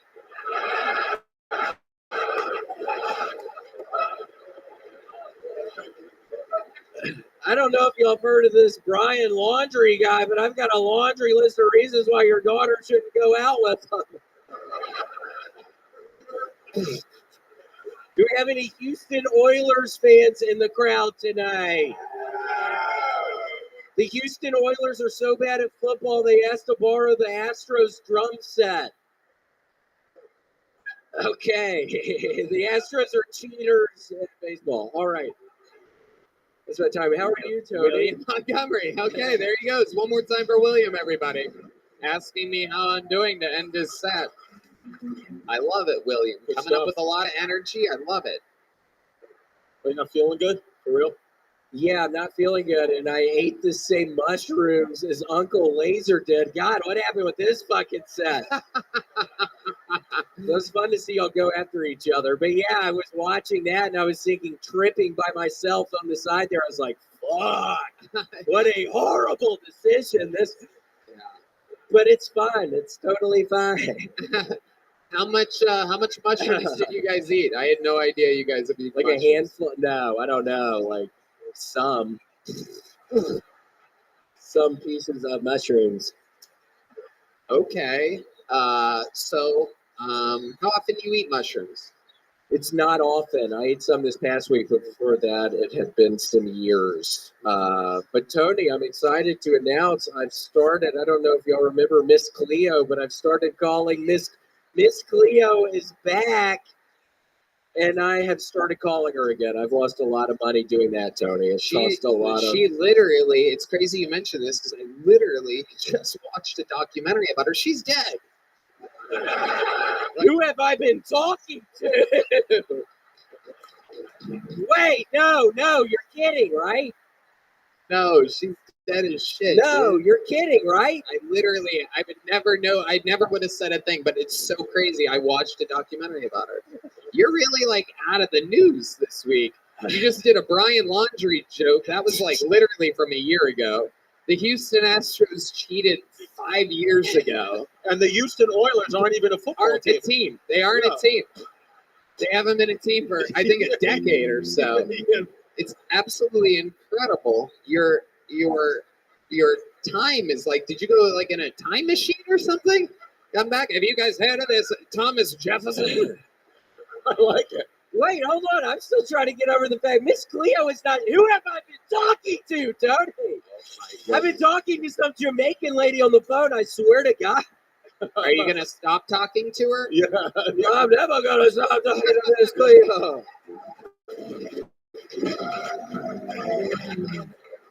Oh my goodness. No, I swear to God, I'm never gonna stop talking to this Jamaican woman.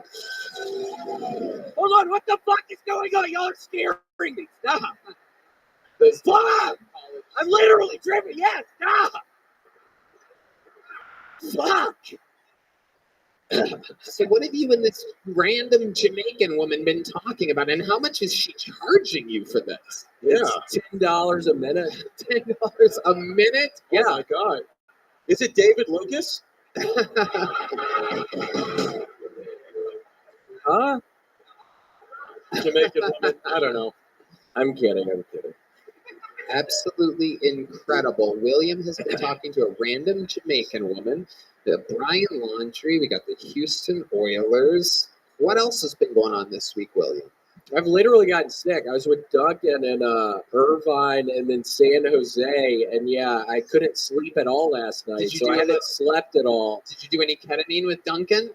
No, not this time. Not this time. Not this time. No, I didn't. But yeah, the sets were good. It was all good. I just couldn't go to sleep last night and feel sick as shit right now. I almost called you saying I couldn't come, but I decided against that. But What exactly are your symptoms right now? Horrible sinus infection.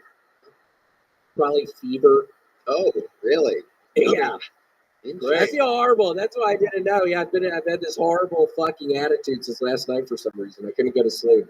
That's not a joke. Yeah, and then I decided to eat those mushrooms for some reason right before this. And I see that fucking dumbass. Yeah, they're gonna break up, right? That couple. Holy shit.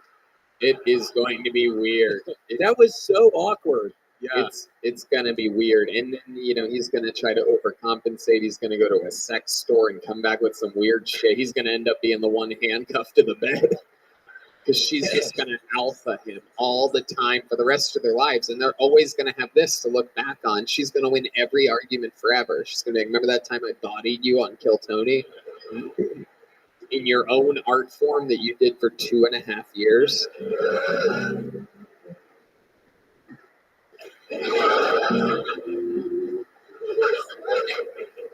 William Montgomery really playing with the crowd right now. I like it. A little bit, yeah, just horribly on edge. Yeah, I couldn't fucking go to sleep last night. It was horrible. I don't know what it was. I drank some coffee. I did take a little piece of an Adderall at probably 4, but normally that doesn't affect me. But yeah, I couldn't. You took an Adderall at 4 p.m.? 4 p.m., drank some coffee, and then couldn't sleep. So I've been up since yesterday morning. Have you tried winking? Winking relaxes you. Winking at people in the audience. William has a special magic trick. I have been watching your fucking fine ass since you fucking. Whoa, you talking to this guy right here? Yeah, look at that guy. Wow, He's a cutie down there. I like that guy. Absolutely. Nice. Yeah, he's here from Ukraine. Yeah, visiting at war right now. Ooh, whoa. Yeah, I think I love you, man. Oh my goodness. Holy shit, I'm not fucking around. I think I love you. Whoa, he just gave you the eyebrows. This is Right there, stop! I wasn't even fucking with you. What would you do to this guy if you had the opportunity to take him back to your place? Ooh, what wouldn't I do? Where would you start? Probably just some simple kissing. Probably just some sweet little kisses. If you'd let me, I don't know. I'd see how far you'd let me go. Just some simple kissing. Yeah, we'll see how far you'd let me go. Let's see how far you'll let me go today. Sir, how far would you let William go? Yell your answer out so this mic picks it up. Just answer the question, you fucking idiot! The College Station kids are trying to help him. He's a little bit confused right now. This is like when the Liver King got caught doing steroids right now. He's being awfully silent. Would you make love with William Montgomery? All night. Oh, that's sweet. I didn't know what you would say. I'll take that. Thank you so There much. you go. Cool. Okay. William, what would it take for you to stop fucking this guy? Try some Ritz Bit sandwiches. Okay. I've been eating a bunch of Ritz Bits recently. That's not the answer I was expecting. Oh. Yeah, Ritz Bits. Ritz Bits? What are these? It's little bits of sandwiches. Like cheese, peanut butter, Ritz Bits. Ritz Bits? Yeah, Ritz Bits. It's like Red little Band is pieces. dying of laughter. Our chief snack correspondent, Red Band, is dying of laughter right now. Yeah, it's I've mini never little seen him sandwiches. laugh this hard on this show. Ritz Bits. But snacks hit him. Ritz Bits. Yeah, they have peanut butter. They have all kinds of stuff. They have s'mores Ritz Bits. You think you're ever going to stop eating Ritz Bits? I'm never gonna stop eating Ritz Bits. And I swear to God, I'm never gonna stop talking to that fucking Jamaican lady. She is so sweet. That is incredible. Maybe next week we'll give her a call on the show. Yeah, we should. All right. Ladies and gentlemen, William Lights Out Montgomery, everybody. The great Chris DiStefano, everyone. Come on, make some noise for him. Radio City Musical, September 27th. East Coasters, get your fucking tickets. Let them feel the Kill Tony bump. Also listen to Hey Babe, Chrissy Chaos, and go rewatch Speshy Weshy, his hit special. The drawing from Ryan J. Ebelt is in. That's all available at ryanjebelt.com. That looks fucking fantastic. Look at that. That's a painting of you, my friend. That looks exactly like you. Chris. I look like you. Awesome. Chris Rogers drew a piece of art tonight, ladies and gentlemen. He committed to drawing Uncle Laser, of all people. It's a decision that he made before Uncle Laser started his set. He probably tried to change it to a William Montgomery 10 minutes ago. He's going to be auctioning that off after the show, so any Uncle Laser fans can buy it. My guess is Uncle Laser's probably going to have the high bid on that one. Boy's got a little bit of an ego on him. How about one more time for the best damn band in the land, the Kill Tony Band? Michael Gonzalez. The debut of Zach Person. Motherfucking D Madness on the bass. Matt Muelling, Paul Deemer. We love you guys. Thank you so much. Red Rose, Yellow Rose, Deep Eddie, Gel Blaster, Austin Security Guard Service, and Screwball Peanut Butter Whiskey. Red Band. Love you guys. Good night, everybody. Thank you so much. Good night.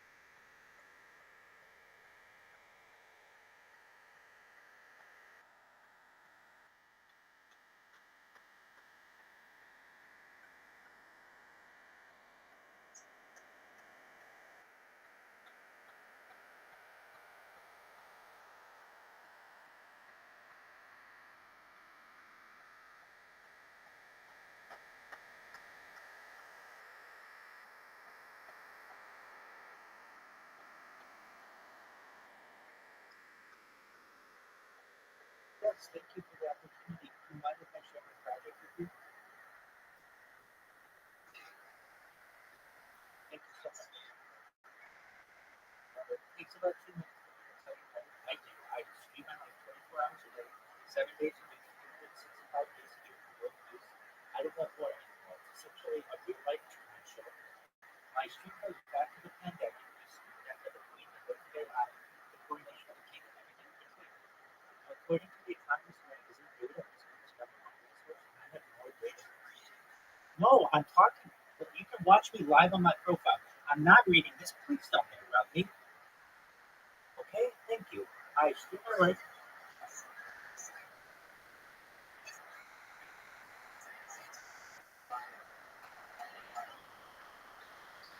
Thank you so much. Okay, I'm not reading this, so if you want to see it, I'm live on Twitter video. See it on my profile. I also have the largest biography in the platform's history. It's 50,000 characters. I really do know if you want to know about what I do. I talk about end-of-world hunger through the use of technology, such as agricultural drones, floating greenhouses, saltwater greenhouses, hydroponics, things like home farming, and perhaps cloud seeding. These are important measures that make pets help and world hunger the developing world. One health and world plans to desalination plant, essentially pumping bird seawater on demand to make it drinkable. Other things that I talk about that I feel are important to the world are things like anti-gravity, anti-matter, cryptocurrency, circling Web3. I'm sponsored by cryptocurrency, which starts a higher money sign 10 people. It's worth more than $10 million. I can buy them in Telegram for more than a year and a half. Other things that we talk about are things like de-extinction, essentially reversing the extinction of species that are now here. People don't know this, but the first successful de-extinction took place in the year 2002 with the Pyrenean ibex, which is like a goat in northern Spain, southern France. Fast forward to the year 2021, a company out of Dallas, Texas, known as Colossal Monocyte, and essentially they have made their goal by the year 2028, in the next 3 years, to reintroduce the living mammoth into the Arctic Circle using African elephant surveys, which I think is just a phenomenal.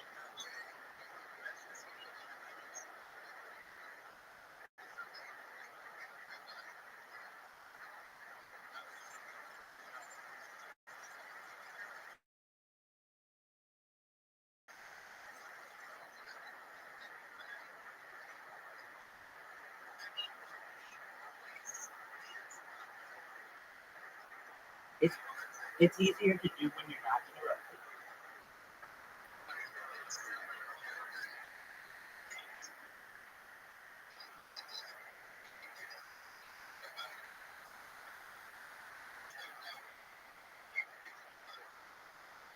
Thank you so much for that.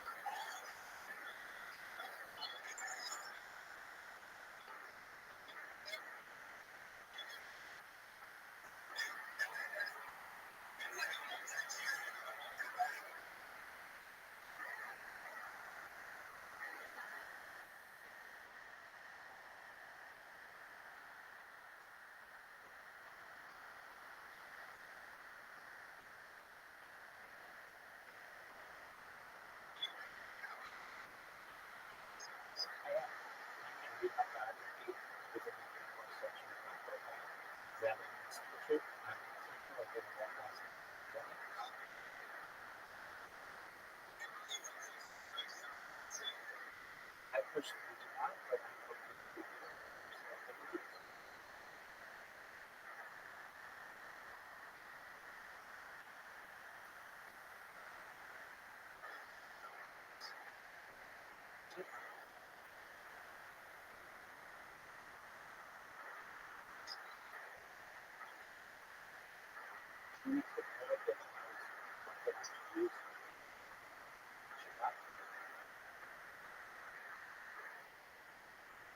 Well, if you don't mind, I have. Can you give me one more minute to finish my pitch? It affects everybody for the benefit of beautiful. I want to help everybody in here through the use of life extension technology. If you want, data, like I said, is the number one resource in microbiome. I don't know every single person. So that means things like stem cells, human growth hormone, perhaps things like oxygen therapy, nootropics, things like Rothschild therapies, not increasing cell expectancy past age 80, past age 100, past age 120. But eventually, you may see revenue bodies starting to break down. Now, that's where the next type of technology is. Climate technology I'm talking about. It's not climate technology. Yes, this is with your consent. Only if you want to experience this, we have the opportunity. But just please, I was told I would be given 1 minute, and then I got this person who keeps on messaging. Let me. Okay, that's it.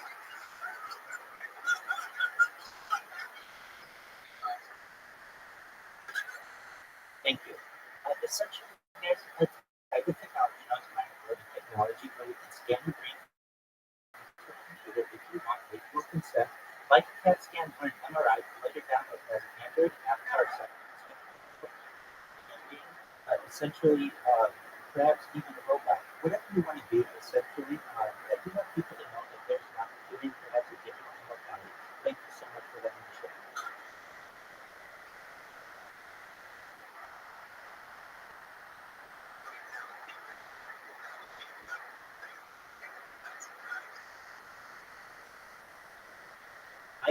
I agree with you.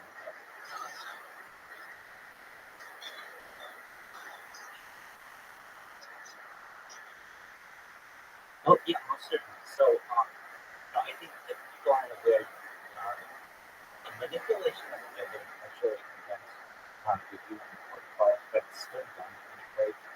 This is done from a clandestine but also it is done on the surface, particularly in places like Dubai, where they don't get a lot of rain, but they have it planned as an entire weather station in the United Arab Emirates that allows it to rain once a week in a planned schedule.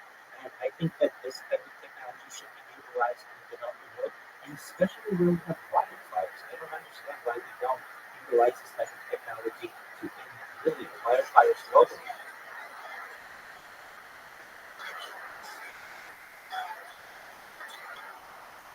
Well, if that's the case, then I think that the same type of perhaps technology by utilizing essentially artificial light.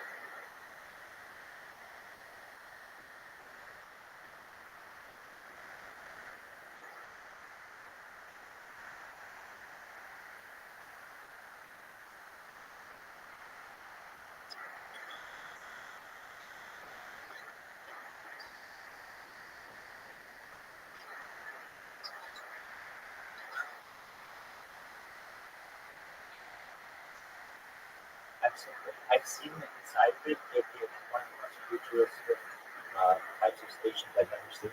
Basically, the push of a button. They can feel like this type of technology.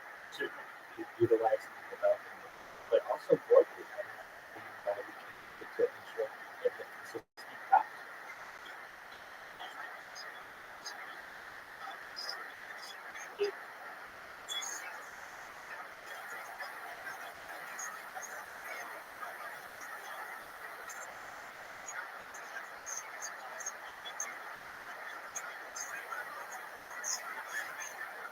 I understand that if you're trying to get there as fast as possible, why would you that's the way you use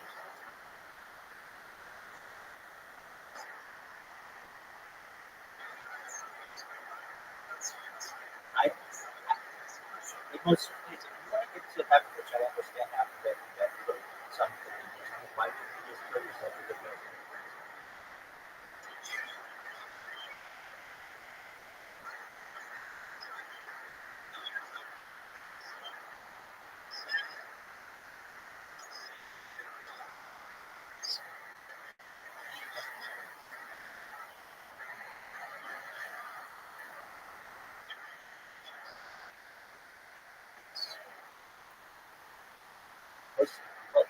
at the end of the day, I don't think anybody knows.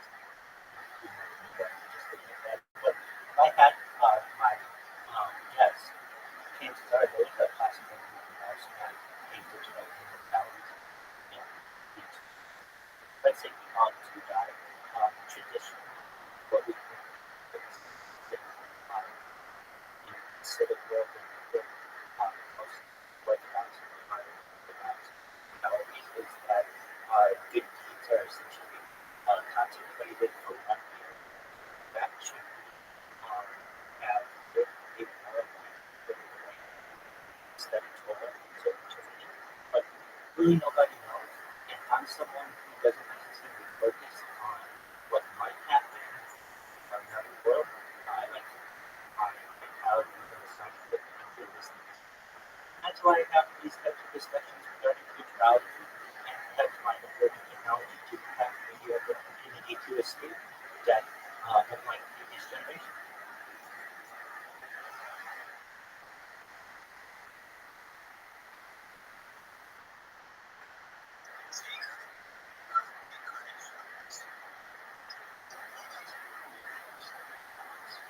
No, not necessarily. That's exactly right. Yeah, essentially, as previously stated, there's the opportunity to escape the religion to have their faith into another type of maybe the opportunity to have a life of absolute cyborgs like that means that you may not die essentially for being able to live thousands of years. Probably the big switch or the big switch that may happen. Really, like expand your life, the opportunity to travel the opportunity to travel may be possible. I don't necessarily know that can actually occur. What I do know is that scientists have said in the next generation or two, mind-blowing technology may be reality, and if it is, then maybe the opportunity, unlike generations now, we have the opportunity to experience and escape death. If that's an opportunity, then I think we consider something.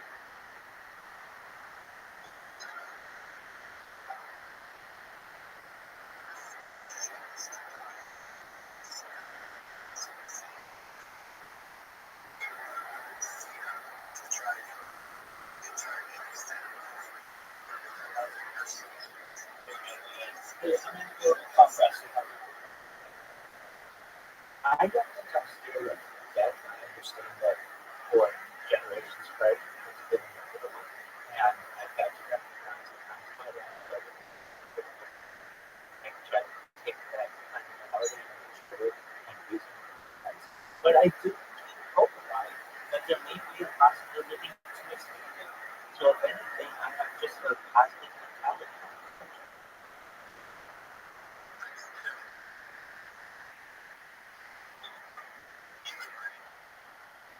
Everything within your central nervous system, where every atom within these systems that information very similar to what's the point of video.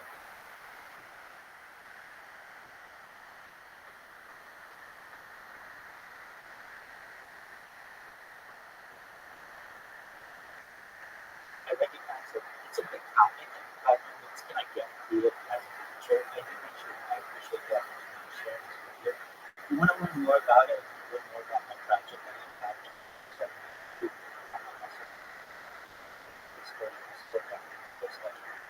send me a follow, I'll follow back. Just want to thank you guys for being respectful and allowing me to have this conversation. It's for sure the best thing that the West can do.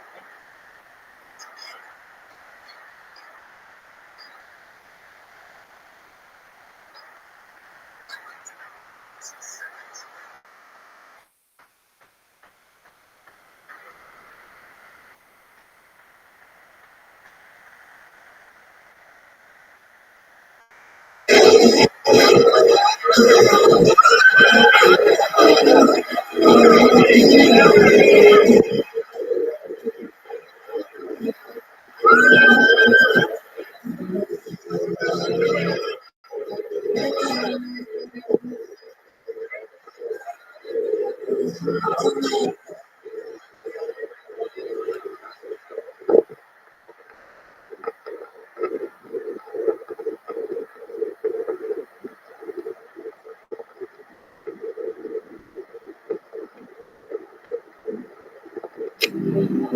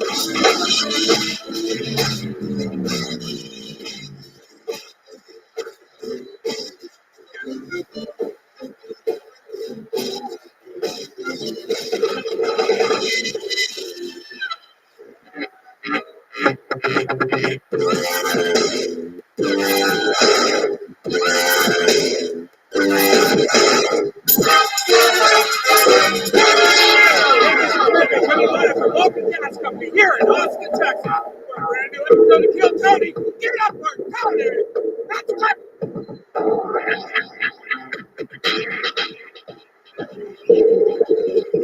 You guys ready to have the best goddamn Monday night of your lives or what? Yeah! Make some noise for my friend Red Band, everybody. Hey, everybody. Right here. He invented podcasting a long time ago. This is Kill Tony, brought to you by the Red Rose and the Yellow Rose, the two best strip clubs on planet motherfucking Earth, which are all here in Austin. And so is Deep Eddy Vodka, which, believe it or not, is also an amazing sponsor of the show. How you guys doing tonight? Are we feeling okay? Bringing everything together. How about a hand for the goddamn band? Am I right, people? That is the Screwball Peanut Butter Whiskey Kill Tony band. It's the great Paul Deemer on the horns, Michael Gonzalez on the drums, John Dees on the keys, Dave Scher stepping in on the bass guitar tonight, and Matt Mueling on the electric guitar. D-Madness not here this week, which is interesting because a fun fact that I heard before the show is he left his cane here this week. Our bass player forgot or perhaps didn't see his cane here. They got it now. Yeah, we've recovered it, but we have no idea where D-Madness is tonight. So conspiracies are saying that he's not even blind. That's what a lot of people on Reddit are saying. It's very, very exciting. Something to keep an eye on for the future.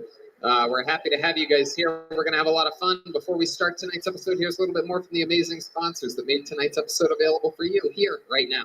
Hey, y'all. You might not know this, but when I'm not being the host of the #1 live podcast in the world, what I've been doing for the last 16 years is being a professional stand-up comedian, and I'm excited to say that I'm back out on tour again. September 29th through October 1st, Nashville, Tennessee. October 11th and 12th, Philadelphia, Pennsylvania. October 14th and 15th, I am in Boston, Massachusetts. November 4th and 5th, New York, New York. December 9th and 10th, I'll be performing in Arlington, Texas. January 13th and 14th of 2023, I'm in Dallas, Texas. And February 9th and 10th of 2023, I'm in Houston, Texas. Tickets available at TonyHinchcliffe.com. Are you guys ready to start tonight's show or what, huh? You guys are in for a treat, man. You know, sometimes we have the famous fucking unbelievable guests, and sometimes, you know, we have the most talented, truly, I like to think that we were the first. If you go way back in history, go look at who was booking Shane Gillis, Tim Dillon, you know, these monsters, that all of these people, go see who was really putting them out there first. And I would say, with no ego, that we are the best at finding monsters right before everybody else knows about them. Tonight is one of those nights. This is truly two of the funniest human beings on planet Earth that I think the whole fucking globe is going to know about. Ladies and gentlemen, make some noise for Brian Simpson and Ryan Long. You're going to say that you saw them here tonight. That's Brian Simpson. That's Ryan Long.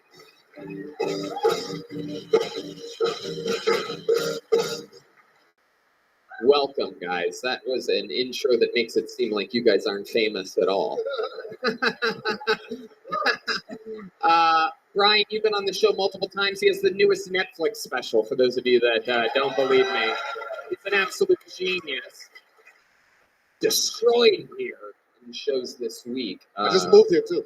Yeah, the newest resident of Austin, Texas. Yeah. Finally, another black. Another black in the city of Austin. We love it. But he's housed. He has a house, everybody. So it's one of the good ones. Yeah, I had to trade for a permit, like a liquor license. You know what I mean? It's only like 250 of us allowed. We are at the limit, I do believe. But here to offset him is Ryan Long, everybody. Ryan Long is here. This is his first time on Kill Tony. This is very, very exciting. I am a huge, huge fan of the videos that you've been making for a very long time. And of course, as a stand-up comedian, we always perform at Skankfest together. And I'd also like to announce that I will be moving to Austin as well. Wow, look at that. Another one. I'm not, but right. That felt pretty good, huh? It's a good way to get the applause like that. Yeah. I like how these motherfuckers was. I said, I live here. They were like, and this nigga said, I will be moving here in the future. They lost their fucking minds. Like, the newest member to Austin. Well, believe it or not, we have another guest that's going to be joining us in just a little bit. He also lives in Austin, Texas. That's going to be exciting. But let's just start tonight's show. What do you guys think? Should we do that? You guys know how it works. A bunch of comedians signed up for the opportunity to get 60 seconds on this stage. Sometimes it's the debut of a fucking freak from the future who you're going to know forever. You know, we've broken many great comedians here, finding them out of the bucket. And sometimes it's a mentally challenged homeless guy that thought he was signing up for like a lottery or something like that. Anything can happen. We see 60 seconds of their stand-up, and then I interview them afterwards, and we all find out more about them. You know, their time is up, uninterrupted 60 seconds when you hear the sound of a kitten. Oh, you can barely hear that, Red Band. That's the sound of a kitten there. It's the show. We've been doing it 9.5 years, everybody. Red Band still forgets his cues, everyone. 9.5 years, all around the world. That means that you have to wrap it up when you hear that kitten, or else you're going to bring out. There you go. There you go. Great timing there, Red Band. You're unbelievable. Yes. Yes, I stumbled on the cue that I've been doing for 9.5 years while making fun of you for stumbling on your cue that you fucked up that you've been doing 9.5 years. You guys ready to start this motherfucker or what?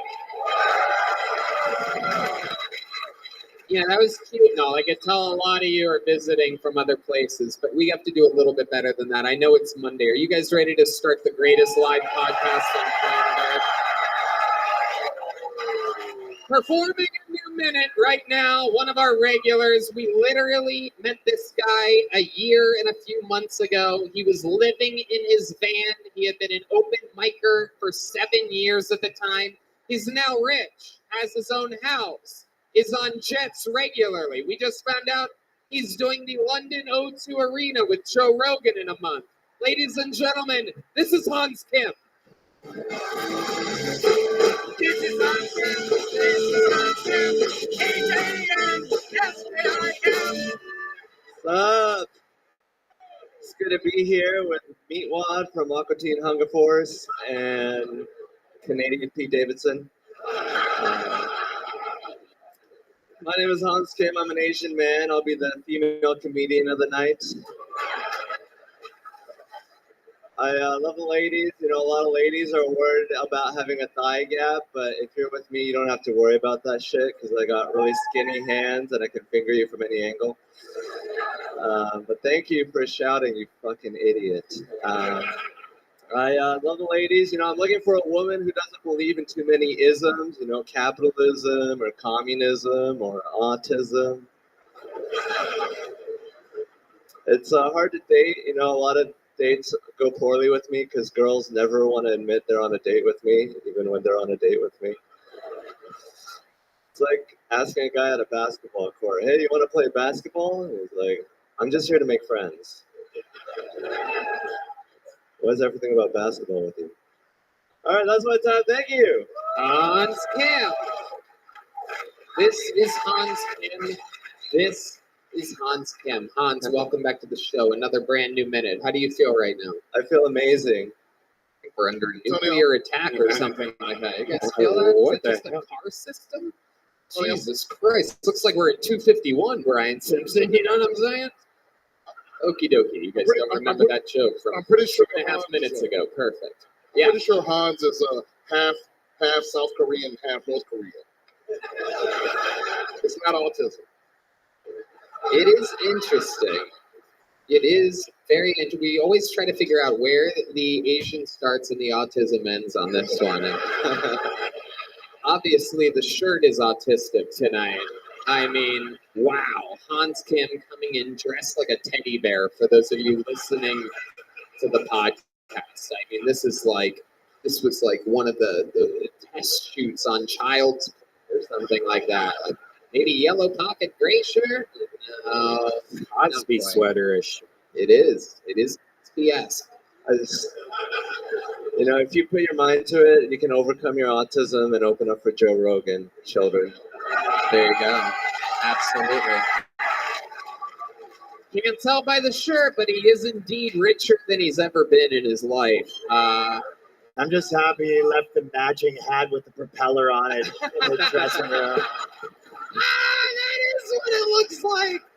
Yeah, I didn't want you to fuck me, Ryan Long, you pervert.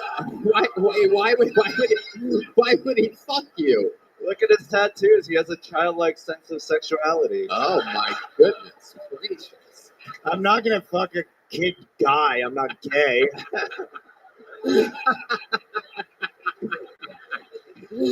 Yeah, gay would be disgusting. I don't know, man. I say put on the hat and let's see what happens. Please don't. I only brought one pair of boxers. It really does look like you should have a propeller. Oh, there's a fly, everybody. Welcome back to Vulcan Gas Company, where there's literal fucking horse flies in the venue. The owner here is mentally ill. While we're talking about mental illness, it might be a good time to bring up the owner of the venue that we're at that swears that it's normal to have bat-sized flies in a venue in Austin. What do you want? It's Austin. That's what it is. Nothing we could do about it. It's fucking. It's just what happens here. There's just flies. What do you want? Look at this thing. So annoying. If we see one, that means that there's like 50 of them.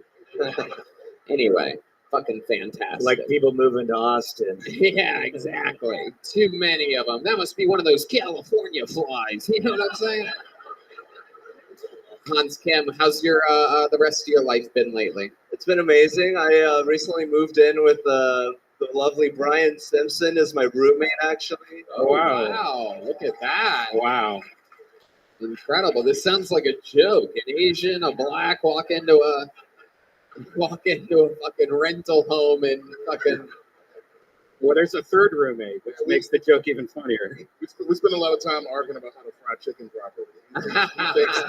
He thinks Koreans have it down pat. Yeah. He thinks the way to do it is at an open fire at the table that you're sitting at. You seem like the kind of guy that likes North Korean barbecue, which is eating nothing at all. For some reason, you're allowed to make jokes about North Koreans, but no other types of Asians. Just a little fun fact for you, keeping track that right now you can only make. Do you agree with that? North Koreans? North Koreans, fuck them. Right. Bold political stance there. Yeah, I'm very skinny, which you noticed, but I like to think like I'm like the Asian Pete Davidson, maybe. What are all these Pete Davidson references you're making? Do you pay you for this or something like that? Hey, I don't think Tony likes me. Can you come in and just drop my name a few times? You're the Asian Pete Davidson with no tattoos and no bitches. Yeah. Yeah. I thought you were the Asian version of the other Asian guy that canceled Tony. Yeah, he is. He is. This is what I do. He's like an Asian Pete Davidson. Hans, what else? Tell us something else about your life right now. I met a beautiful lady in San Antonio. I no. recently went down to visit her for the weekend, and we got a little frisky, unprotected sex. Whoa! Unprotected sex has been called on the field, ladies and gentlemen. There could be someone that will be wrapped in that shirt one day. He lives with a black man for 1 week and he's already being sexually irresponsible. That's crazy. That was when he didn't put a condom on the strap on. Holy shit, there's a giant bug on your back. Jesus Christ! Wow! That was crazy. What the fuck is that? What is that? Did you catch that? Oh my You caught that with your hand? What the fuck is going on here? Jesus fucking Christ, Wow. man. You'd be surprised if Hans trained that bug. Fuck with anybody that roasts him. The bug was a plant. Very good. I got no Red comeback. Man, stay still. We're doing a podcast right now. Check my back, I'll check yours. I love it. Thank you. I love it. Hans, good job on the noticing that bug. I can't believe I didn't see that. Did that fly and land on him? Yeah, This is good. This is good, Vulcan Gas Company. You've now made your bugs the stars of the show. Congratulations.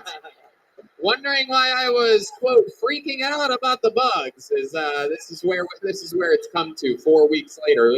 We've now found new species of bugs here. Literally bugs that are raised on fucking screwball peanut butter whiskey and Deep Eddy vodka with super fly strength. That was for telling me I should wear a yellow hat. I put the bug on him. No, you didn't. No, you didn't. You saved my life, dude. Thanks, man. I love you. I'd love to do a video with you. What the fuck? How'd y'all go? I How'd y'all go can from save not my fucking life tonight. All right. Yeah. Hans Kim, you've got the show started again. Congratulations. Another new minute from Hans Kim. Make Thank some you, noise Tony. for him. There goes Hans Kim. That was Hans Kim. That was Hans Kim. Hey, let's bring up another guest. Ladies and gentlemen, Austin's own Ron White. Come on. Let's go. Yeah.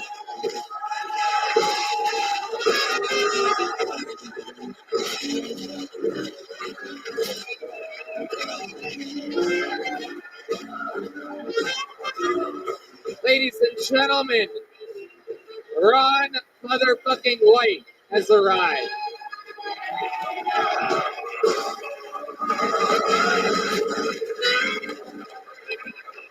Hell motherfucking yes! What the fuck, man? I love it. Welcome, Ron. We're already off to a fun start. We got the bugs out of here, all fixed. Everything's all nice for you. We just saw Hans Kim. How you doing, Ron? I feel like 100 pesos. Cash. $7. No, I'm great. I just got back from the road last night and heard you had a spot that you could stick me in on this show. So I came down to celebrate and party with all One my of the friends. coolest human beings that have ever existed on planet Earth. Ron White is here. That's the great Ryan Long and Brian Simpson next to you. Brian's the newest resident of Austin, Texas, and Ryan is, quote, thinking about moving here. Oh. We're going to have fun. You guys ready to pull a name out of this bucket with me, huh? We're going to meet somebody right now, and then I'm going to interview them.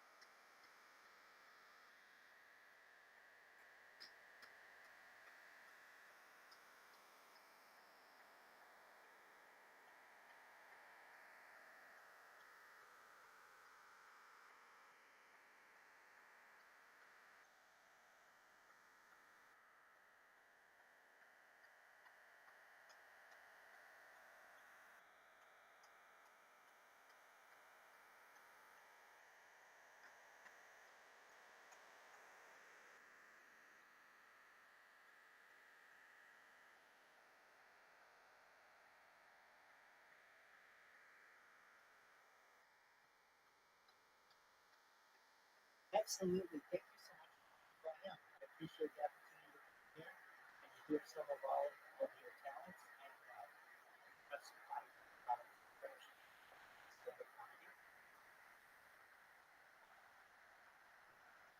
All right, just one moment.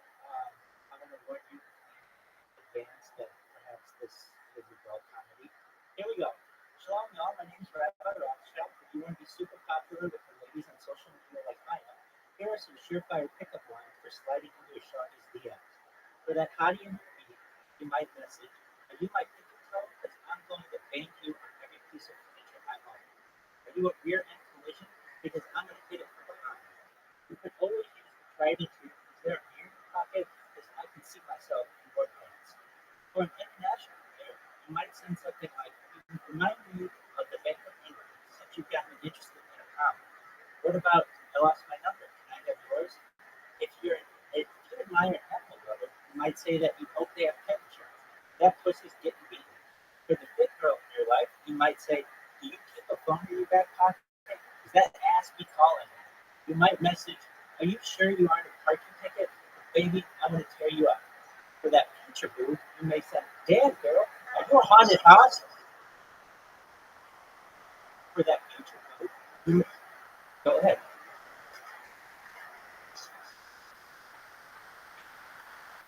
Absolutely. For that future boo, you may say, "Damn, girl, are you a haunted house? Because I'm going to scream when I come inside." And finally, for that person you never want to message you again, all you need to do is ask, "Are you a pinata? Because I'm going to need a blindfold to hit that." Thank you so much for the opportunity to share some of my comedy.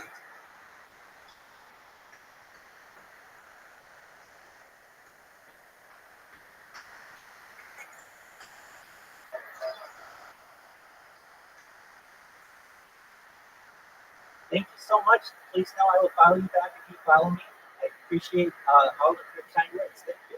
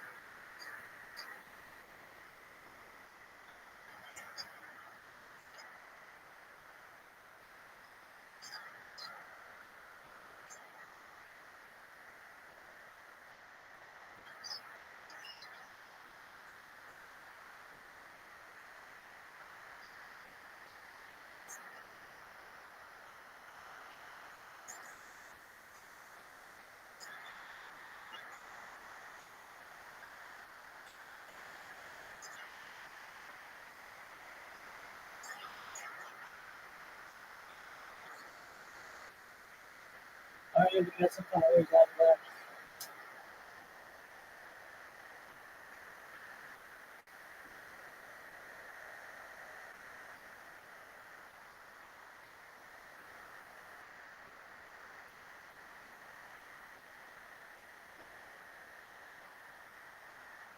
Them. We're going to find out more about them. This is a Kill Tony, I do believe, debut. This looks like a new name. Make some noise for David Rios, everyone. Here we go.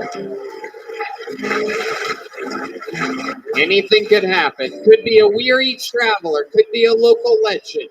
Could be a first time. Could be a 10-year vet. Ooh, a little stumble. One more time for David Rios, everybody. How are we doing tonight? Thank you, Tony, for putting me on my name out, because I actually came from the doctor today, and I got some bad news, and I kind of thought I'd sign up today and get lucky. Maybe express some joy because I didn't get too joy today. So I got diagnosed with PN syndrome. And I was kind of curious what he was trying to talk about. And I was like, what's that? He said, you have perfect nipple syndrome. You know, something I've suffered my whole life. And it makes sense. I mean, when I talk to people, they don't look me in the eye. They kind of look at my nipples, kind of like all y'all are doing right now, pretty much. I mean, I guess it's no mom, I got to look at my nipples today a little bit. Kind of happy about that. Kind of life goes on. But you know, living with this is kind of hard to say because most people, after I tell them, they're gonna say, "Let me see them. Show me your nipples. Show me your chichis." And I don't show them for free. No, I'm not free. You can show them all of my OnlyFans if you want to do something like that. But I had a whole little minute about my ass, but I'll stay with the chichis. Was there jokes in it? No. Is this all build up for the big pop? It's a life problem. This is all true. Okay, that's a minute from David Rios, everybody. Give it up for David. It was my first time, obviously, too. Okay, I was gonna get there, but you couldn't wait, could you? Start getting those excuses out there right away. It's my first time. I had a really rough childhood. My car broke down earlier. I was dehydrated. There was no water anywhere. I love it. I want to be cliche and start out with, this is my first time. Well, it's funny that the 60 seconds ends and you start telling the truth about things. Like, you didn't go to a doctor today. He didn't tell you you had perfect nipple syndrome. But at some point, you thought that was funny. Where were you when you wrote this? Were you at a fentanyl clinic or something like that? Like, how exactly does something like that? Because I had a first time too, but I've been told with other girls about my nipples, and I've actually when I talked about girls having kids one day, I've always said, I hope they have my nipples. I mean, this is wild because this is normally in a normal stand-up show, it would be like, well, I guess that guy just talked about his nipples. We never got to see them. But this is Kill Tony, and there's no doubt about it. If you're gonna say you have perfect nipples, I'm gonna Bert Kreischer this real quick.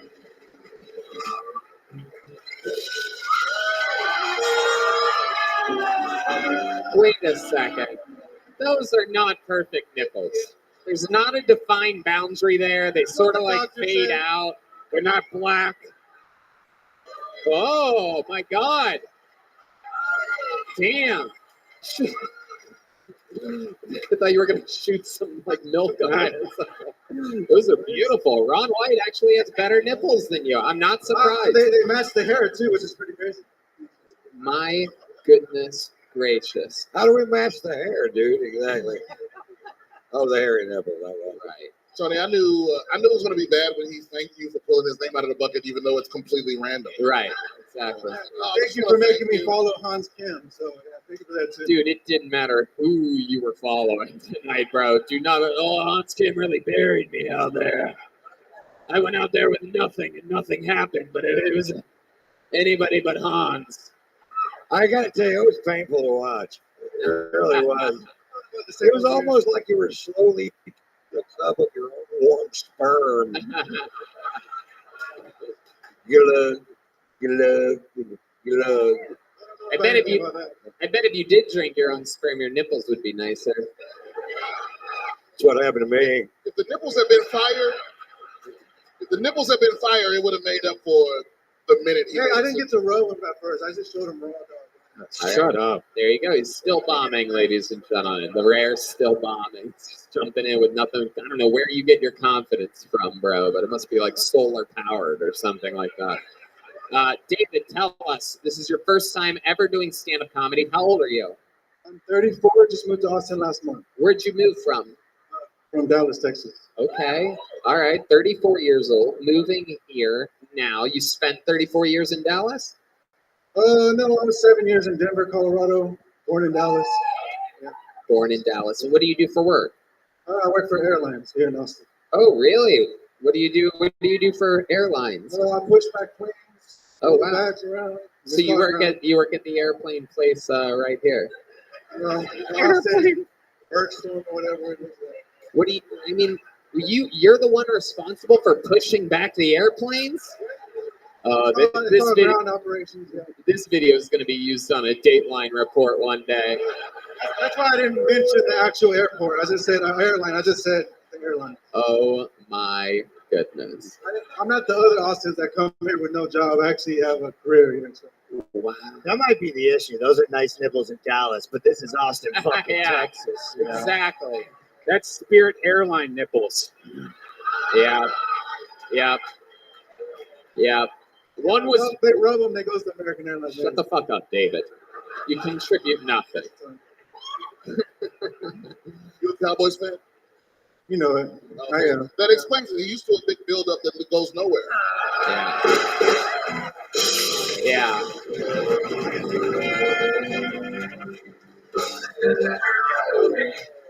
Yeah.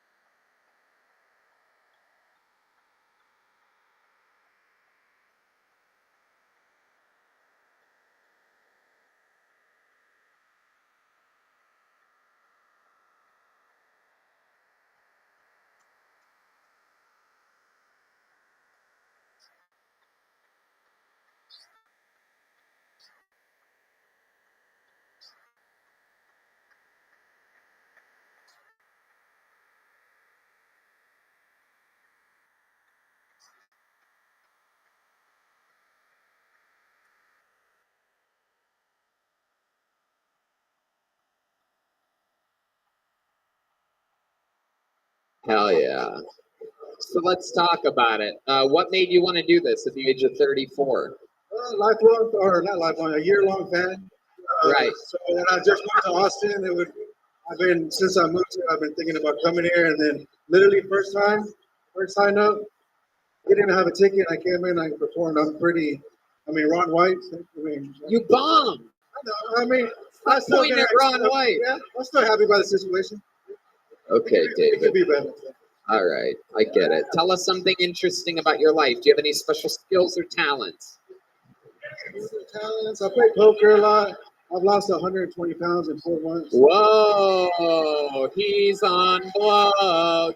The nipples weren't always as great as they are maybe today. Holy shit, dude. So you're on cocaine. I wish. How did you lose 120 pounds in 4 months? I was at college at the time, and Wait, I what? just lived in the gym, and I just walked every day, pretty much. But I was overweight, so 120 pounds. I was 320 pounds at the time, so I couldn't lose that much. So yeah. Well, I mean, yeah, you do have to weigh that much to lose that much. Yeah, I mean, it's easier for. If I lost 120 pounds, I would be that fly that jumped into the lights earlier. Negative.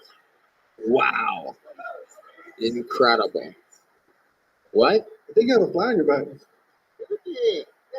Oh my God, David. Still trying. David, I don't know why you're trying. You're literally not funny. What And is also that? reusing jokes from Hans Kim's plant.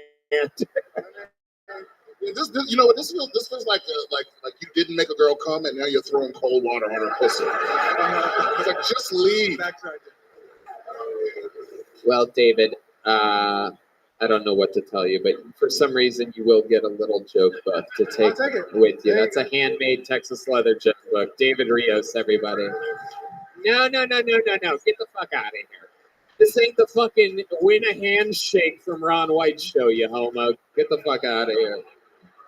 If someone does good enough, Ron will reach his fucking hand out there. Does that sound fair? That's what you win on this show, a handshake from Ron White. All right. I mean, I don't even know how to read that. That's you get punished if your handwriting is completely.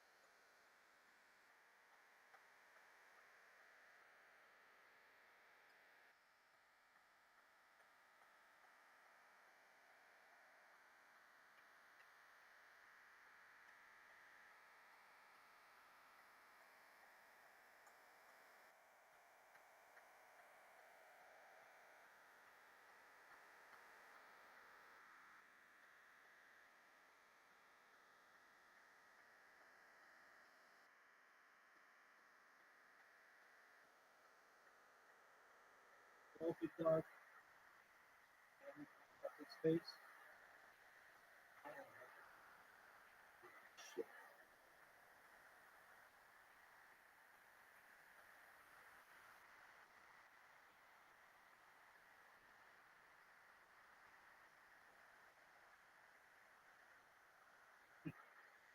Let's play, big man.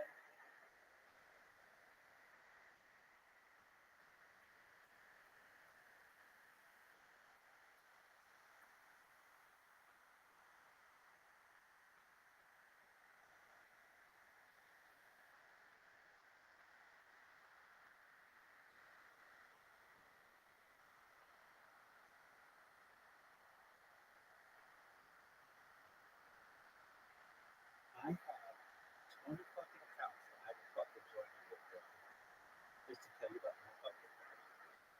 Let's play, big guy.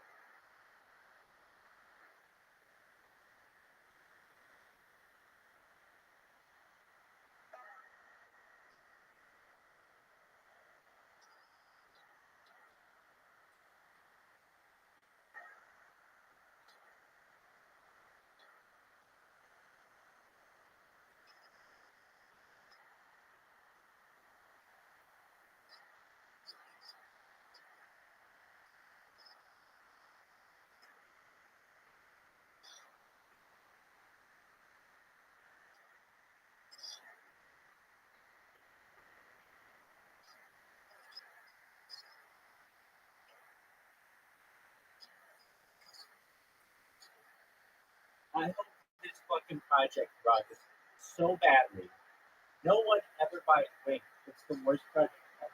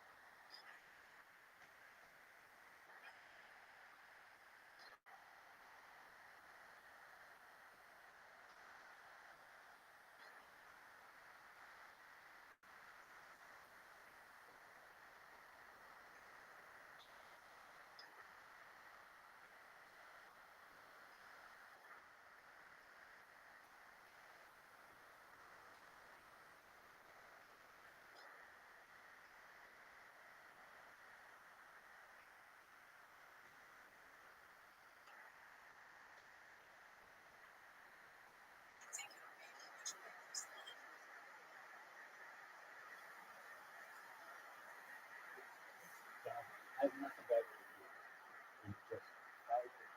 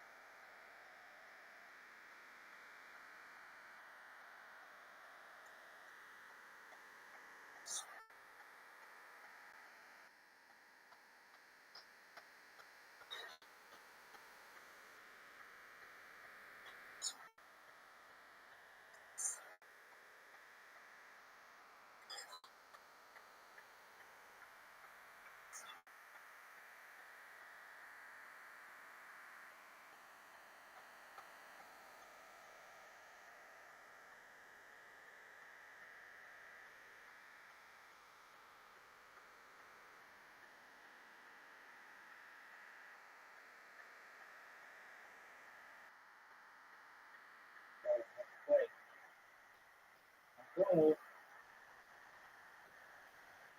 Put that finger to the fucking family.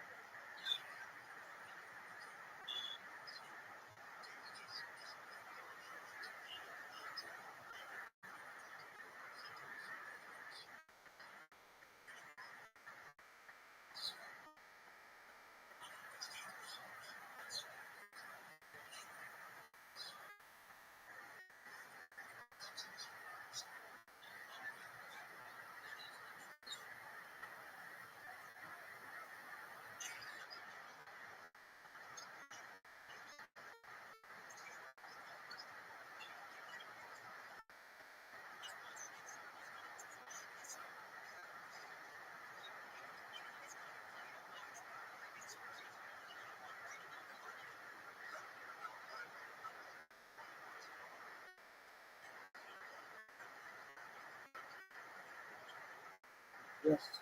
Thank you so much for the opportunity. I just wanted to say it's a privilege to be a member of this community and your owner. And I'm not a bot. My accounts, I just want to come and tell you guys that I think that we're doing a really good job of grinding. The Joe keeps kicking me out, accusing me of being a so I just wanted to say that I'm not doing anything. Thank you.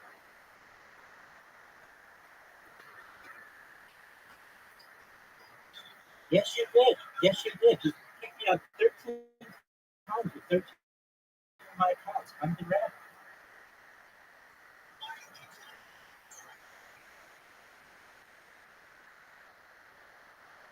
All I needed to do was just tell you guys that I appreciate being a part of the community.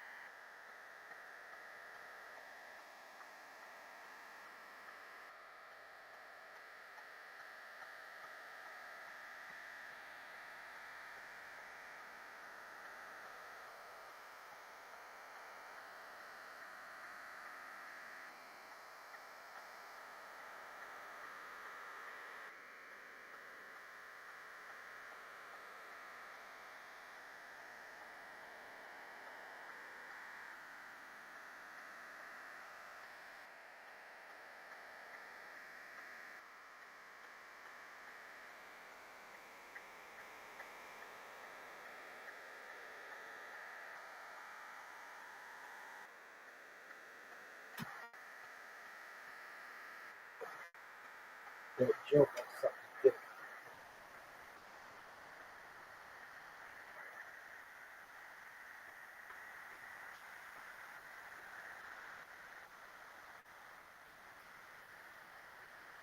Not reading it, not. No, nobody gives a shit about your stupid persons. Or your stupid ass. Or your stupid ass. But movies like that, that could be the biggest movie they can have.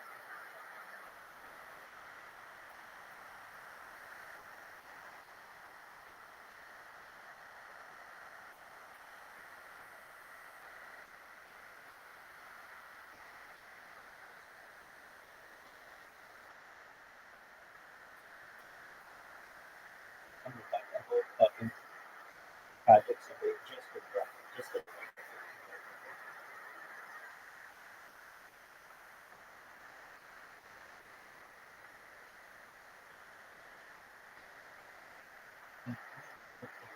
made you do shit.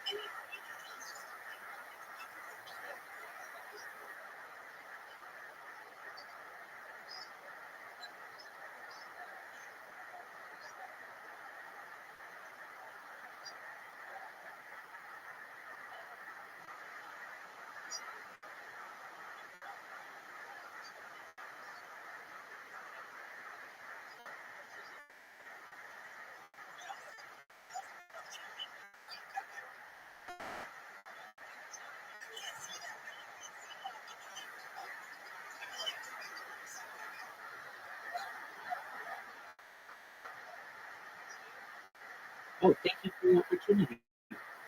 Lately, I'm probably a like-minded individual with all of you paranormal, ufology, and such. I have a project. Do you mind if I quickly tell you about it?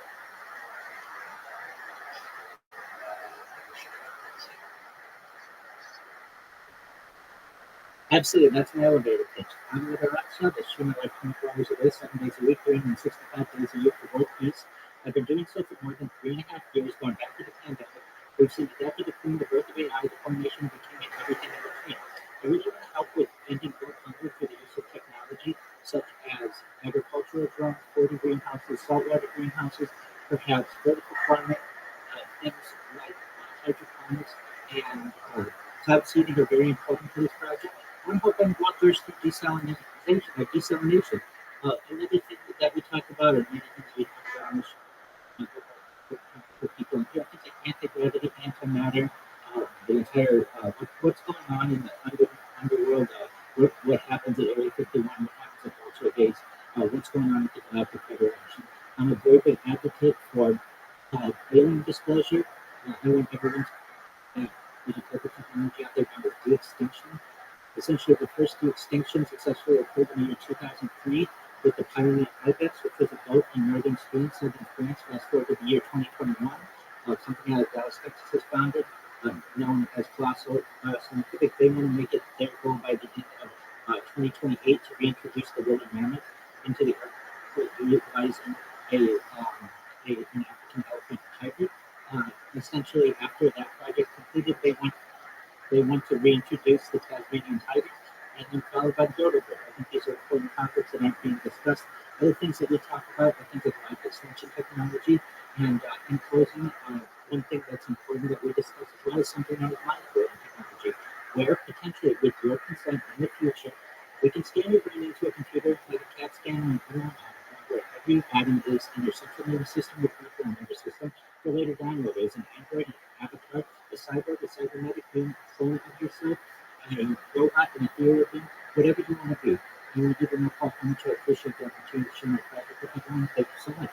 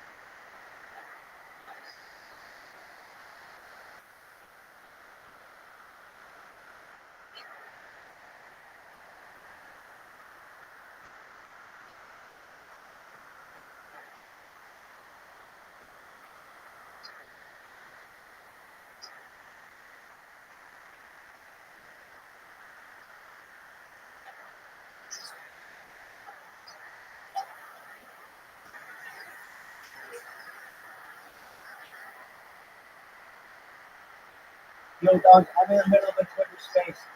Apologies.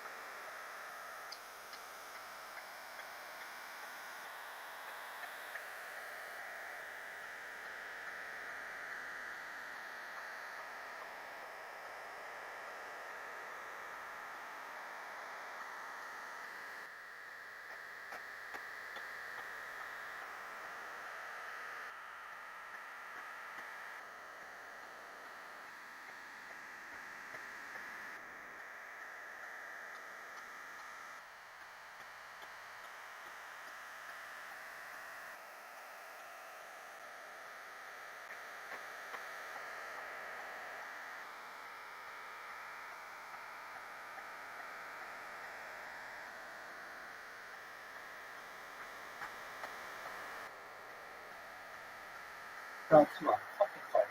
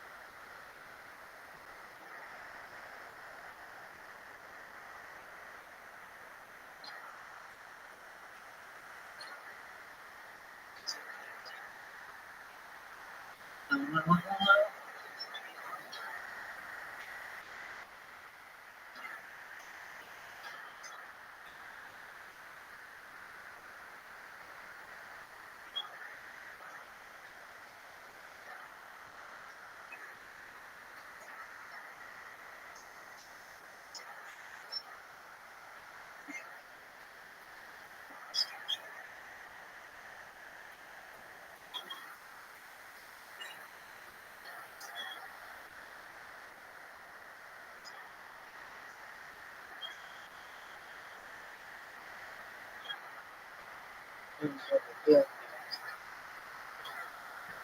Dude, why the fuck?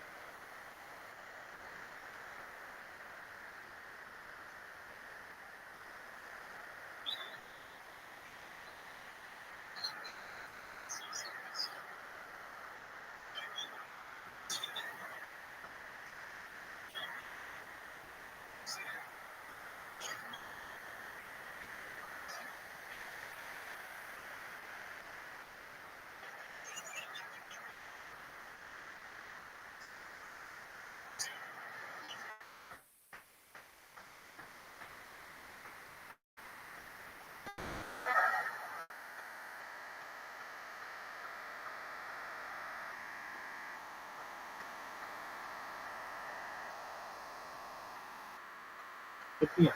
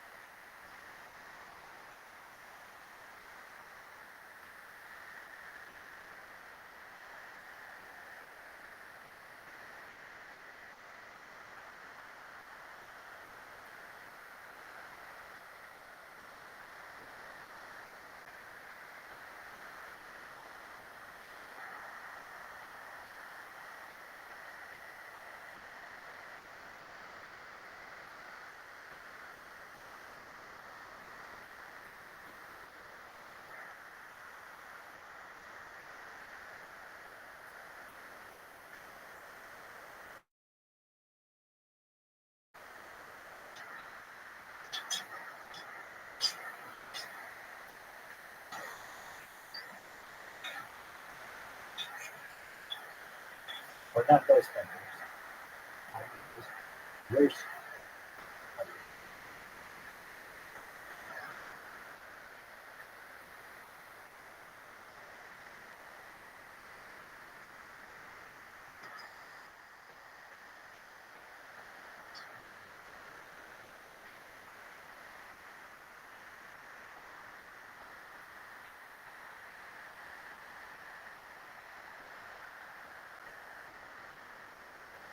Understand the lady?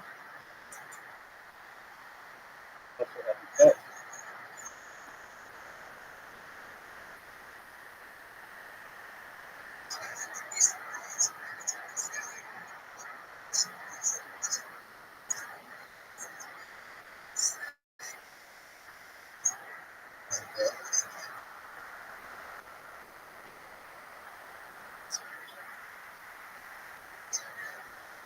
No, yeah, that's right. Fuck yeah.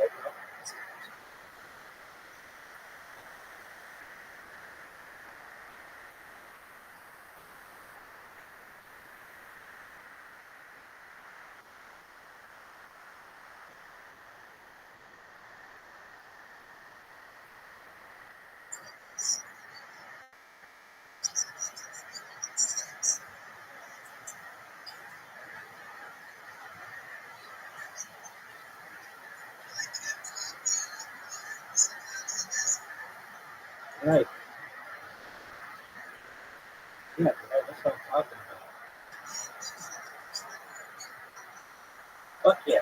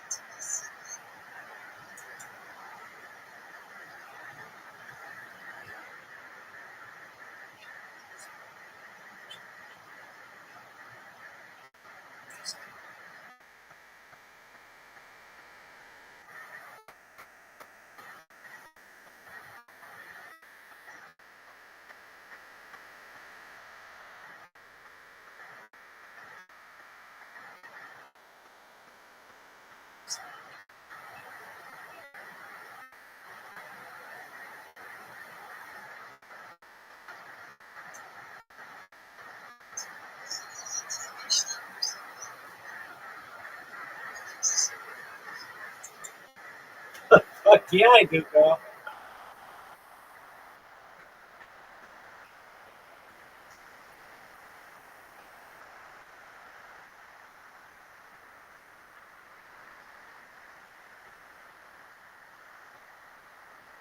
Yo, girl, come on.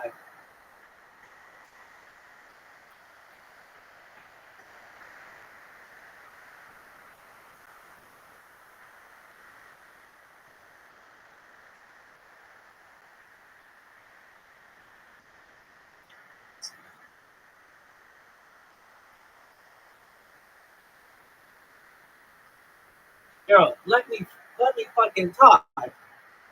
If you let me talk, I will laugh.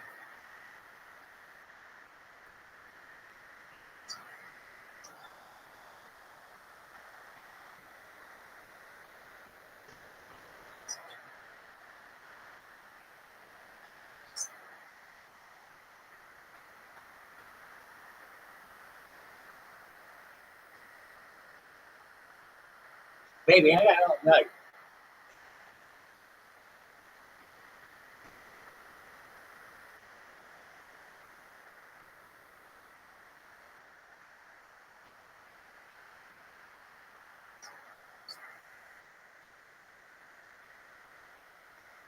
Let me in on this bitch.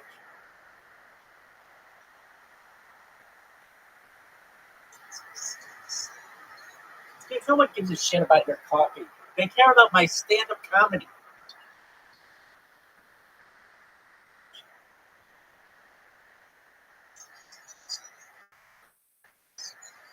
bitches think they are such hot shit. In reality, they're just boys on Twitter Spaces. Let me in.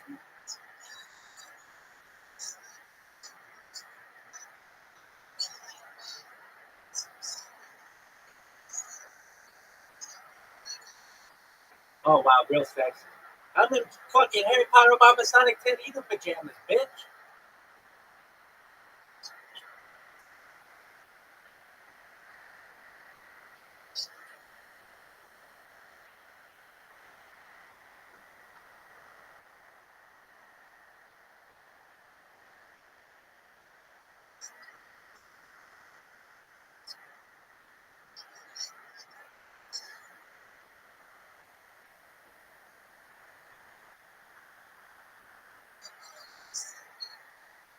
Fuck no, I'm not 7.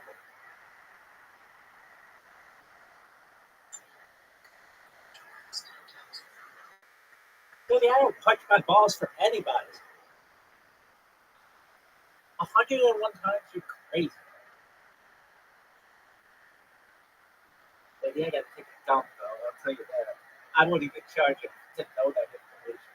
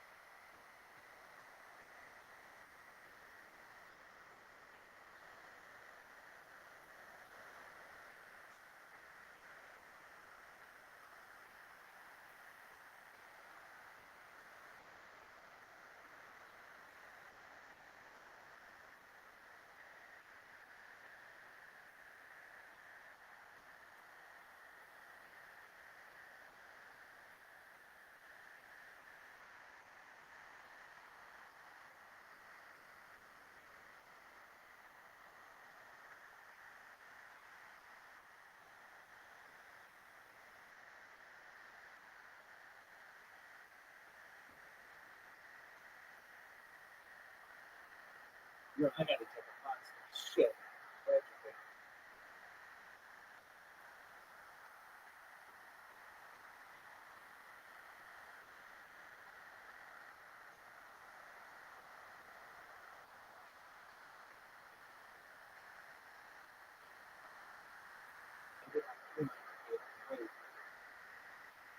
Oh, man. That was a piss. This coffee is going through me like shit through a 10 hearts.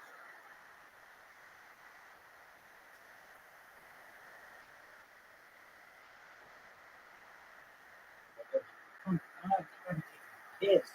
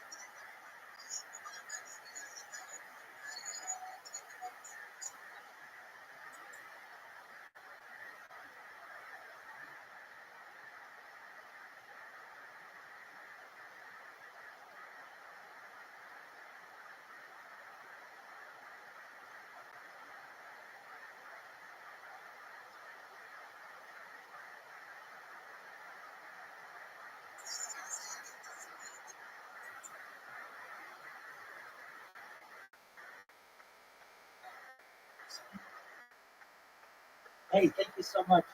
If you don't mind, I got some pickup lines to use on you beautiful women. If you let me use them. All right. I mean, it's in comedy. I don't mean that for real. Just to make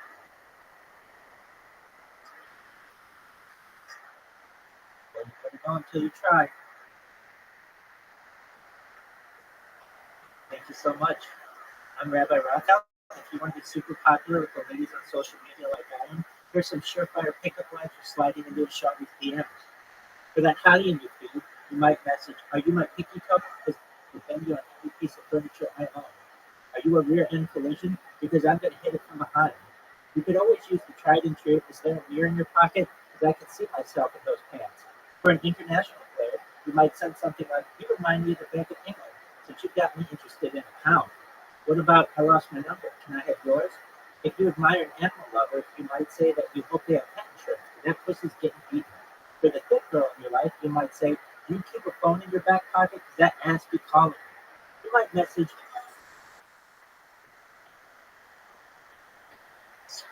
"All right, well, I appreciate the opportunity. Best wishes to you guys. Take care."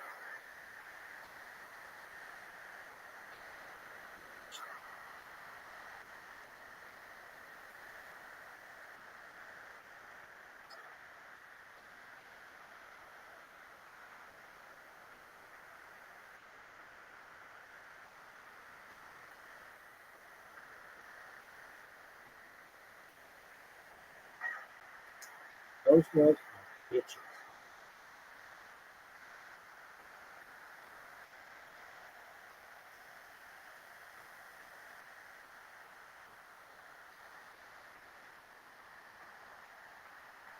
I would not. So that's what you're on this spot. Did you ask if you're on the other?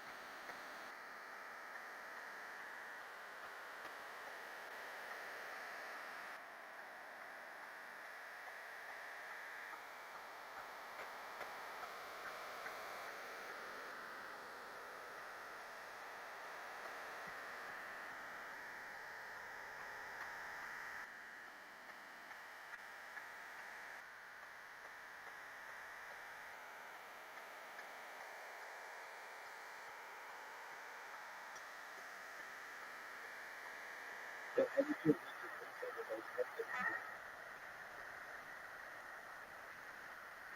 the spooky tea spirituality.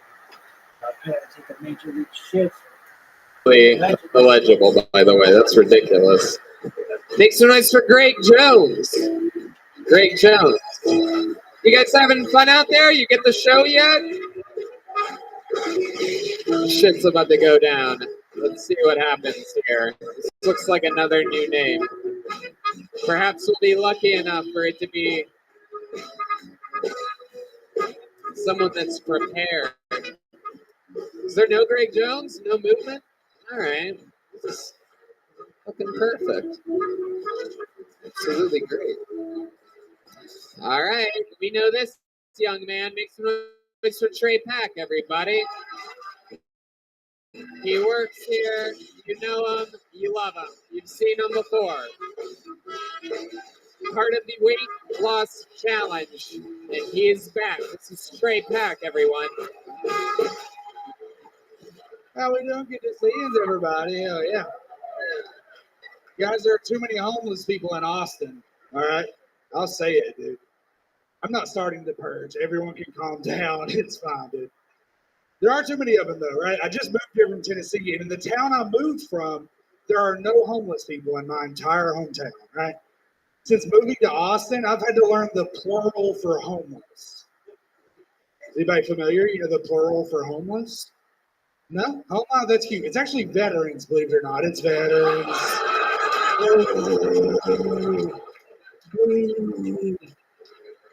This is why we put your phones in little gray bags, ladies and gentlemen. This is it right here, dude. Oh, yeah. We put your phones in little gray bags so we can be really funny. Do you hear what I'm saying? I think anything can be funny. I think anything in the world can be funny, okay? I hate when people say that you can't joke about that. I think that's dumb, okay? Because if a joke is written well and it's delivered properly, anything can be funny. Except for abortions. Abortions are not funny. Because with abortions, there is no delivery. So fucking good at this. Did you guys see that one? It was so cool. Guys, I've been Trey Back. Thank you so much. Everybody, wow, look at that. Fucking doing it. Living the dream. Yes, sir. Absolutely. What do you do, sir? I work here. What you mean? I like what I've seen before. You came up with solid jokes, 2 of them, long setups and a punchline. I congratulate you. I can see some growth in that. That is true. That is a good analysis. That was great, dude. Just do not lose the weight. But if you do, solid nipples coming for you. I promise my nipples are better than that fucking guy's, dude. I guarantee it. I mean, are you really guaranteeing it? Here we go. Oh!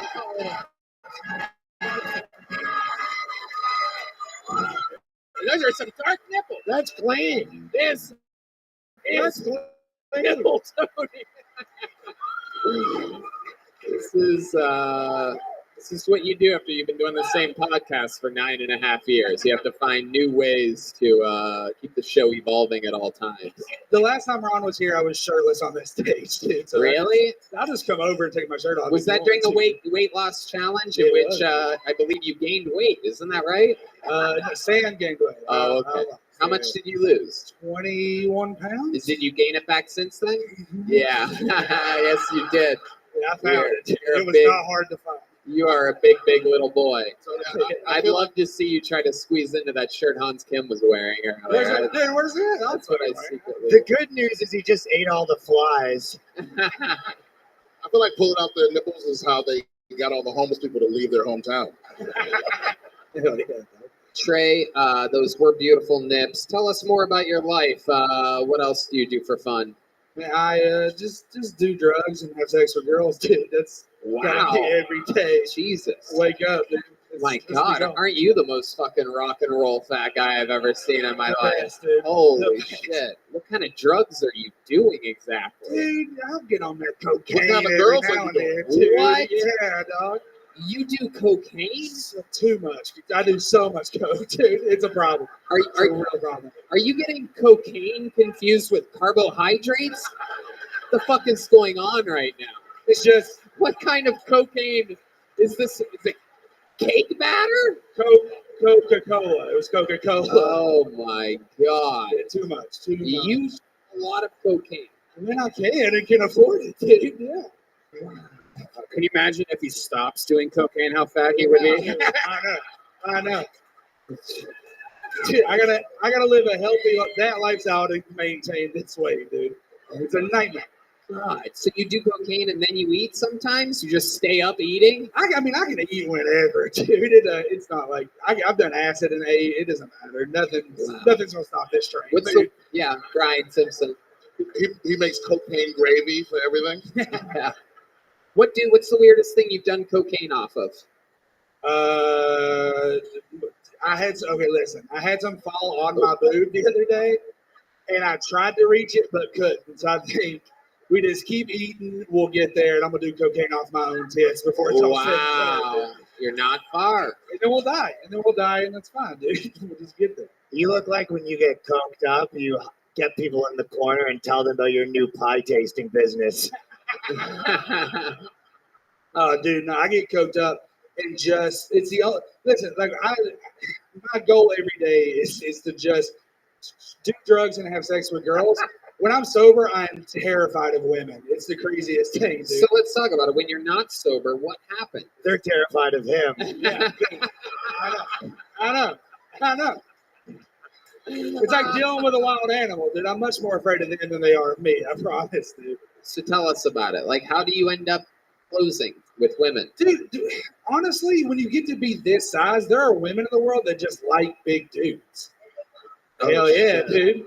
What are you doing later? What's up, girl? Oh shit. Hope you like fucking loud and interruptive women. I do. It reminds me of my mom. Yeah. Good. Nailed it.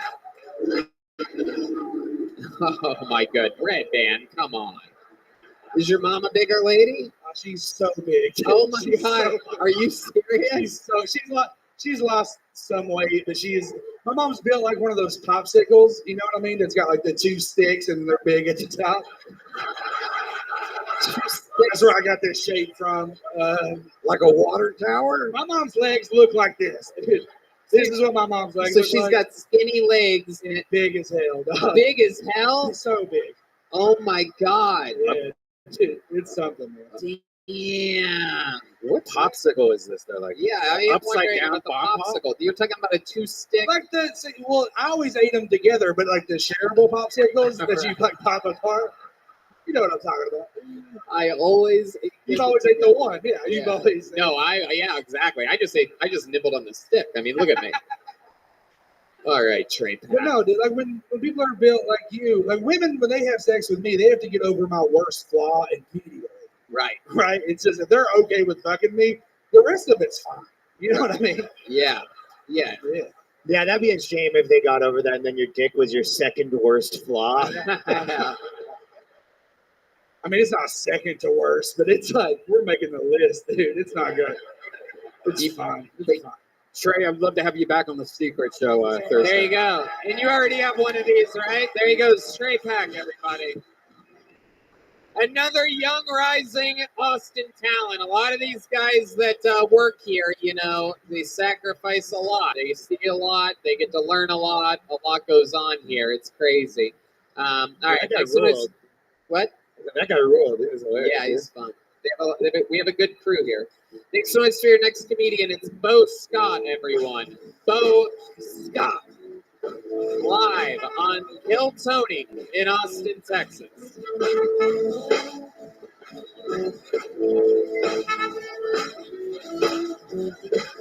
Make some noise for him one more time for Bo Scott, everybody. Hey, what's up, party people? My name is Bo. Everybody say hi, Bo. So I got a redneck grandma, and she's got a black lab named Mandy, and Mandy's a piece of shit. The other day, Mandy brought our neighbors prize-winning lop-eared rabbit, Anthony Hopkins, dead in his mouth. My grandma, she was freaking out. She didn't want him to know. So she washed it, dried him, and put him back in his cage. I was like, fucking Grandma, Anthony looks like he's got a fucking Brazilian blowout. They're definitely going to know it was you.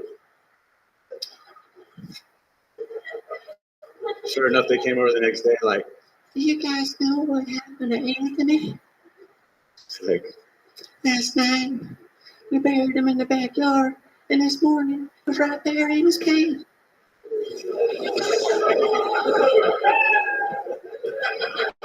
Holy shit. Confidently putting the microphone back in the mic stand like you just did something brilliant. That is what I believe is the Kill Tony debut of Bo Scott, right? This is your first time on the show? I did one of your first shows, actually, up in the Belly Room. Really? How long ago was that? It was Christmas time, your first time you ever started. 2013? Holy shit. Same joke. Yeah, have you done anything since then? No. Really? This Really. is your second time ever doing comedy. I quit for like 4 years. I fucking bet you did, dude. I bet you did. I just saw your newest minute. I couldn't tell. I mean, that was an old joke, right? But it was so poorly told. I can't remember the fucking joke. It was very, very poorly told. Like, that's not how it went in my head. But yes, like if I could deliver that better, I think it would. Full it would be disclosure, good. Tony, I started with him in San Diego fucking 12 years ago. What do you mean? He started 12 years Was it ago? 12 years ago? Yeah. What the fuck? I recused myself from this roast. Oh my god. Yeah, I know Bo from San Diego also. Holy, it's all coming out, Bo. It's been 4 years since I've been on stage, and so I was like, so not really expecting to get up here. Okie dokie. Perfect. So tell us about your life. Is there anything interesting about you at all whatsoever? Yes, actually. Have you guys not seen the hat? Yeah. Yeah, I have seen it. Is there something interesting about him? I've seen it. I've seen it in every single window on Congress Avenue, and I finally found out who's buying this piece of shit. My hat, she actually tells me never to wear it. Wow. So I don't know. I'm curious. You guys, hat or no hat? I don't know. Let's see. Take off the hat. Oh, wow. Nah, he's still a douchebag, folks. Still a douchebag. Both ways. Okay, now remove the doing comedy. See what that looks like. I think it's a good line. Did you notice any significant improvement over the last 4 years? No, I haven't. No. About the same?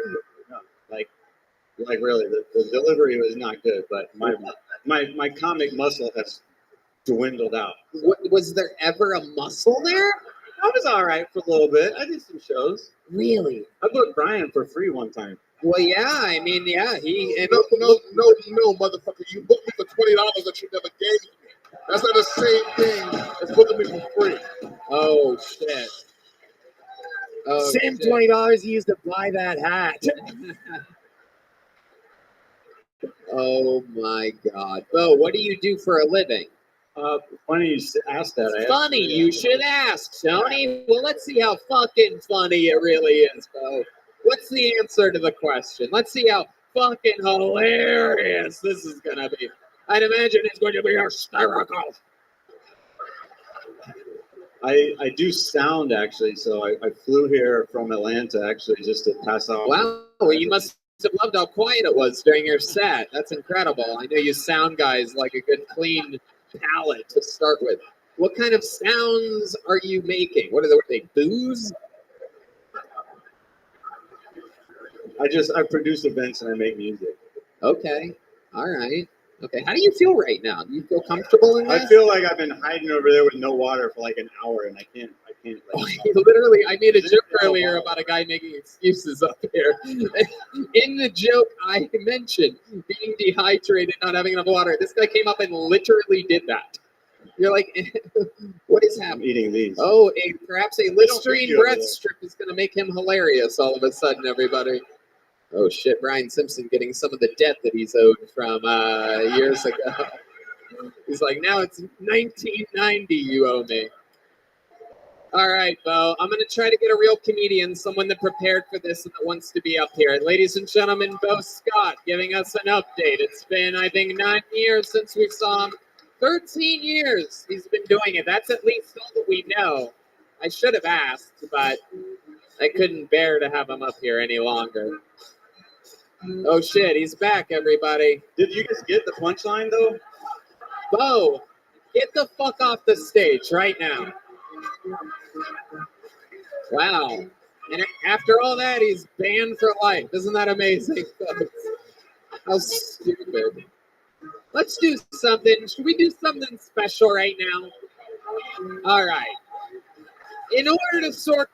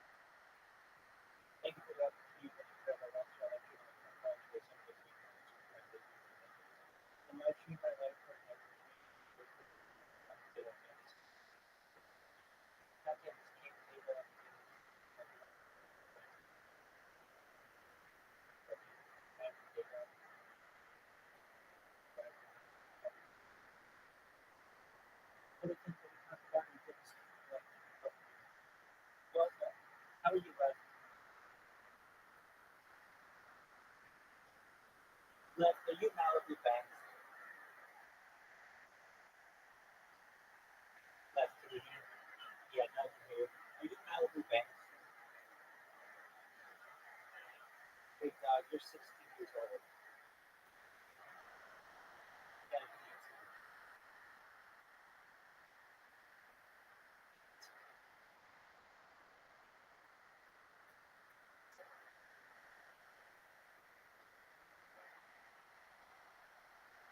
yeah.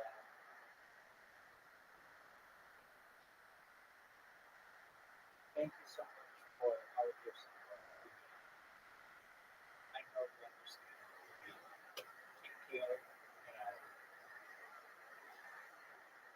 best wishes.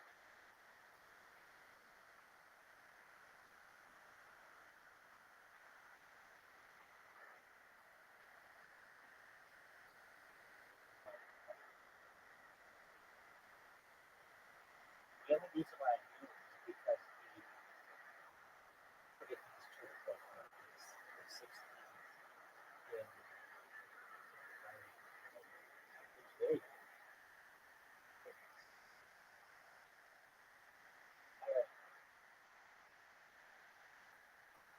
these people are so mean sometimes in faces. They're not even letting me talk. They just see my profile. And then I come back with 25 other accounts and make them ban every single other one. And I don't know. It's got me judgmental because alright, so I am gonna do my spiel and I'm gonna time it. I never timed it. I just did, but it's like a long. So here we go. My name is Rabbi Rothschild. I shoot on 24 hours a day, 7 days a week, 365 days a year for work, easy credit. One data, I time it, and I'm using my life. I am essentially that real life control, real life big brother. This week, I've got the dynamic of everything that they are. Other things that we talk about in the stream that I'm going to discuss in the mainstream, like ending the use of agricultural journalism, or the greenhouse and saltwater greenhouse, things like hydroponics and vertical farming, other things that we talk about desalination, the project, other things that we discuss are things like anti-gravity, anti-professor, anti-gravity, things like de-extinction. People don't know that there's such de-extinction which is about the hydrogen objects, which is a gold that's located in southern France. Fast forward to talking about that stuff as classic bioscientific is founded. They made it that they're going within the next 3 years to reintroduce the whole organic into the agricultural arrangement African American. Following the reintroduction of the whole organic, they want to reintroduce the entire biological other things that we discussed with this year, things like life extension technology, specifically when faster recovery, how much fun it uses stem cells, super nootropics, things like crabs, things like perhaps cold shock therapy. I don't know about any of you, but essentially, when you were born, the average health expectancy was about each of you is at the age of 120 with the use of biological technology, essentially scan your brain into a computer or make it download Android and add your cellular sensitivity by cloning yourself as you or robot, whatever you want to do. But I'll let you know there's a possibility of visual impact. Okay, I did, right. I did 2 months. Better thinking 3 months ago. But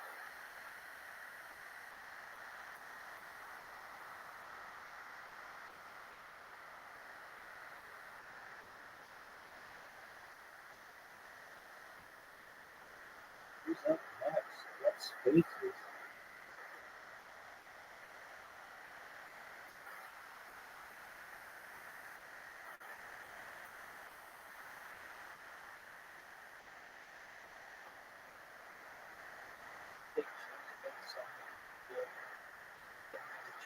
Yeah.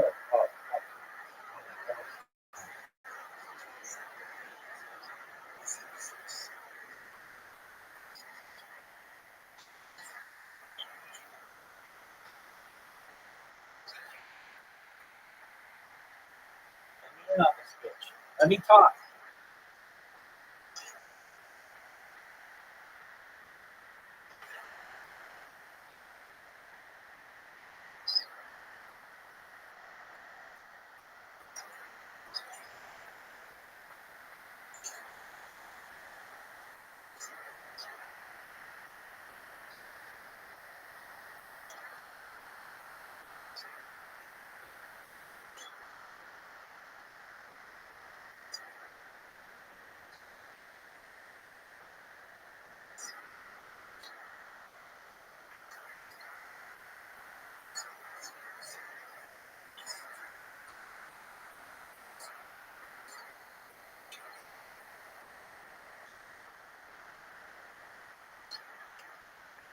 Oh, let me fucking talk.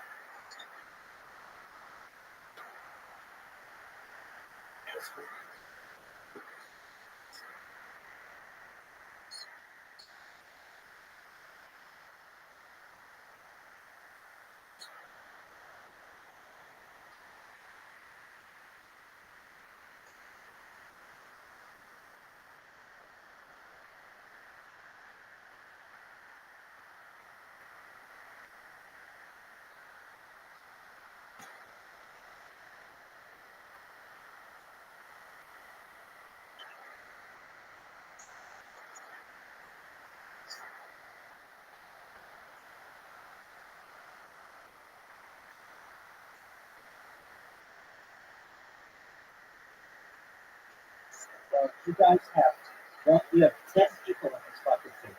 Literally, you can let us all talk.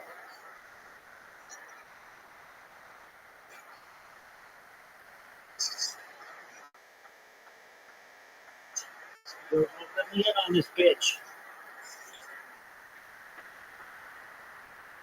There we go.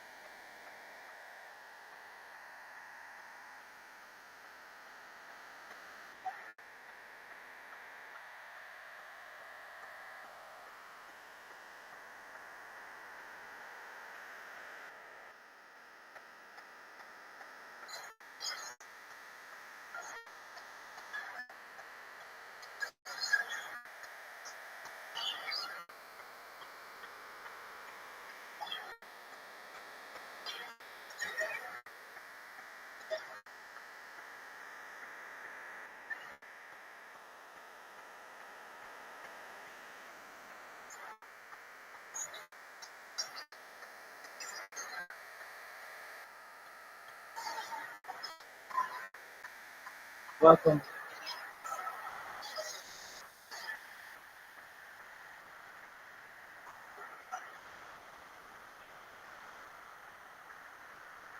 Me in on this bitch.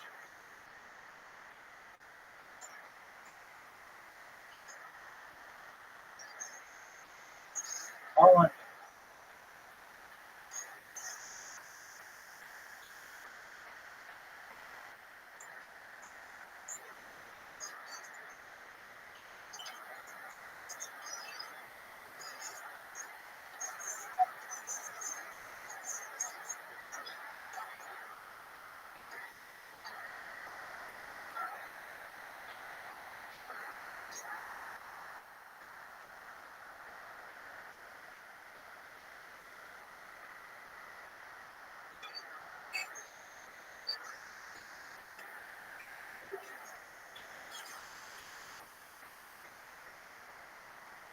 Welcome, welcome. Hi, how are you?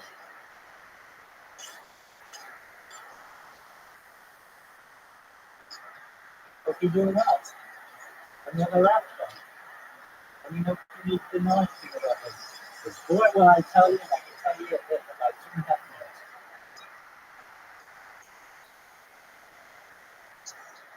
Thank you for the opportunity. Is there any way I can tell you about my project?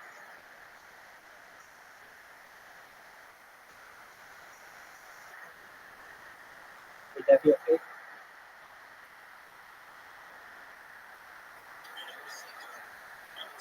Excellent. Appreciate it. It takes me about 2 minutes, so appreciate your patience. I'm Rabbi Rothschild. I stream my life 24 hours a day, 7 days a week, 365 days a year for world peace. I don't want war anymore. My streak goes back to the pandemic for 3.5 years. We've seen the death of a queen, the birth of AI, the coronation of a king, and everything in between. I want to help with the developing world, particularly ending world hunger through the use of technology, things like agricultural drones, floating greenhouses, saltwater greenhouses, things like vertical farming, hydroponics, and cloud seeding are really important. I want to help with world thirst through the use of desalination technology, essentially what we pump Earth's seawater under land to make it drinkable for those in need. We talked about some things that are additionally really important, like field of society, things like anti-gravity, antimatter, faster than light travel, things like de-extinction. Many people don't know what it's essentially the reversal of an extinct species. So in 2003, the first successful de-extinction took place. The pioneer ibex, which is like a goat, in northern Spain, southern France. Fast forward to the year 2021, a company out of Dallas, Texas, known as Colossal Bioscientific is founded. They've made it their goal by the year 2028, within the next 3 years, to reintroduce the woolly mammoth into society with a really exciting project. They want to reintroduce woolly mammoth into the Arctic Circle using an African elephant hybrid, or surrogate, I should say. Additionally, following that introduction, they want to reintroduce the Tasmanian tiger and then the dodo bird. I think these are fascinating topics that aren't currently being discussed. I also want to help you all in here. Data is Earth's number one resource, more valuable than food, water, food, air, everything. And when I come viral, which I think I will, as I have more data than any person ever, I'm going to help all of you. I want to help you to live past age 80, past age 100, 120, through the use of technology like fresh crab, it's cryogenics, stem cells, human growth hormone, things like ambrosia therapy, and nootropics. And if I make my conclusion, if this is of interest to you, you should know that there's also an opportunity, perhaps in the future, with your consent, to scan your brain into a computer, a process known as mind uploading, for later download as an android, an avatar, a cyborg, a cybernetic being, a clone of yourself, a robot, an ethereal being, whatever you want to be. But what I want you all to know is that there may be an opportunity in the future of digital immortality, and if there is, you should be aware of it. Thank you so much for allowing me to share my project.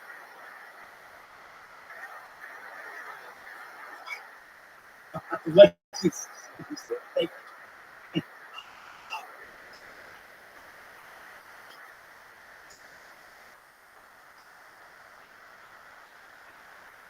Well, most certainly. Essentially, the Economist magazine stated in 2018 that data was its most valuable resource, more valuable than petroleum and everything. And I have more data on my personal live right now, not just on Twitter. You can see me live on Twitter video on my profile, but I'm live on more than 10 different YouTube streams. I have over 100 different YouTube accounts, over 20 different Instagram accounts, over 500 different Twitch accounts, over 1,000 different TikTok accounts, over 2,100 different Twitter accounts, and over 10,000 Kick accounts. I've done my best to be absolutely as uncancelable as any individual ever with redundant streams. And essentially, in the future, people will be able to learn from all this data, learn that we on Earth are not all that different. That allow me to monetize what I need to be able to give you all that which it takes to be able to provide for your friends, your families, and then also I want you to be able to start projects of your own, particularly in terms of charities and philanthropic organizations. In terms of science that I discussed, everything that I mentioned is at this point either an emerging technology or something that might be perhaps available to generations within one or two decades. So I'm just someone who's a future thinker. I've done my best to study this type of technology to make each other work. Thank you.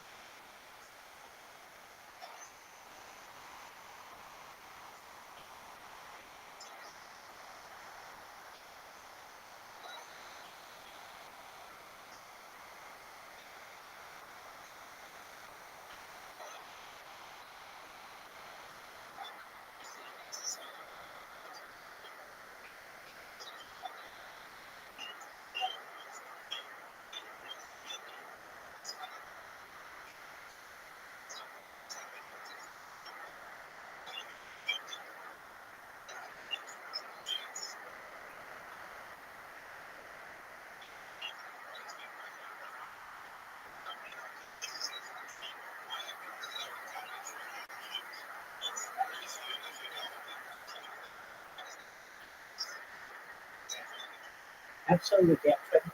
So my main goal is work use. I also have a full humble work.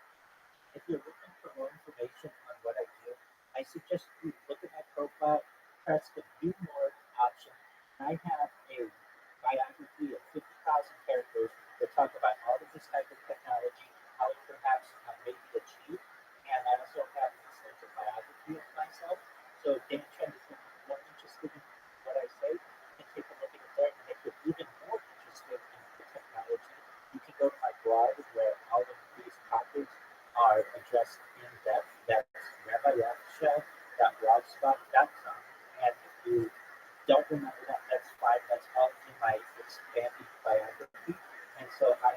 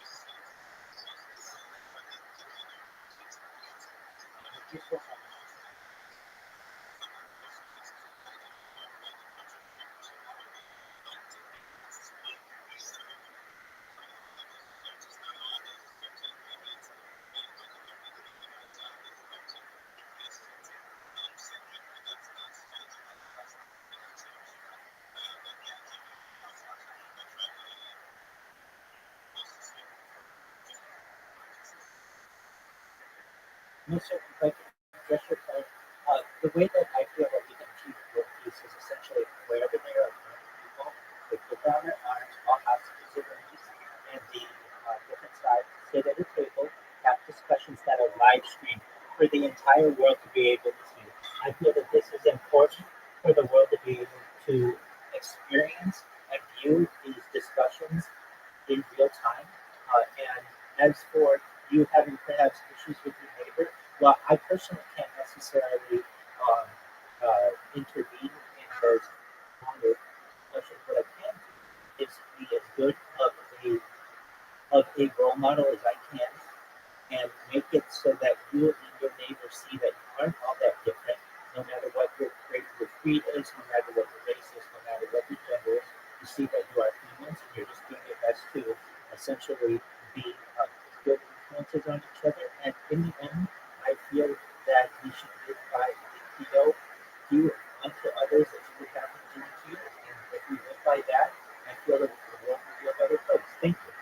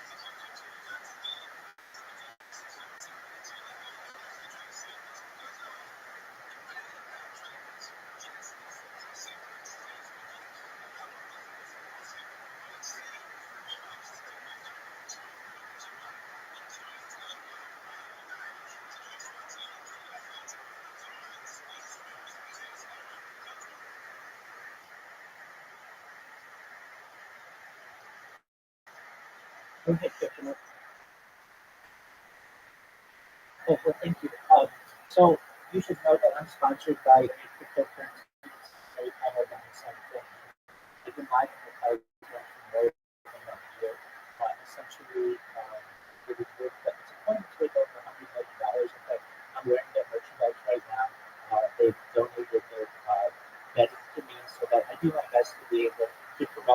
agree with every moment of every single thing that I'm on camera. But you're right, certainly being as creative and vectors is very important. And it also want you to network with more people. So know if you send me a follow, I will follow back right away so that we can continue the conversation. And just really want Dan Trump to know how respectful I think your comments were. I appreciate the time that you've taken to be able to look at my project.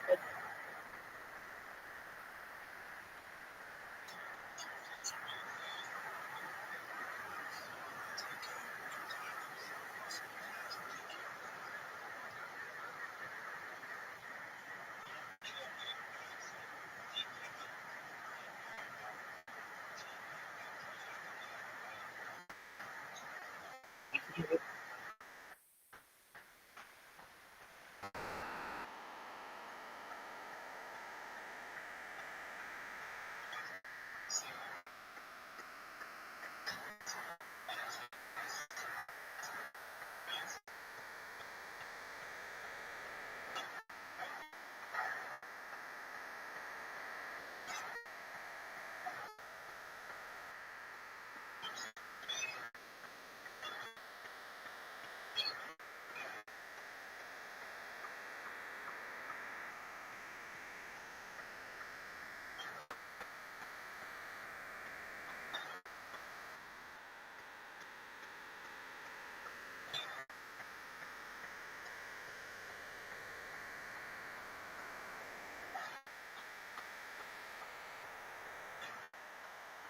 Excellent questions.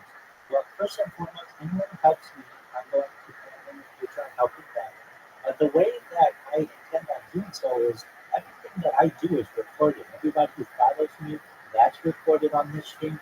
Everyone who sends me a message, that's recorded on the and eventually, and it may not be that long from now, the world may take great interest in the fact that they can watch someone whenever they want at any given notice and be able to essentially observe a human who has more data online than any person ever. So what I intend to do is take all of the people who ended up following me over the course of the last 3.5 years, everybody who sent me a message over the last 3.5 years, and really also take people who say that they would help me to promote my project in one way or another. We'll make a list of it, and then we will reward those people. Essentially, I will be probably one of the biggest endorsers, perhaps in the future. Be able to make a lot of money doing that. Be able to make a lot of money in Web3, cryptocurrency, sponsoring those projects. And most of all, the data that I've archived is going to be very valuable to the world, and not just for the current world, but for generations. People will be able to study what I've done, essentially like home movies of an individual. And so with that, I'll take the entire list and we will divvy up all the money that we have so that you all can start your own projects and be able to take care of your friends and your family, and then eventually start your own charities and philanthropic organizations. That's my plan, and I hope that answers your question.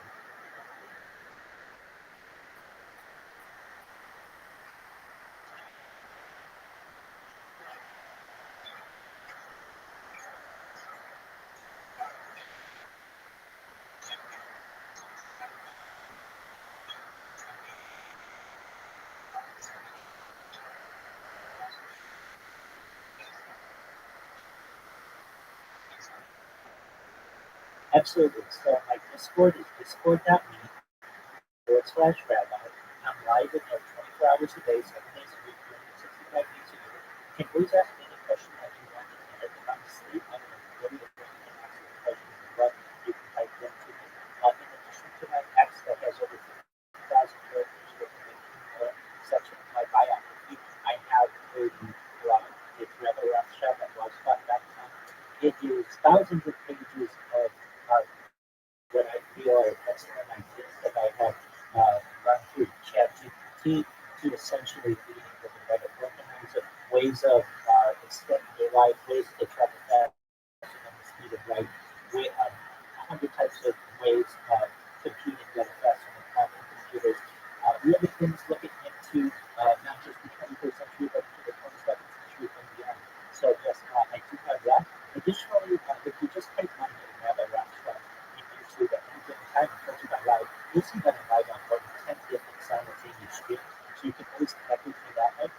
And then really, from a Telegram standpoint, I've been live in the Harry Potter Alongside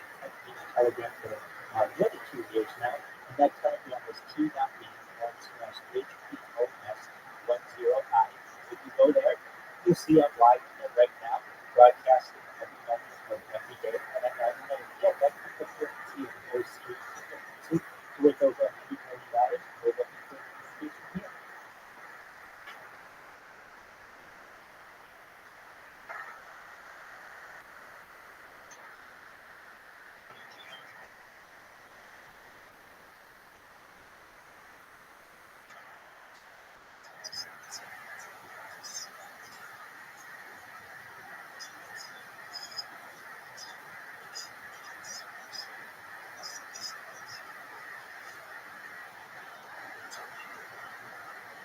Well, I just want to thank you all for being so respectful and allowing me to share my friendship with you. I don't take any more of your time, but I do want you to know that I value everyone in this space. I appreciate the kind of us that we can continue to connect in the future. And let you know if anything you need from me, whether it is advice or whether you need support, you're just looking for a positive person in your life, you're looking for an optimistic individual, you're looking for hope. I'm there. Opportunity, and many blessings. I hope that I'm the message there. Thank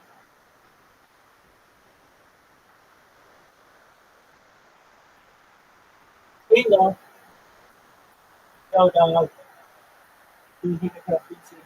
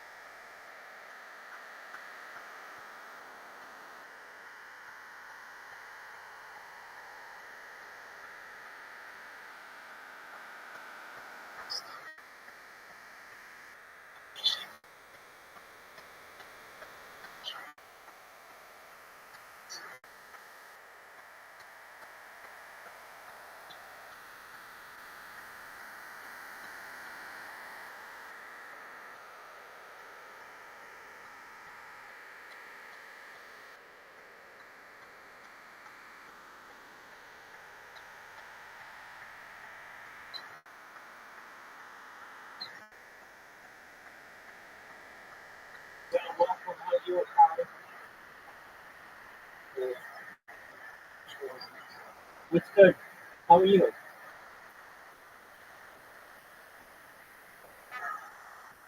How's the how's the hear you? What's good with you?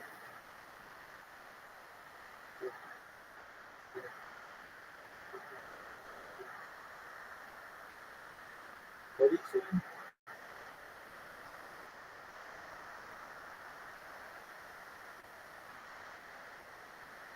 Okay, do you speak English?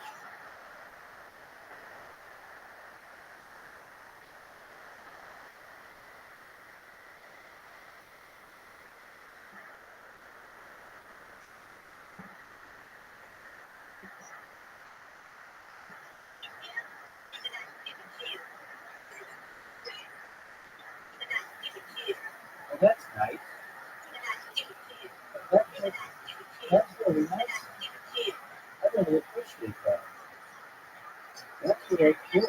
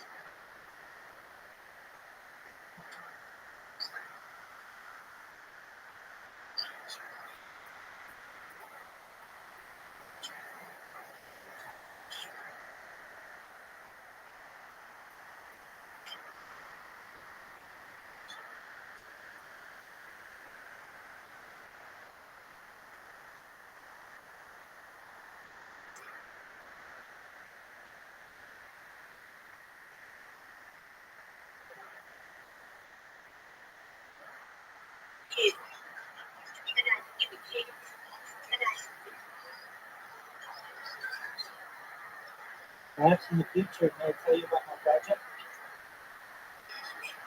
Excellent. It takes me about 2 minutes, so I appreciate everyone's patience. I'm Rabbi Rothschild. I stream out like 24 hours a day, 7 days a week, 365 days a year for world peace. I don't want war anymore. Essentially, I have the world's longest stream going back to the pandemic. We've seen the death of the queen, the birth of AI, the coronation of the king, and everything in between. I want to help end world hunger through the use of some technologies, such as agricultural drones, floating greenhouses, saltwater greenhouses, things like hydroponics, things like perhaps vertical farming and cloud seeding. I want to help end world thirst through the use of desalination plants, essentially pumping Earth's seawater onto land to make it drinkable. We talk about some things on my stream that aren't normally discussed in society, things like anti-gravity, antimatter, faster than light travel, things like alien disclosure, ecology. We talk about some other things like de-extinction. If you're not familiar with what de-extinction is, it's essentially the technique of reversing an extinct species. The first successful de-extinction took place in the year 2003 with the Pyrenean Islands, which was a goat that was located in northern Spain, southern France. Fast forward to the year 2021, a company out of Dallas, Texas, known as Glasso Scientific, has made it their goal by the year 2028 to de-extinct the woolly mammoth and reintroduce the woolly mammoth in the Arctic Circle using this type of technology, followed by the Tasmanian tiger, and then the dodo bird, which I think is a really great project that isn't being discussed that much. Other things that I discussed, probably most people in here have, when you were born, the average life expectancy was age 80 perhaps. I want to increase that to age 100, 120 through the use of types of technology like oxygen therapy, stem cells, human growth hormone, nootropics, neurogenics, things like cryonics, things like perhaps ambrosia therapy, where the platelets of younger adults are used for the benefit of those in need. Even even getting into another type of technology with which I close, known as micrograding.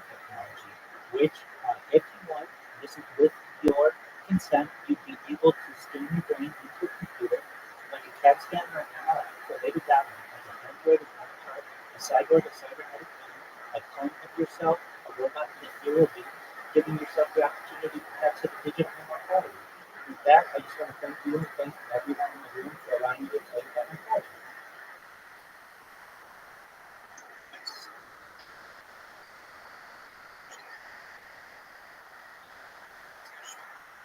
Thank you so much.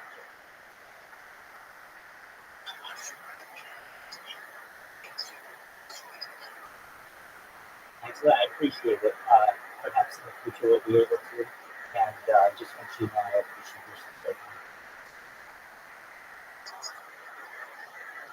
If I may say, if you're interested in anything that I say, feel free to send me a follow. I'll make sure to follow you back so that we can stay connected.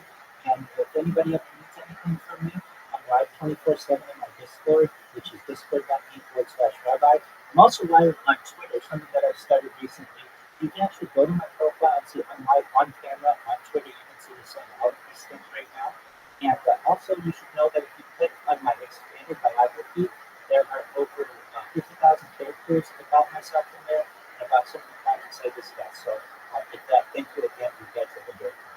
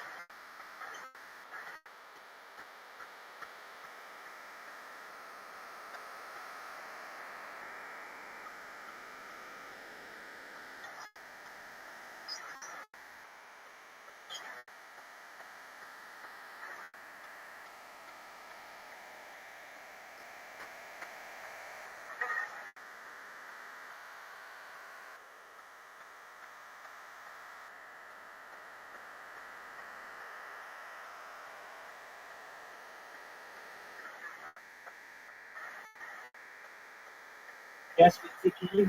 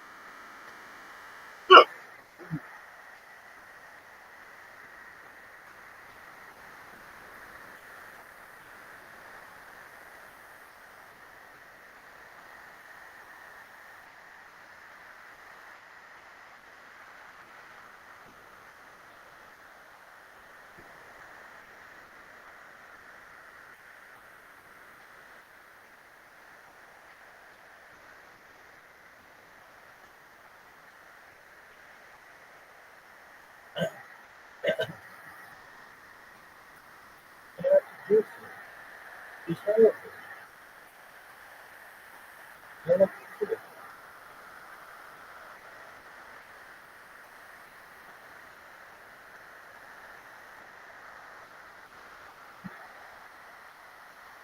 not the people, dude.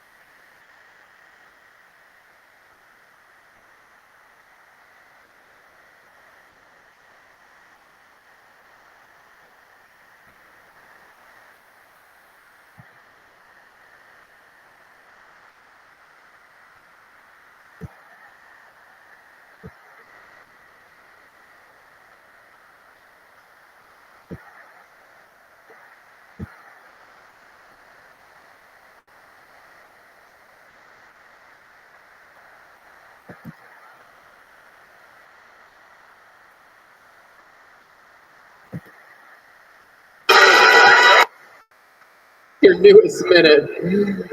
I couldn't tell. I mean, that was an old joke, right? But it was so poorly told. I can't remember the fucking joke. It was very, very poorly told. Like that's not how it went in my head.